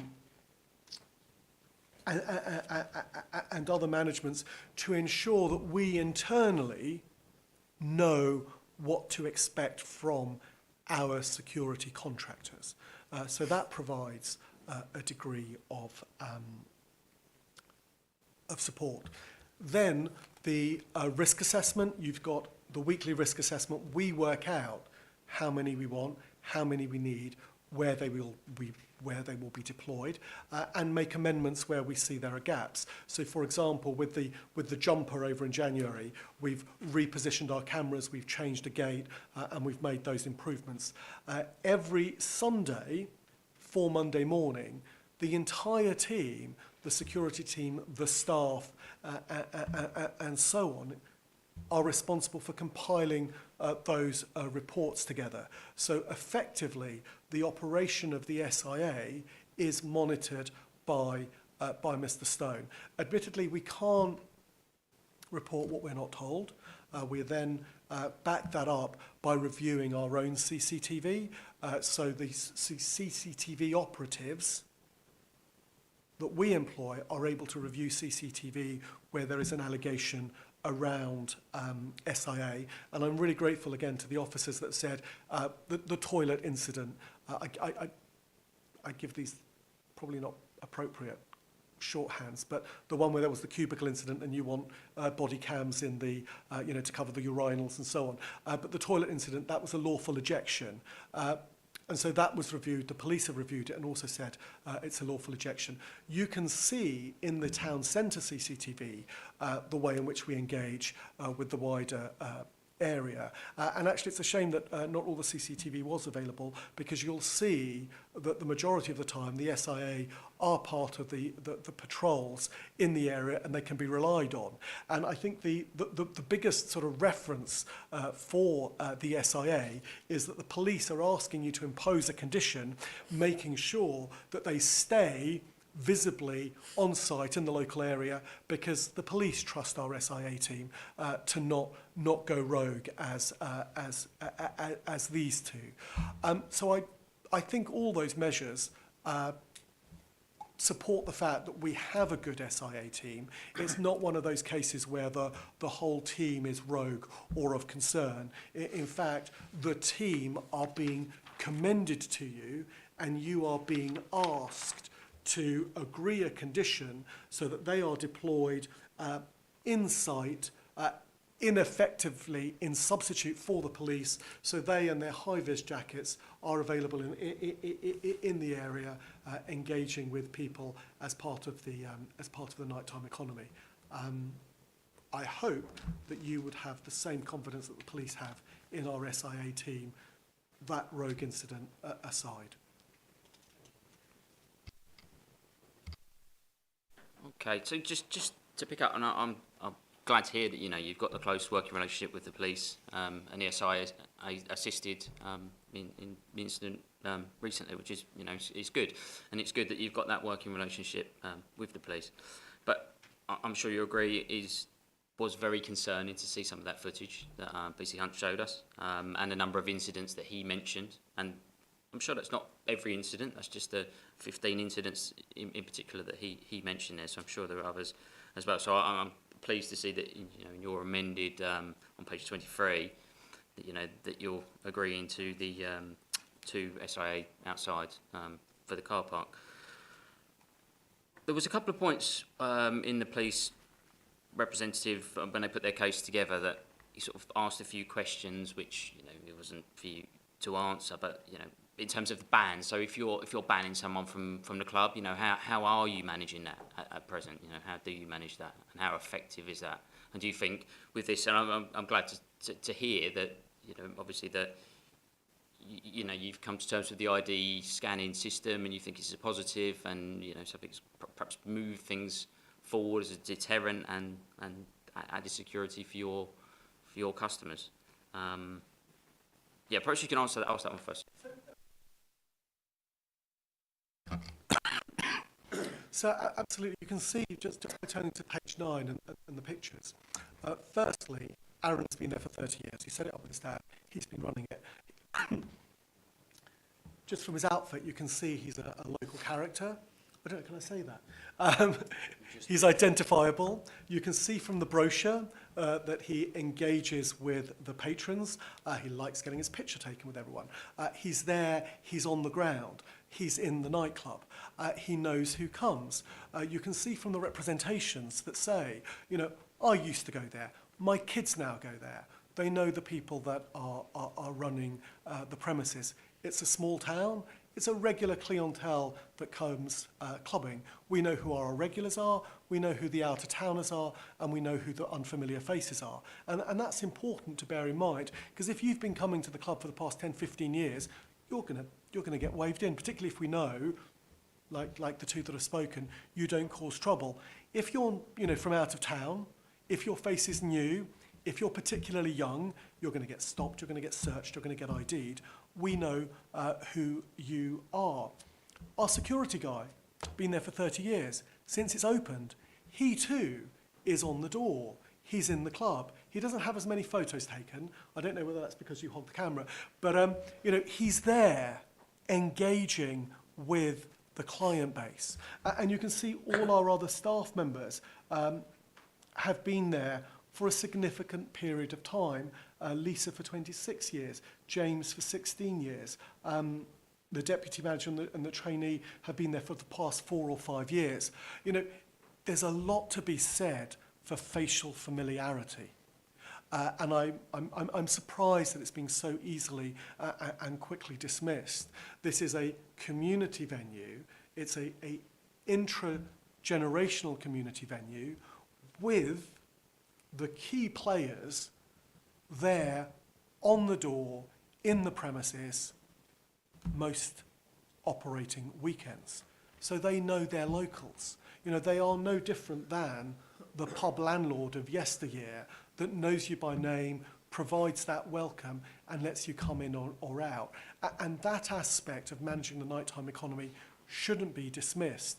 And it informs that decision to go for you know, the cut-off point of the 30, because it's your over 30s, with all respect to Rochester and your council and all your civic pride, aren't necessarily going to travel here to come to a small, local, albeit established nightclub. Your over 30s are generally going to be people that live here, are local, and know it, and we know who they are. The people that do travel for a club are going to be those younger people that need to be checked, which is why the ID scan is so important. So that's why we can say, your band, we know what you look like, please leave, because we have that operational memory that is hands-on, that is there every weekend. Very similar to local policing, we're there, we know our crowd. Okay, so in terms of the scanning, how long does the scanning take per person? Would it just not be quick enough just to scan everybody, get them through, get them in? You're not stopping anyone. You're not holding up queues. You're just scanning everybody, and done. It would be, but any of you that have travelled on the underground and have to stand behind that person who starts digging into his pocket or his coat to find his Oyster card, only when he gets to the ID scan, tells you exactly how an ID scan system operates. So it's great if you've all got your ID scan out, you're ready to scan it, you get your photograph and you pay and you move on. Where it's not so great is, oh, I thought I had it, where was it, what do you mean, and so on. So the general industry experience is that there are benefits to ID scans, but it does slow the queue. And certainly in my professional experience, where I've had ID scans imposed, we do see a knock-on effect, which is that the queues tend to be longer and tend to be processed a little bit slower. Okay, and so just picking up another point then, so you talked about the body cams and up 5 you agreed in the end, didn't you? So 5 body cams. Is that something you would look to develop over time and increase, or would that be 5 and that would be it, end of story? So the premises do invest and they do improve. I think on the premises licence, the condition is that they've got to have 40 cameras. They've got double that. So over the years, as quality of cameras have improved, we learn about better location, we get good audio, that is increasing. As you see, we were sceptical about the ID scan, now we're not. And there's a key difference with the ID scan. With the ID scan, I can volunteer to be surveyed. I can volunteer to be part of that surveillance culture. I can give you my ID. I can even give you my fingerprint because I consent to that. So I, as a third party, make that informed choice. With the body cams, the reason that they're so sensitive is that you as third parties going about your daily business are going to be recorded in an intimate way, audio-visual, that you don't consent to. So 5 is trialling it. And the way it works also is, I'm sure the police experience is the same. What you want with body cams is actually to have someone standing back, away from an incident, because otherwise, if you're going to pile in and try and break someone up, what you're going to get is a lot of footage of someone's jumper, or a rucksack, or the floor. So you might get the initial approach. And so one of the things we're concerned about is in our deployment is that if we've got our body cam person standing at a distance in order to get good quality audio visual, and I hear the warning, if you don't use it properly, we will get you, sort of loud and clear, what we're effectively being told by the police is that we're going to be reviewing this body cam, and if it's not good enough, we'll take measures. So we haven't tested it enough to know, but one of our significant concerns, which goes to those indirect costs that are mentioned in paragraph 10.10 of the section 182 guidance, is are we effectively taking out an SIA so that they can get good quality images from a distance? Will we need to get extra SIA to make up for that lacuna? And what's that cost going to be? how useful will those images be? It may well be that they are really useful. It may well be that they provide better quality CCTV, and it may well be that we invest in the future. That's still to be determined, or it may well be that we just get additional SIA as well. But we're certainly not closing our mind to more body cams in the future. As we develop the system, it may well also be that as the systems become more useful and they become more cheaper, it'll be more cost effective to employ them. There's no shame in talking about the economic impact of this because, you know, we're required to think about that. So it may well be that they increase over time, but certainly, and we have done, we started at 4, we've now said actually we're going to have 5. It may be there'd be more in the future, but I think it's right that the officer, you know, corrected my bad drafting and put it down as a minimum of 5, so that we can add more if we think they're needed. One of the things we trialled, for example, is do we want it on a first aider? But then, because we'd looked at the guidance, we thought, well, actually, that's really quite personal because you're then getting images of someone who's potentially injured. Effectively, it's sort of medical data, which would be inappropriate, and you need to think about that. It's not as easy as switching them on and just having them recording. Okay, that's great. Any more questions? No? Okay, brilliant. So we'll move on to the last part, and so I'm just going to go around and just ask you if there's anything further you'd like to add. So, PC Hunt. Yeah, to be honest, Chair, you'll be pleased to hear I haven't got a massive big presentation for my summing up, and I tend not to say too much because I think we've said enough already. I'll allow, if my colleagues wish to jump in as well at the end, then please do. From my perspective, I think it's clear that we are in agreement that body cams are necessary, and we are in agreement that a scanning system is necessary. We are in disagreement, however, with the extent of the use of those two items. We firmly believe, or it's our opinion, that the proposal of only those that seem to be under the age of 30 years being scanned in at the premises is insufficient. We do truly recognise that that would be an excellent tool if all we was talking about here today was preventing underage persons from entering that premises. I think it would tick that box excellently. What I don't think it does, Chair, is I don't think it ticks that box for the other criteria that we're trying to achieve, and that is to reduce incidents of crime and disorder either inside or outside and potentially associated to this premises. I don't think it ticks the box in that regard, and that's a decision for yourself and the other panel members to determine whether you side more along the lines of the police and requesting that everybody goes on that system, or whether you go with the premises only under 30s. But I don't think we're going to reach that point where we agree.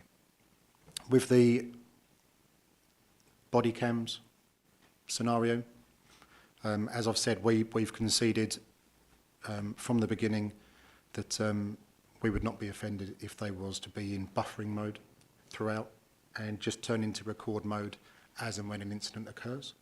Much the same as the way that police use our body cams. That's not something that offends us. It's something that we'd be quite happy to go onto the licence.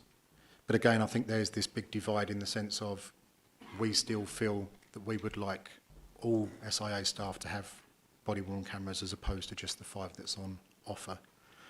Again, that's for a number of reasons. It's for concerns around door staff behaviour.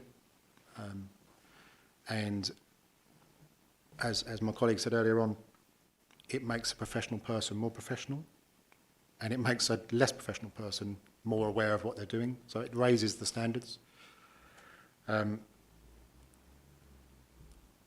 Also, if every SIA member has a body cam, there's no question, there's no incident missed. It's not that we didn't have an officer on that floor at that time in that location with a body cam on. There's no chance. It's recorded. It's a deterrent. It's there to prevent crime as much as it is to record crime, and I probably haven't explained that well. We do have, I hope it's clear from the outset, the reasons why we called the review. I think some of the incidents have been particularly alarming and concerning. The underage entry into the premises has been alarming and concerning, and we have an honest held belief, and I'm going to go back to a little bit of script, we have an honest held belief that what we are asking for would make this a safer premises. We have an honest held belief that what we are asking for will better promote the licensing objectives. As I've said, we have an honest held belief that it will act as a deterrent for reducing crime, for reducing incidents of disorder. Whilst we appreciate that there's no such thing as a fail-safe method, there's no such thing as a 100% never going to fail an ID scanner machine. It will add support to the measures that are already currently undertaken at the premises. I don't have a great deal more to say, and I'm around rambling, so if I pass on to my colleagues if they've got anything to add. I'm good, thanks. I'm good, thank you. Okay, so So thank you. This isn't about taking sides. What you're doing is making a determination within a clear regulatory framework upon which there are legal obligations upon you. And those obligations are that you act appropriately and proportionately. What you are being asked to do is go beyond the promotion of the licensing objectives. What you are being asked to do is to impose a blanket surveillance policy on a significant portion of your nighttime economy, parts of which have not been evidenced. In terms of the professionalism of the SIA, out of all the incidents, 99 occasions since restrictions have lifted, there is one occasion when the SIA went rogue. No other occasion. The only other example given is actually to protect the SIA, which I think is a legitimate thing to say. But there is only one occasion when the SIA went rogue. And on the back of that, you are being told that it is appropriate and proportionate to force a private enterprise to have blanket surveillance by way of body cameras on everyone. That is not evidence-based and is entirely disproportionate. You're also being asked to do that in the context where the police have accepted that they have no familiarity with the data protection principles. They have no familiarity with the Information Commissioner's guidance. They have no familiarity with the Surveillance Commissioner's guidance, and they haven't looked at it, and they haven't considered it. So what they've done is they've admitted to you that they fundamentally do not understand data protection principles. Because they don't understand them, well, because they don't even know about them, they haven't applied them, and they're asking you to willfully follow them down that ill-informed, illegal, and inappropriate route, which is to impose blanket surveillance. The guidance is very clear. If you're going to consider such extreme measures, and let's not forget these are extreme measures, you are strongly urged to undertake a data protection impact assessment. And I'm concerned that in this otherwise thorough and comprehensive statement of licensing policy that you have, I don't criticise it, there is no mention of data protection principles. I suspect that's because the timings post-date the GDPR changes, so that's probably why.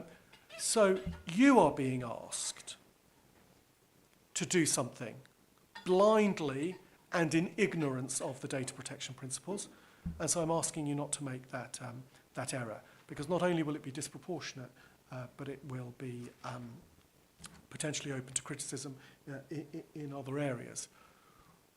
What I'm suggesting is that the premises are going to do their bit, which isn't to provide backup measures to the police or to fill in policing gaps. And, you know, we would really much prefer that there was a policing presence or in the car park and other areas as much as they would, and I'm sure you would.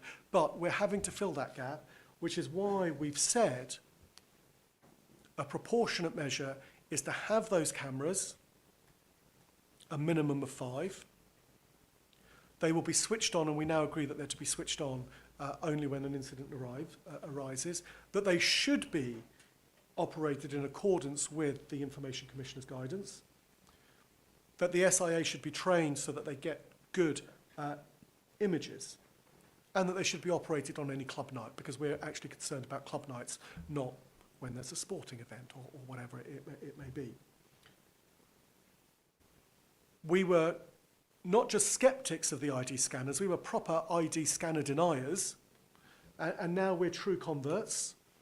And also, in the face of blanket surveillance, we've said, let's be reasonable, let's find the balance, let's operate this in a good way that takes into account that we are an experienced venue with over 30 years' experience, with no major incident of note. I could make your toes curl, given the kind of incidents that I normally have to deal with, and we're nowhere in that category. And again, we've said on club nights, anyone under 30 will scan them. That's an appropriate balance, and it's a proportionate balance. You've not been really told why not, other than this is what I believe, this is what I want. Well, that's not good enough, sir, because the Section 182 guidance tells you it's not just what they want. This isn't a shopping list for the police. It's not just what they believe. They've got to give you good evidence that we can scrutinise. And I don't know why Mr. Coulson and Miss Evans, who are they're over the age of 30, only just for Miss Evans, if she's still here, should be subjected to that level of surveillance when it's entirely disproportionate to do so. And so again, on club trading nights, under 30s, all our systems, none of which have been criticised, in accordance with the Information Commissioner. And then finally, on club nights, sure, we already fill in that sort of gap. We're happy to stay around longer, and so there will be more than 2, because you'll have read in our statements that by the time you get to 3, 3:10, 3:15, the amount of SIA increases, because as they safely empty the building, they then move on to the streets, which is of course why at 10 past or quarter past there may be only 2, but by 20 past, of course there are going to be a lot more, because the inside is safe. We're not going to leave the inside empty in order to make up for the lack of police presence. So, sir, I commend these to you. Not only are they proportionate, they're a compromise. If they don't work, we'll probably fix it ourselves, because contrary to my performance, when I'm not here, they speak very nicely with each other, and they do cooperate on any number of initiatives. And if they don't, I'm sure we'll end up with a review in any event. So they will continue to have that conversation, and they will continue to work together to promote the licensing objectives. So I recommend my amendments to you as drafted, with that amendment that we discussed about minimum of 5 on page 20 and 21 of your supplemental bundle. If you are going to go for the police approach, then, sir, I very much commend to you DPIA in order to ensure that you can satisfy your data protection responsibilities. Thank you very much. Thank you very much. Mr. Stone or Mr. Hutchins, would you like to add anything further? No? Okay, brilliant. Thank you very much. Well, in which case, thank you all, everybody, for your time and attendance today and contributions. We are going to now deliberate and make a decision. The decision, due to the length of the hearing, the decision will be in writing within 5 working days. Okay, so that's the end of the meeting. Thank you.